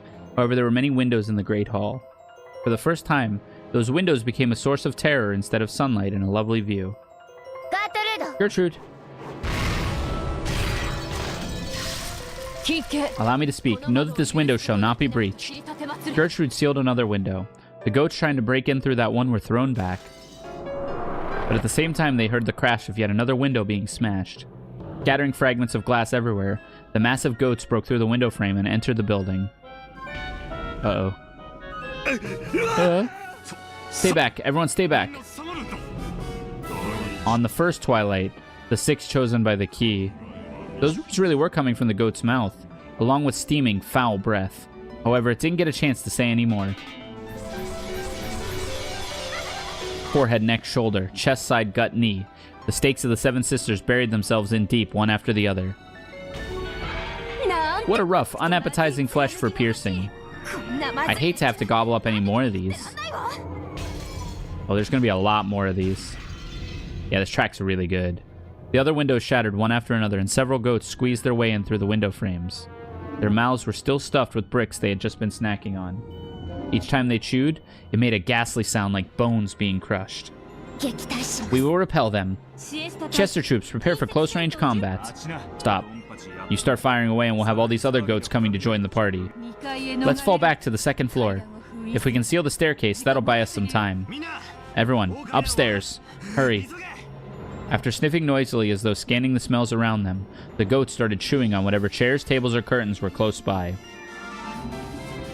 The goats would chew anything to bits as long as it was near them. The others would, careful not to attract the goats' attention, they would be able to escape from this place. The humans ran up ahead onto the second floor, while the illusions, who were used to fighting, guarded the rear. The goats were completely absorbed by their feast on everything in the hall. Oh no! They ate the picture! By now they were even brutally chewing away at the portrait of Beatrice, which could fairly be called the symbol of the Ushiromiya family itself. Battler, the humans have all taken refuge on the second floor. Good. Dolenor, seal off all the staircases. Gertrude and Cornelia will handle it. However, they need more time. All over the mansion, there were loud beating sounds that might be called knocks at the sound of shattering glass. Well now, ladies and gentlemen, it's time for work. 7 Sisters of Purgatory here. Let's go, you lowlifes. Tonight, it's all you can eat. Chester troops, halt all external tasks. Cancel automatic updates. Accept no data, take no prisoners. Eisern Jungfrau of the 7th District. By the Territory Lord's order, carry out your duty. I'll lend a hand. Leon, you're in the way. Go up to the second floor. But Will, leave this to us and go. You have your own job to do. Protect your family. I understand. Everyone stay safe. The mansion was filled with the sounds of knocking, crashing, smashing, and chewing. The goats in their wave of destruction was drawing steadily closer. Lord Battler? Gertrude and Cornelia have finished sealing off the other staircases.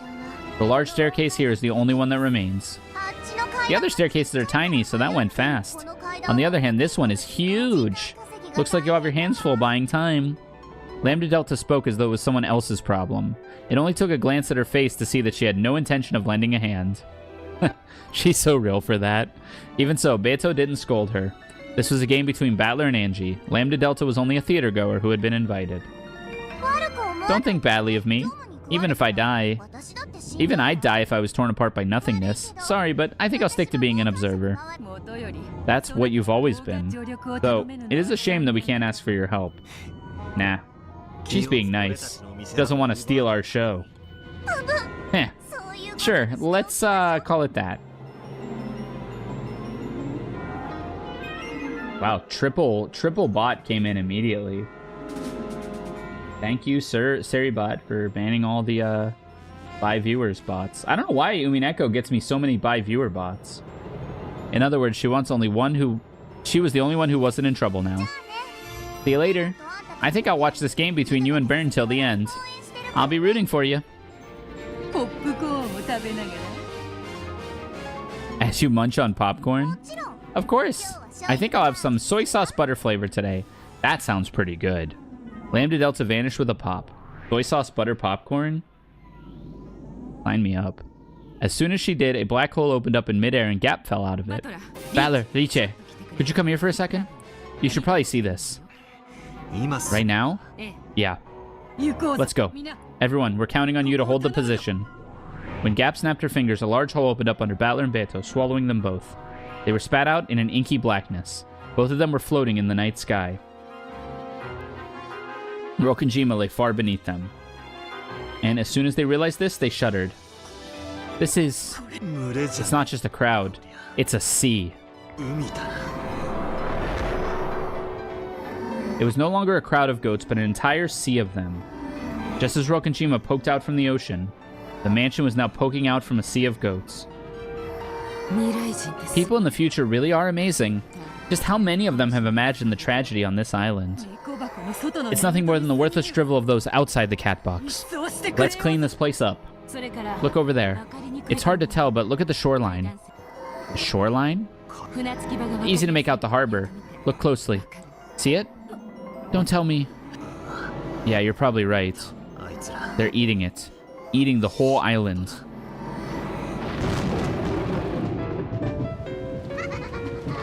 Come, try and remember fragments from the future. If only you'd just chew up all the embellishment, all the illusions, all the fantasy. As Ava yelled into the heavens, hovering about the raging sea, hail fell down with a pale glow. Each was an unlabeled bottle with a fragment inside. They poured onto the island, were smashed to bits, and the fragments inside them scattered everywhere. Every now and then the fragments would split in two and split in two again, and every single one of them burst and gave birth to a massive goat. To say it was like bamboo shoots springing up after the rain would be a vast understatement. The goats writhed about like bubbling, boiling water in a pot. They ate away at everything they saw. They didn't just eat the harbor, but the trees and the rocks, the entire coastline itself. Hundreds, thousands, no, tens of thousands of goats continued to eat. They were chewing away at every bit of Rokenjima, of this final game that Battler had prepared.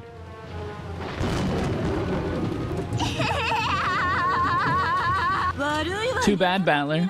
The future wants a tragedy on this island. Even Angie wants the truth. Don't worry, we'll chew up all the embellishment, illusion, and fantasy for you. By now, Battler and the others had to admit it. The future wanted a tragedy. Even if the truth of this island had been a gentle, peaceful thing, the future didn't want that. The truth they wanted was painting over the past. The past is such a fragile thing. Even the cat box is being chewed apart. Just who are these people? Are they really so determined to plunge us into a tragedy? That's all I wanted to show you. Hope this helps a bit when you're making a strategic decision. Yeah, thanks. Now I feel like crap. Then let's go to the study next, if you don't mind. Goldsmith wants to talk to you. Gap snapped her fingers and another black hole swallowed them up and spat them out into the study. Ow. Gap, if you're gonna drop me, at least do it on a bed. Grandfather, we're in trouble. There's absolutely nowhere left to go. I know. And even waiting out this storm from here is not an option. Renova and the others should be able to buy us some time, but that's all.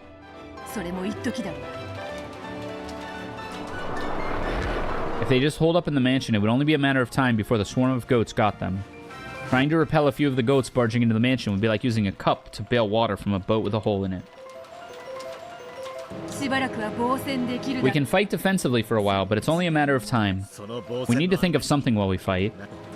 Can we escape? Where to? Is there any way for us to leave the game board? The outside of the game board is beyond the range of our territory.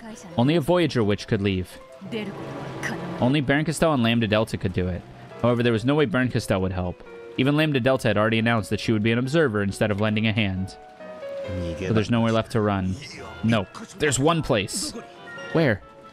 The Golden Land. I see. Is that our only option now? Indeed. The Golden Land is the most impenetrable place on this game board. If you wish to escape, it's that or nothing. These things are eating the cat box itself. For all we know, they might start chewing away at the Golden Land, too. What should we do, Battler? No point in thinking. We're retreating. If we take too long to make a decision, even that road will be closed to us. Evacuate everyone. How can we open the door to the Golden Land? I just have to open it. However, an immense wave of the anti-magic toxin is emanating from that crowd of goats.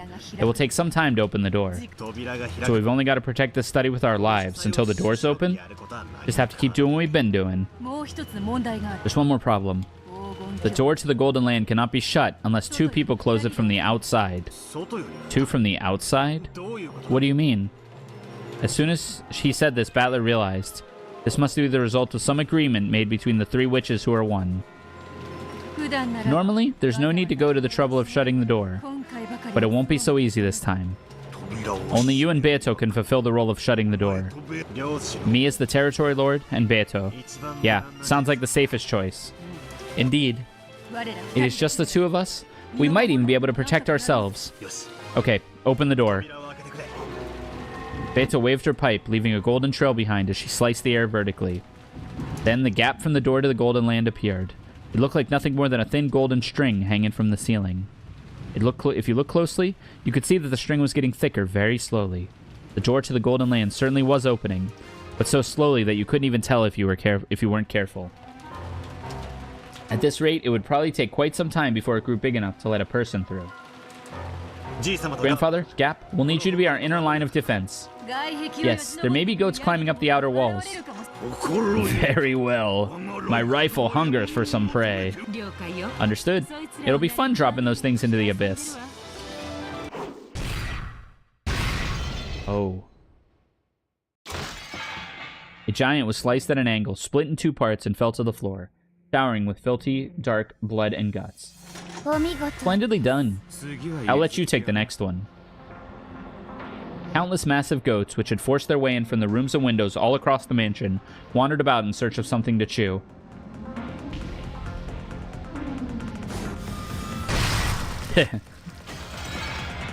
Several of the goats noticed a group of people huddled around the staircase and lumbered closer, but they were pulverized by merciless attacks.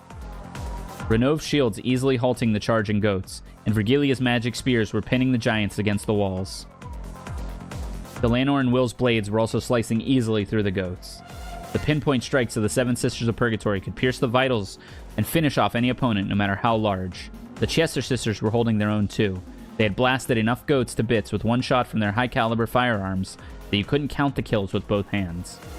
Given a limited number of opponents, they were more than a match for these goats. However, they weren't just up against a crowd, but an entire ocean. It was like a pebble trying to face the approaching waves of a stormy sea.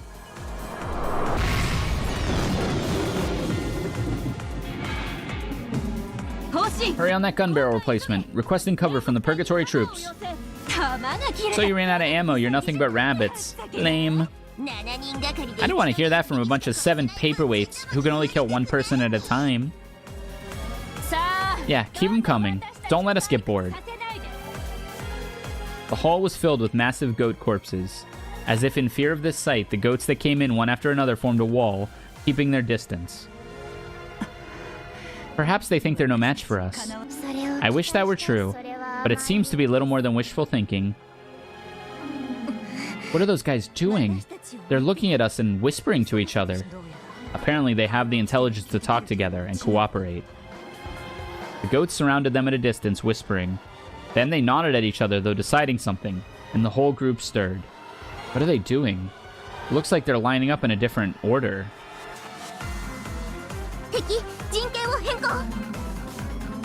The enemy is changing its formation. It appears that the individuals with greater destructive power are being gathered in the front lines.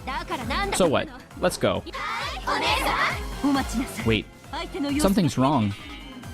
Lucifer took aim at one of them, going for its forehead. The other 6 sisters followed her lead, trying to pierce the vital organs all over the creature's body. However, there was no sound of pierced flesh. The 7 Sisters of Purgatory were knocked back, unable to cause even the smallest wound. What? What just happened? These guys are talking about something.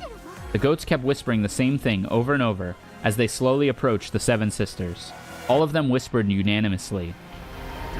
All fantasy is fictional. The seven sisters of purgatory are illusions, personifying stakes for ceremonial sacrifices.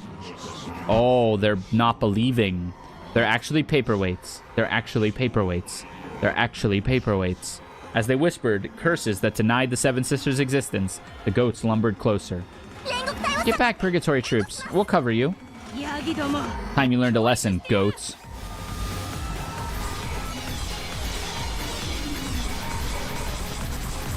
The golden bows of the Chester troops mowed down the wall of goats with a shower of bright golden bullets. Some of the goats were torn to pieces, but some of them seemed completely unaffected. Then the goats who were uninjured all whispered at once. The Chester sisters' Imperial Guards have Maria's rabbit dolls as their vessels. They're actually rabbit dolls. Maria's imagination, fantasy, fictional beings. All of the crimes can be explained by mystery. All fantasy is irrelevant. Looks like we've got lots of people who won't accept the existence of magic. And that means no magical attacks will have any effect on them. Does that mean all of our attacks will be completely useless? Endless 9, yeah? If they don't accept that we exist, our attacks can't hurt them. Is that possible? I'll have to test it. Renov stepped forward, stamped the floor twice, and a red barrier rose up in front of him. The crowd of goats dashed into it with a terrifying force. While some goats were blown away by it, several of them slipped right through the magical barrier. Renov is a creature of magic, a creature of fiction. Genji is Renov's vessel. He's an imaginary version of Genji. I see, so even my attacks will not affect some of them. This was no longer any point in Vergilia trying out her magic spear. Now that some of the goats had decided that her existence was fictional, he could no longer hurt them. Even these great demons and great witches, as well as high-level furniture and weapons, were overcome with fear of the crowd that surrounded them. A crowd that would not be affected by any of their attacks. What are we gonna do? We'll keep fighting until the end. You don't have permission to die in battle. Fantasy is all fiction. Fantasy is all fiction. Well, this is horrifying. A shriek from one of the goats became a signal for the wall of them to break. They pushed forward with gaping mouths and foul breath, each trying to reach their prey first, trying to return these fictional creatures to nothingness. Look out! Vergilia leapt in front of and held several of the seven sisters, who had fallen on their butts, overpowered by the ferocity of the approaching goats. However, even Vergilia was a fictional creature to these goats. They could chew through her like cotton candy. Madam, quickly! Renov threw himself at the oncoming goats. Even he would be chewed apart easily. Knowing this, Renov leapt forward. No! Even if my magic no longer functions, I am still the fiercely passionate and loyal man I always was. And furthermore, did you expect that I would simply sit by and watch a lady die? Renova's fantasy.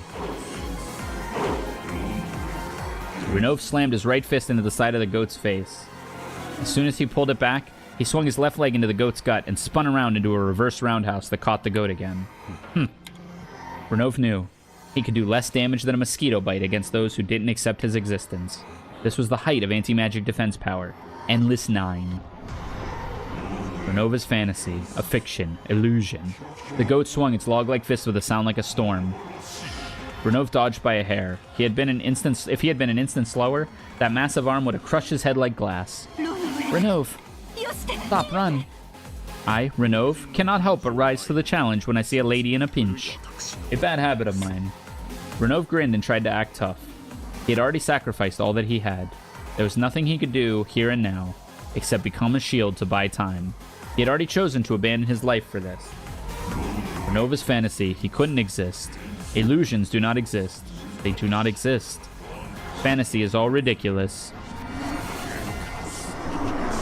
Sorry, I'm still catching up on the VODs, but my interpolation of this whole part is critique of true crimes fandom. That's actually really apt, I think. I think that is actually really apt. Like, literally actuallying yourself into just killing it rather than enjoying it. The goats kept coming, trying to feast on Renov. None had pretensions of making this a one-on-one fight. Nothing's mattered except chewing apart fantasy, even just a nibble. As they gnashed those ruthless jaws and fangs, they closed in around Renov. Renault's foot hit something and he stumbled. At the same instant, several massive arms reached out and lifted him up. Oh no! What are you doing, Chester? Shoot them! If that'd do anything, we would have done it already, Nya. Everyone, please stand back. I should be able to buy you some time as they savor my flesh. He's still polite even to the end. However, I think they'll find that Renov has quite a few little bones in him. An elbow rammed itself into the massive, hideous jaws that were trying to chew Renov's head.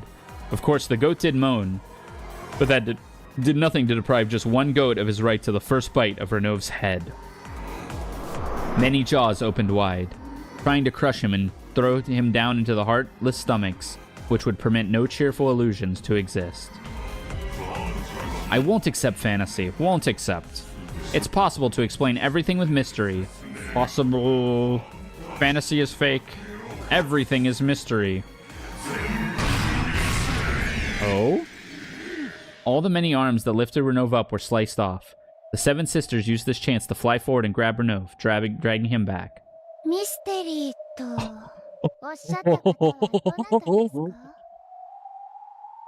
He's so cold. Which of you mentioned mystery?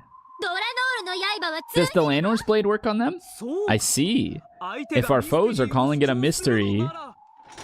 Blood red longsword in hand, Delanor slowly walked forward. Behind her walked Will, tapping his back with his black blade. If you don't think it's fantasy, then let's have your theories. I cannot wait to hear your explanations. Oh, that's so sick. The crowd of goats stepped back. Though they had been so vicious against the illusions, they stepped back when faced with the pair wielding swords of mystery. There have been great many closed room murders on this game board. Choose whichever you please, and we will parry all of your attacks. Oh, and this banger hits. No, we don't have to defend anything. Indeed, the purpose of a mystery is to offer a challenge. There's no need for us to play defense.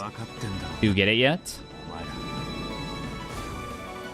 You're the ones in the hot seat now.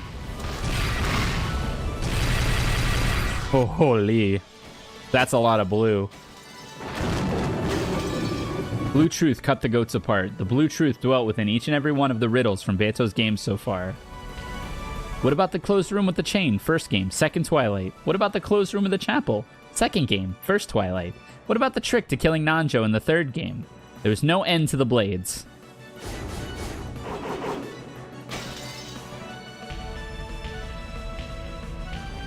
Yeah, they're chatting.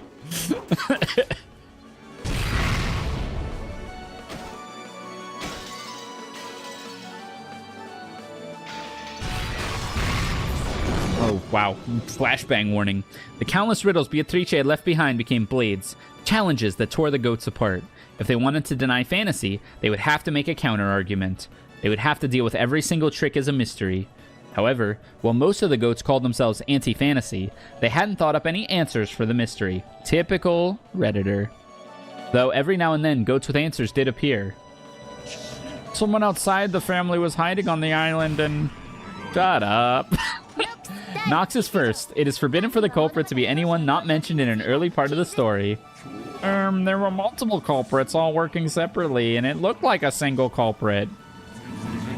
Van Dyne's 12th. There must be but one true culprit. You mean everything but that is forbidden? Will's rules are overpowered, because that's not even necessarily true. Boring, right? To have a genre like that. Personally, I think mystery should be more flexible. Okay, at least he agrees. The 10 Nox commandments and the 20 Van Dyne rules are behind the times. The definition of the mystery genre should change with the era. Oh man, they are furiously chatting. And now they get uppity. Perhaps we are behind the times. In that case, let's see if you have any theories that can satisfy us. Come. The whole crowd of goats charged them. In their fangs, each of them carried theories to crush Beto's closed rooms. The bodies of the goats differed from those who had been corpses so easily. They had mystery-style answers to several closed rooms, so it would take several blade hits to give them a fatal wound. However, Beto had left many blades behind. All of them were exceedingly sharp, so the pair of inquisitors didn't think this would be a desperate battle. This is mystery. The goal is to use your imagination and knowledge to challenge each of the riddles head-on. Doing so is the greatest pleasure of the mystery genre, so they laughed. Both Will and Delanor laughed. With smiles of admiration and the theories the goats had put everything they had into, they countered with blades from all of the closed rooms.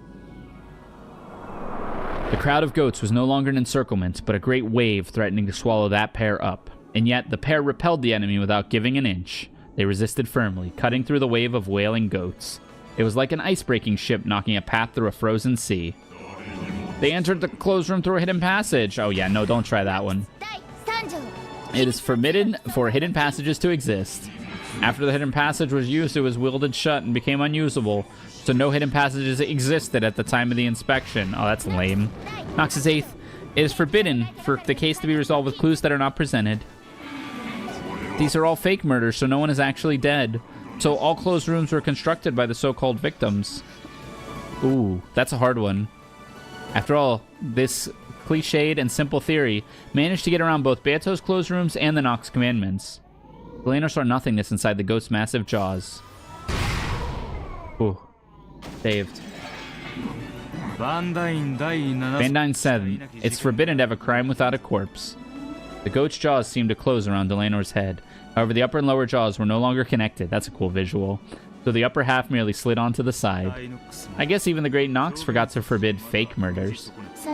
There are many splendid mysteries besides murder. The goats weren't about to back off and let the pair have a nice long chat about the mystery genre. The next massive figure immediately enveloped them. Will's blade drew a diagonal slash across its chest, but it only cut through its clothes, leaving no wound. The 20 wedges don't work on this one. Delanor also hit it with the longsword, but still, it just cut its clothes without even leaving a mark on its body. Could this goat have a theory that doesn't violate either Nox or Van Dyne?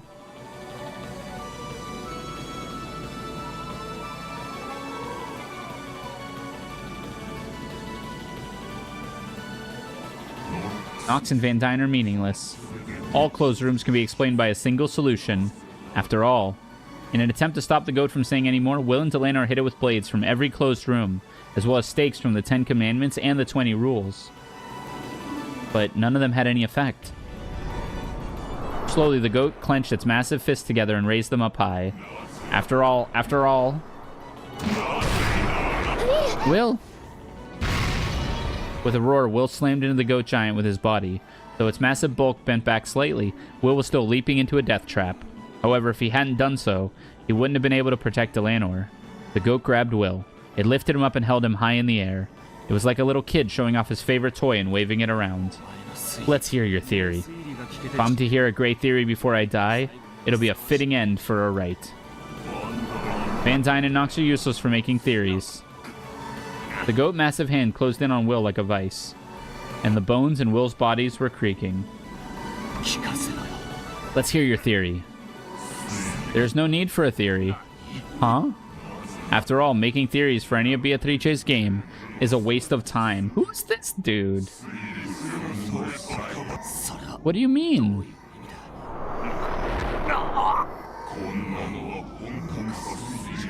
This isn't an orthodox mystery, so thinking about it is just a waste of time.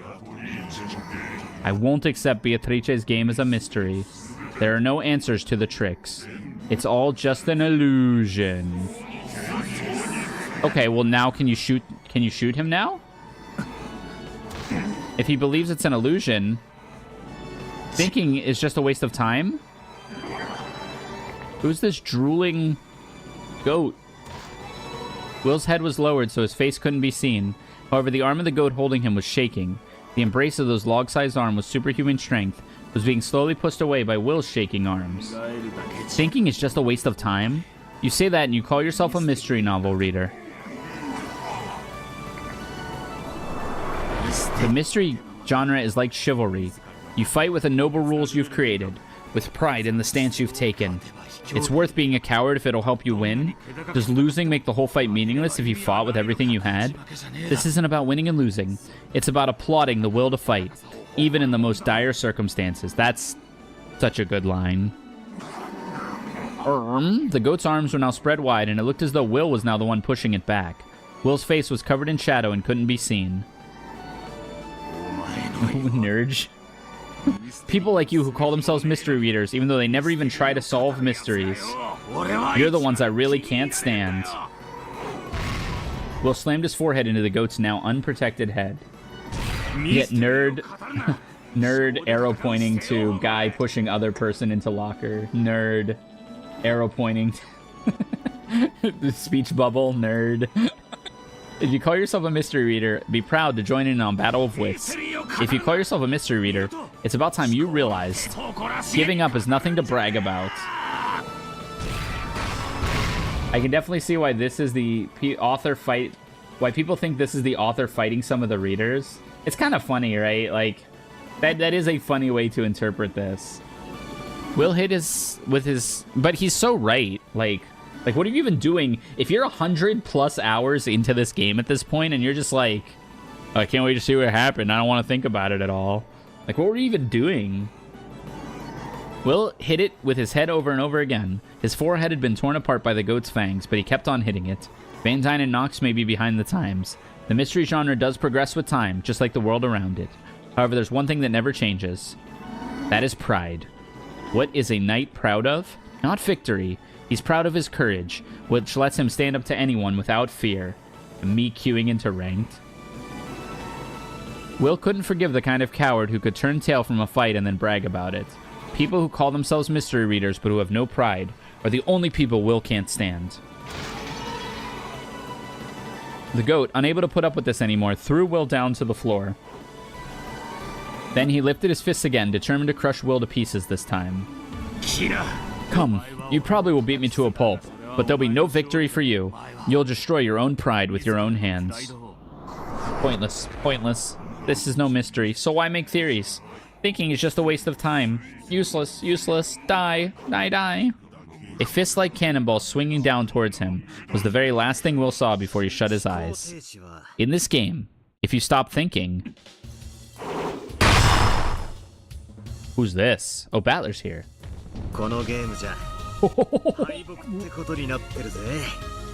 In this game, if you give up, that means you lose, right? Battler smashed his fist into the goat's mouth, and smashed teeth bounced off the ceiling. Battler-sama. If you stop thinking, it means you've given up on the story being a mystery. Which means, as far as you're concerned, this game is a fantasy. Battler lifted up his arm. Realizing this was a signal, Lucifer and Chester jumped. If you stop thinking, you don't deserve to be an actor on this stage. Stop trying to sound smart, and go eat some popcorn from the stands or something. Fire. The goat lifted his fist again, then swung it down at Battler like a hammer. And yeah, now you believe it's a fantasy again, so now... you gotta fight these folks. If you've surrendered to fantasy, that just makes you another target, yeah? It's the same as acknowledging that we exist. Begin recognition of hostile elements. Mark all targets vulnerable to magic attacks on our HMDs. Kids who surrender to fantasy get to deal with us. And if you have a theory, we will hear it out. We welcome those people with open arms. Out of respect for them, we won't hold anything back. Oh, but it would seem that this is Battler's time to shine. While I'd like to listen to all your favorite theories, both mystery and fantasy, this isn't your game right now. No matter how much you future fragments try to deny us, there's no time for me to be defeated. A golden glint gathered in Battler's hand. It was so bright that the whole hall was bathed in gold. Golden butterflies flitted about as though the whole room was being swallowed up by the golden land. Battler lifted his golden long sword high. Feel free to challenge Beto's game as a mystery or a fantasy. I welcome it, but I'm not going to let you deny this final game of mine. Feel the shame of your indiscretion, of impugning the honor of those who have passed away. A slice of the golden longsword flooded the hall with a sea of golden light. Dej. Dej.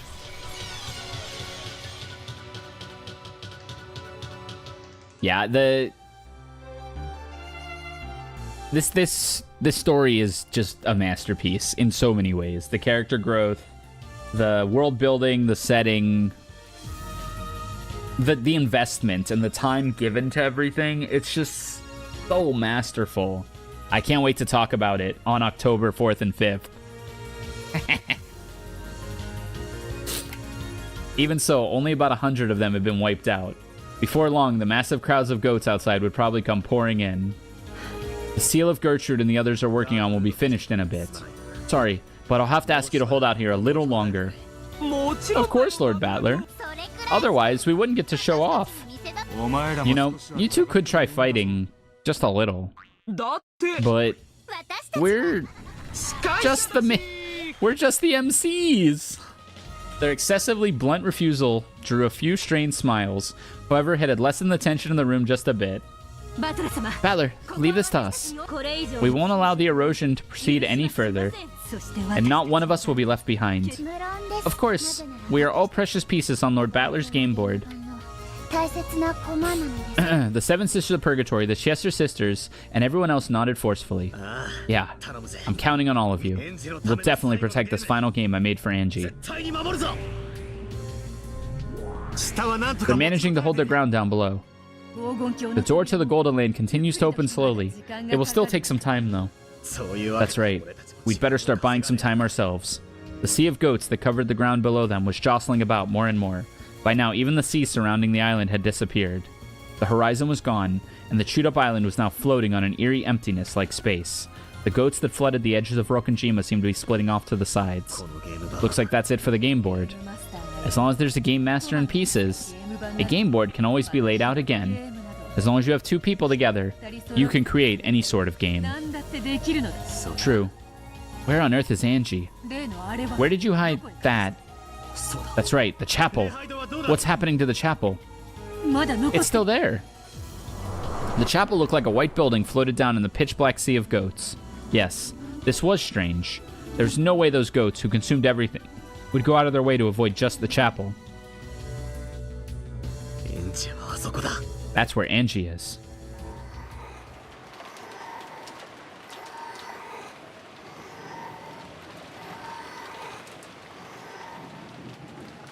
Outside the chapel was a sea of goats. Very soon, the earth around the chapel would be eaten away, and it would probably end up floating into nothingness. The rampage of the goats, as they devoured everything and recited the tragedies they had imagined, was truly making a lot of noise. However, none of that reached inside the chapel.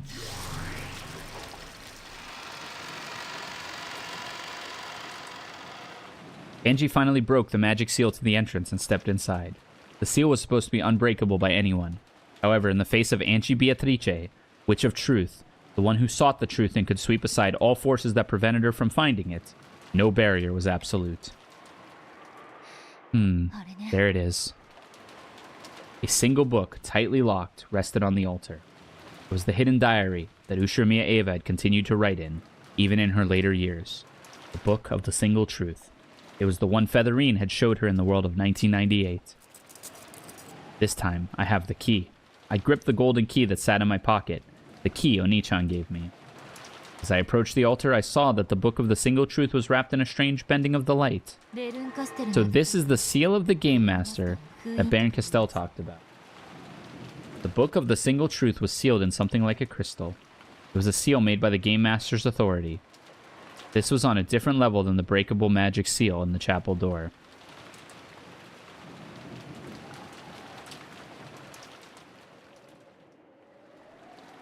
No matter how Angie used her power as a Witch of Truth, this couldn't be broken by anyone except the Game Master. Give me 1 second.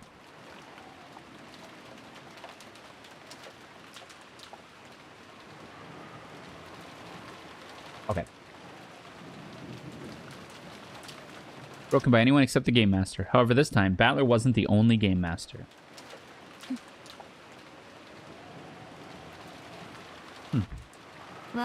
So sorry, Oni-chan. Baron Castell is a Game Master too. I just need to take this to her and have her break the seal. Angie slowly approached the altar.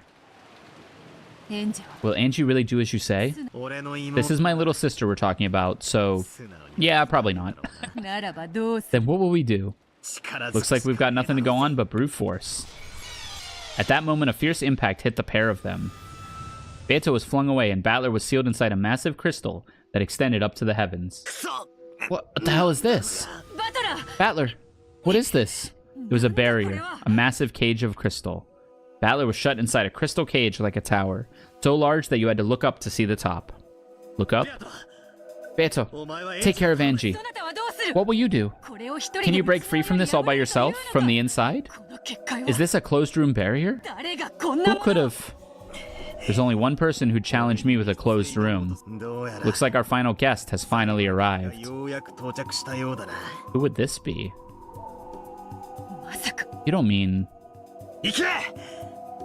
Go, take care of Angie. Beto left Battler to handle this on his own and headed for the chapel. Battler took a deep breath, then smiled daringly. Who would challenge Battler with a closed room? Beatrice, right? I've been waiting for you. Was it boring in the depths of that oblivion place? Wait. Double Battler? The answer was a laugh. Yeah, that's right. That laugh is enough. Looks like you're doing well. Oh no. Is this Erica? It wasn't boring. After all, I believed. I bet you did. I believed too.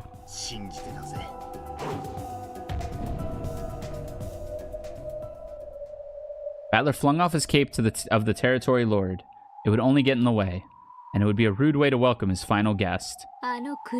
Those dark depths were the perfect place to think up mysteries I could fight you with when we met again. So this crystal cage is the ring for our duel? A chain deathmatch with nowhere to run. Now that you mention it, we're always fighting over closed rooms with chains. Then let us use that. Make it a real chain deathmatch. I'm prepared, but what about you? I am. I told you, didn't I? I believed, too. At the same time, they both brandished their mysteries, sealing the other in a chained, closed room. Oh, it's Erica. Come, Fruto Erica.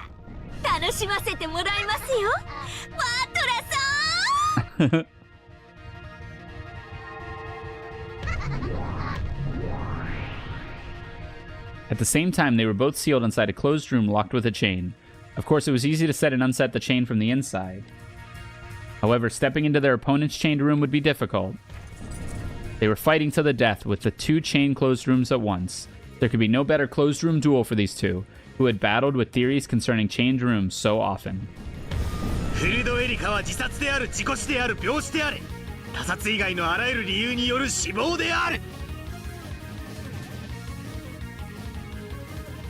Fruto Erica committed suicide, died in an accident, died of an illness, died by some reason other than homicide. Wait, what is he saying? Fruto Erica died? It wasn't suicide. It wasn't an accidental death. It wasn't death by illness. I really was killed by you, Battler. Whoa. It was a murder committed by slipping poison gas through the crack in the door, by filling the room with water and drowning you, by sucking the oxygen out of the room and making you suffocate. There was no poison gas, no drowning, no death by suffocation. Whoa. A closed room murder with poison gas, death by drowning, suffocation. Crazy, right? It's funny, isn't it? Good. Ushumiya Battler committed suicide, died in an accident, or was killed by an illness. Time for me to test your closed room. Red truth. Ushumiya Battler was stabbed to death. Let's say the weapon was a knife, stuck right into his back.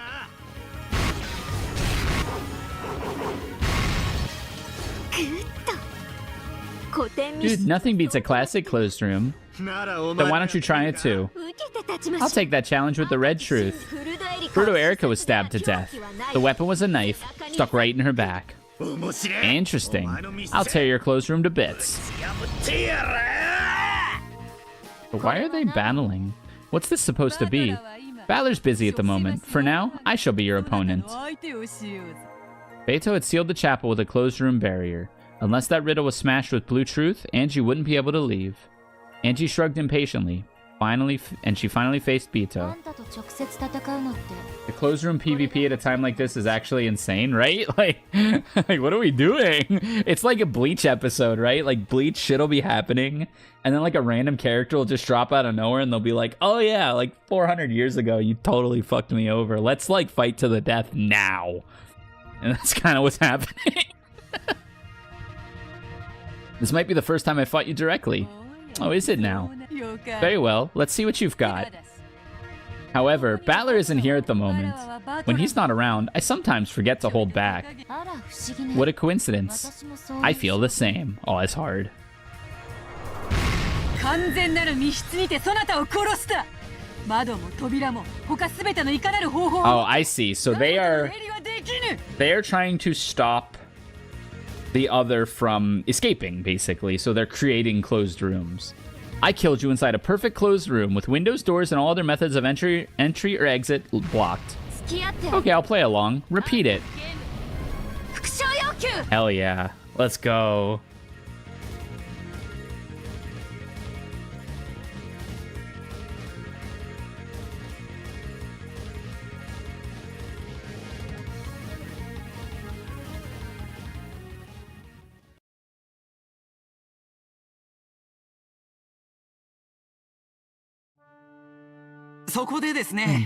That is where we're going to stop today.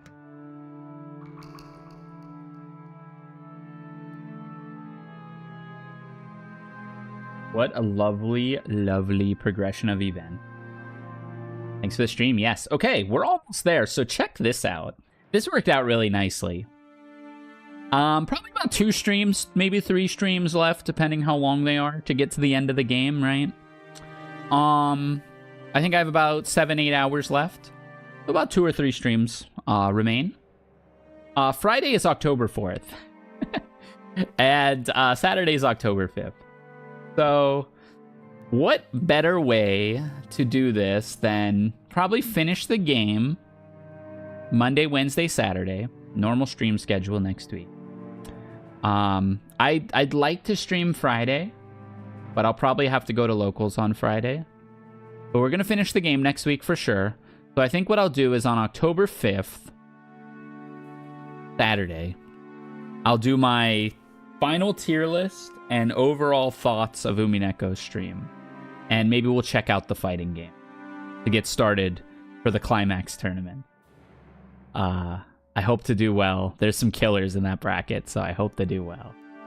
But yeah, thanks for hanging out. It was a lot of fun. I'm really liking how the story's ending. I think it's gotten to a point where I'm like pretty satisfied with how this is ending. Who do I want to play in the fighting game? I'm going to have to do some homework. Because for characters, there's a lot of characters I would play right now. I would play Ava. I would play Ava. I would probably play Maria if she was like a puppet character with Sakutaro.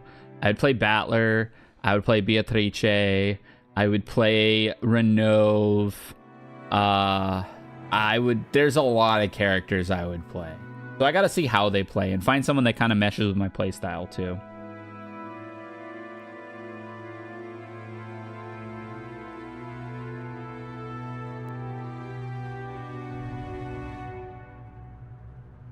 Let me see if I want to raid into anyone. I might just hop off. It's a team game, so you get 2? Okay, hell yeah. I'm gonna start looking up people. I just want to make sure I finish the game in case there's some, like, last-minute spoiler or something. But yeah, I want to, we'll be checking it out next week.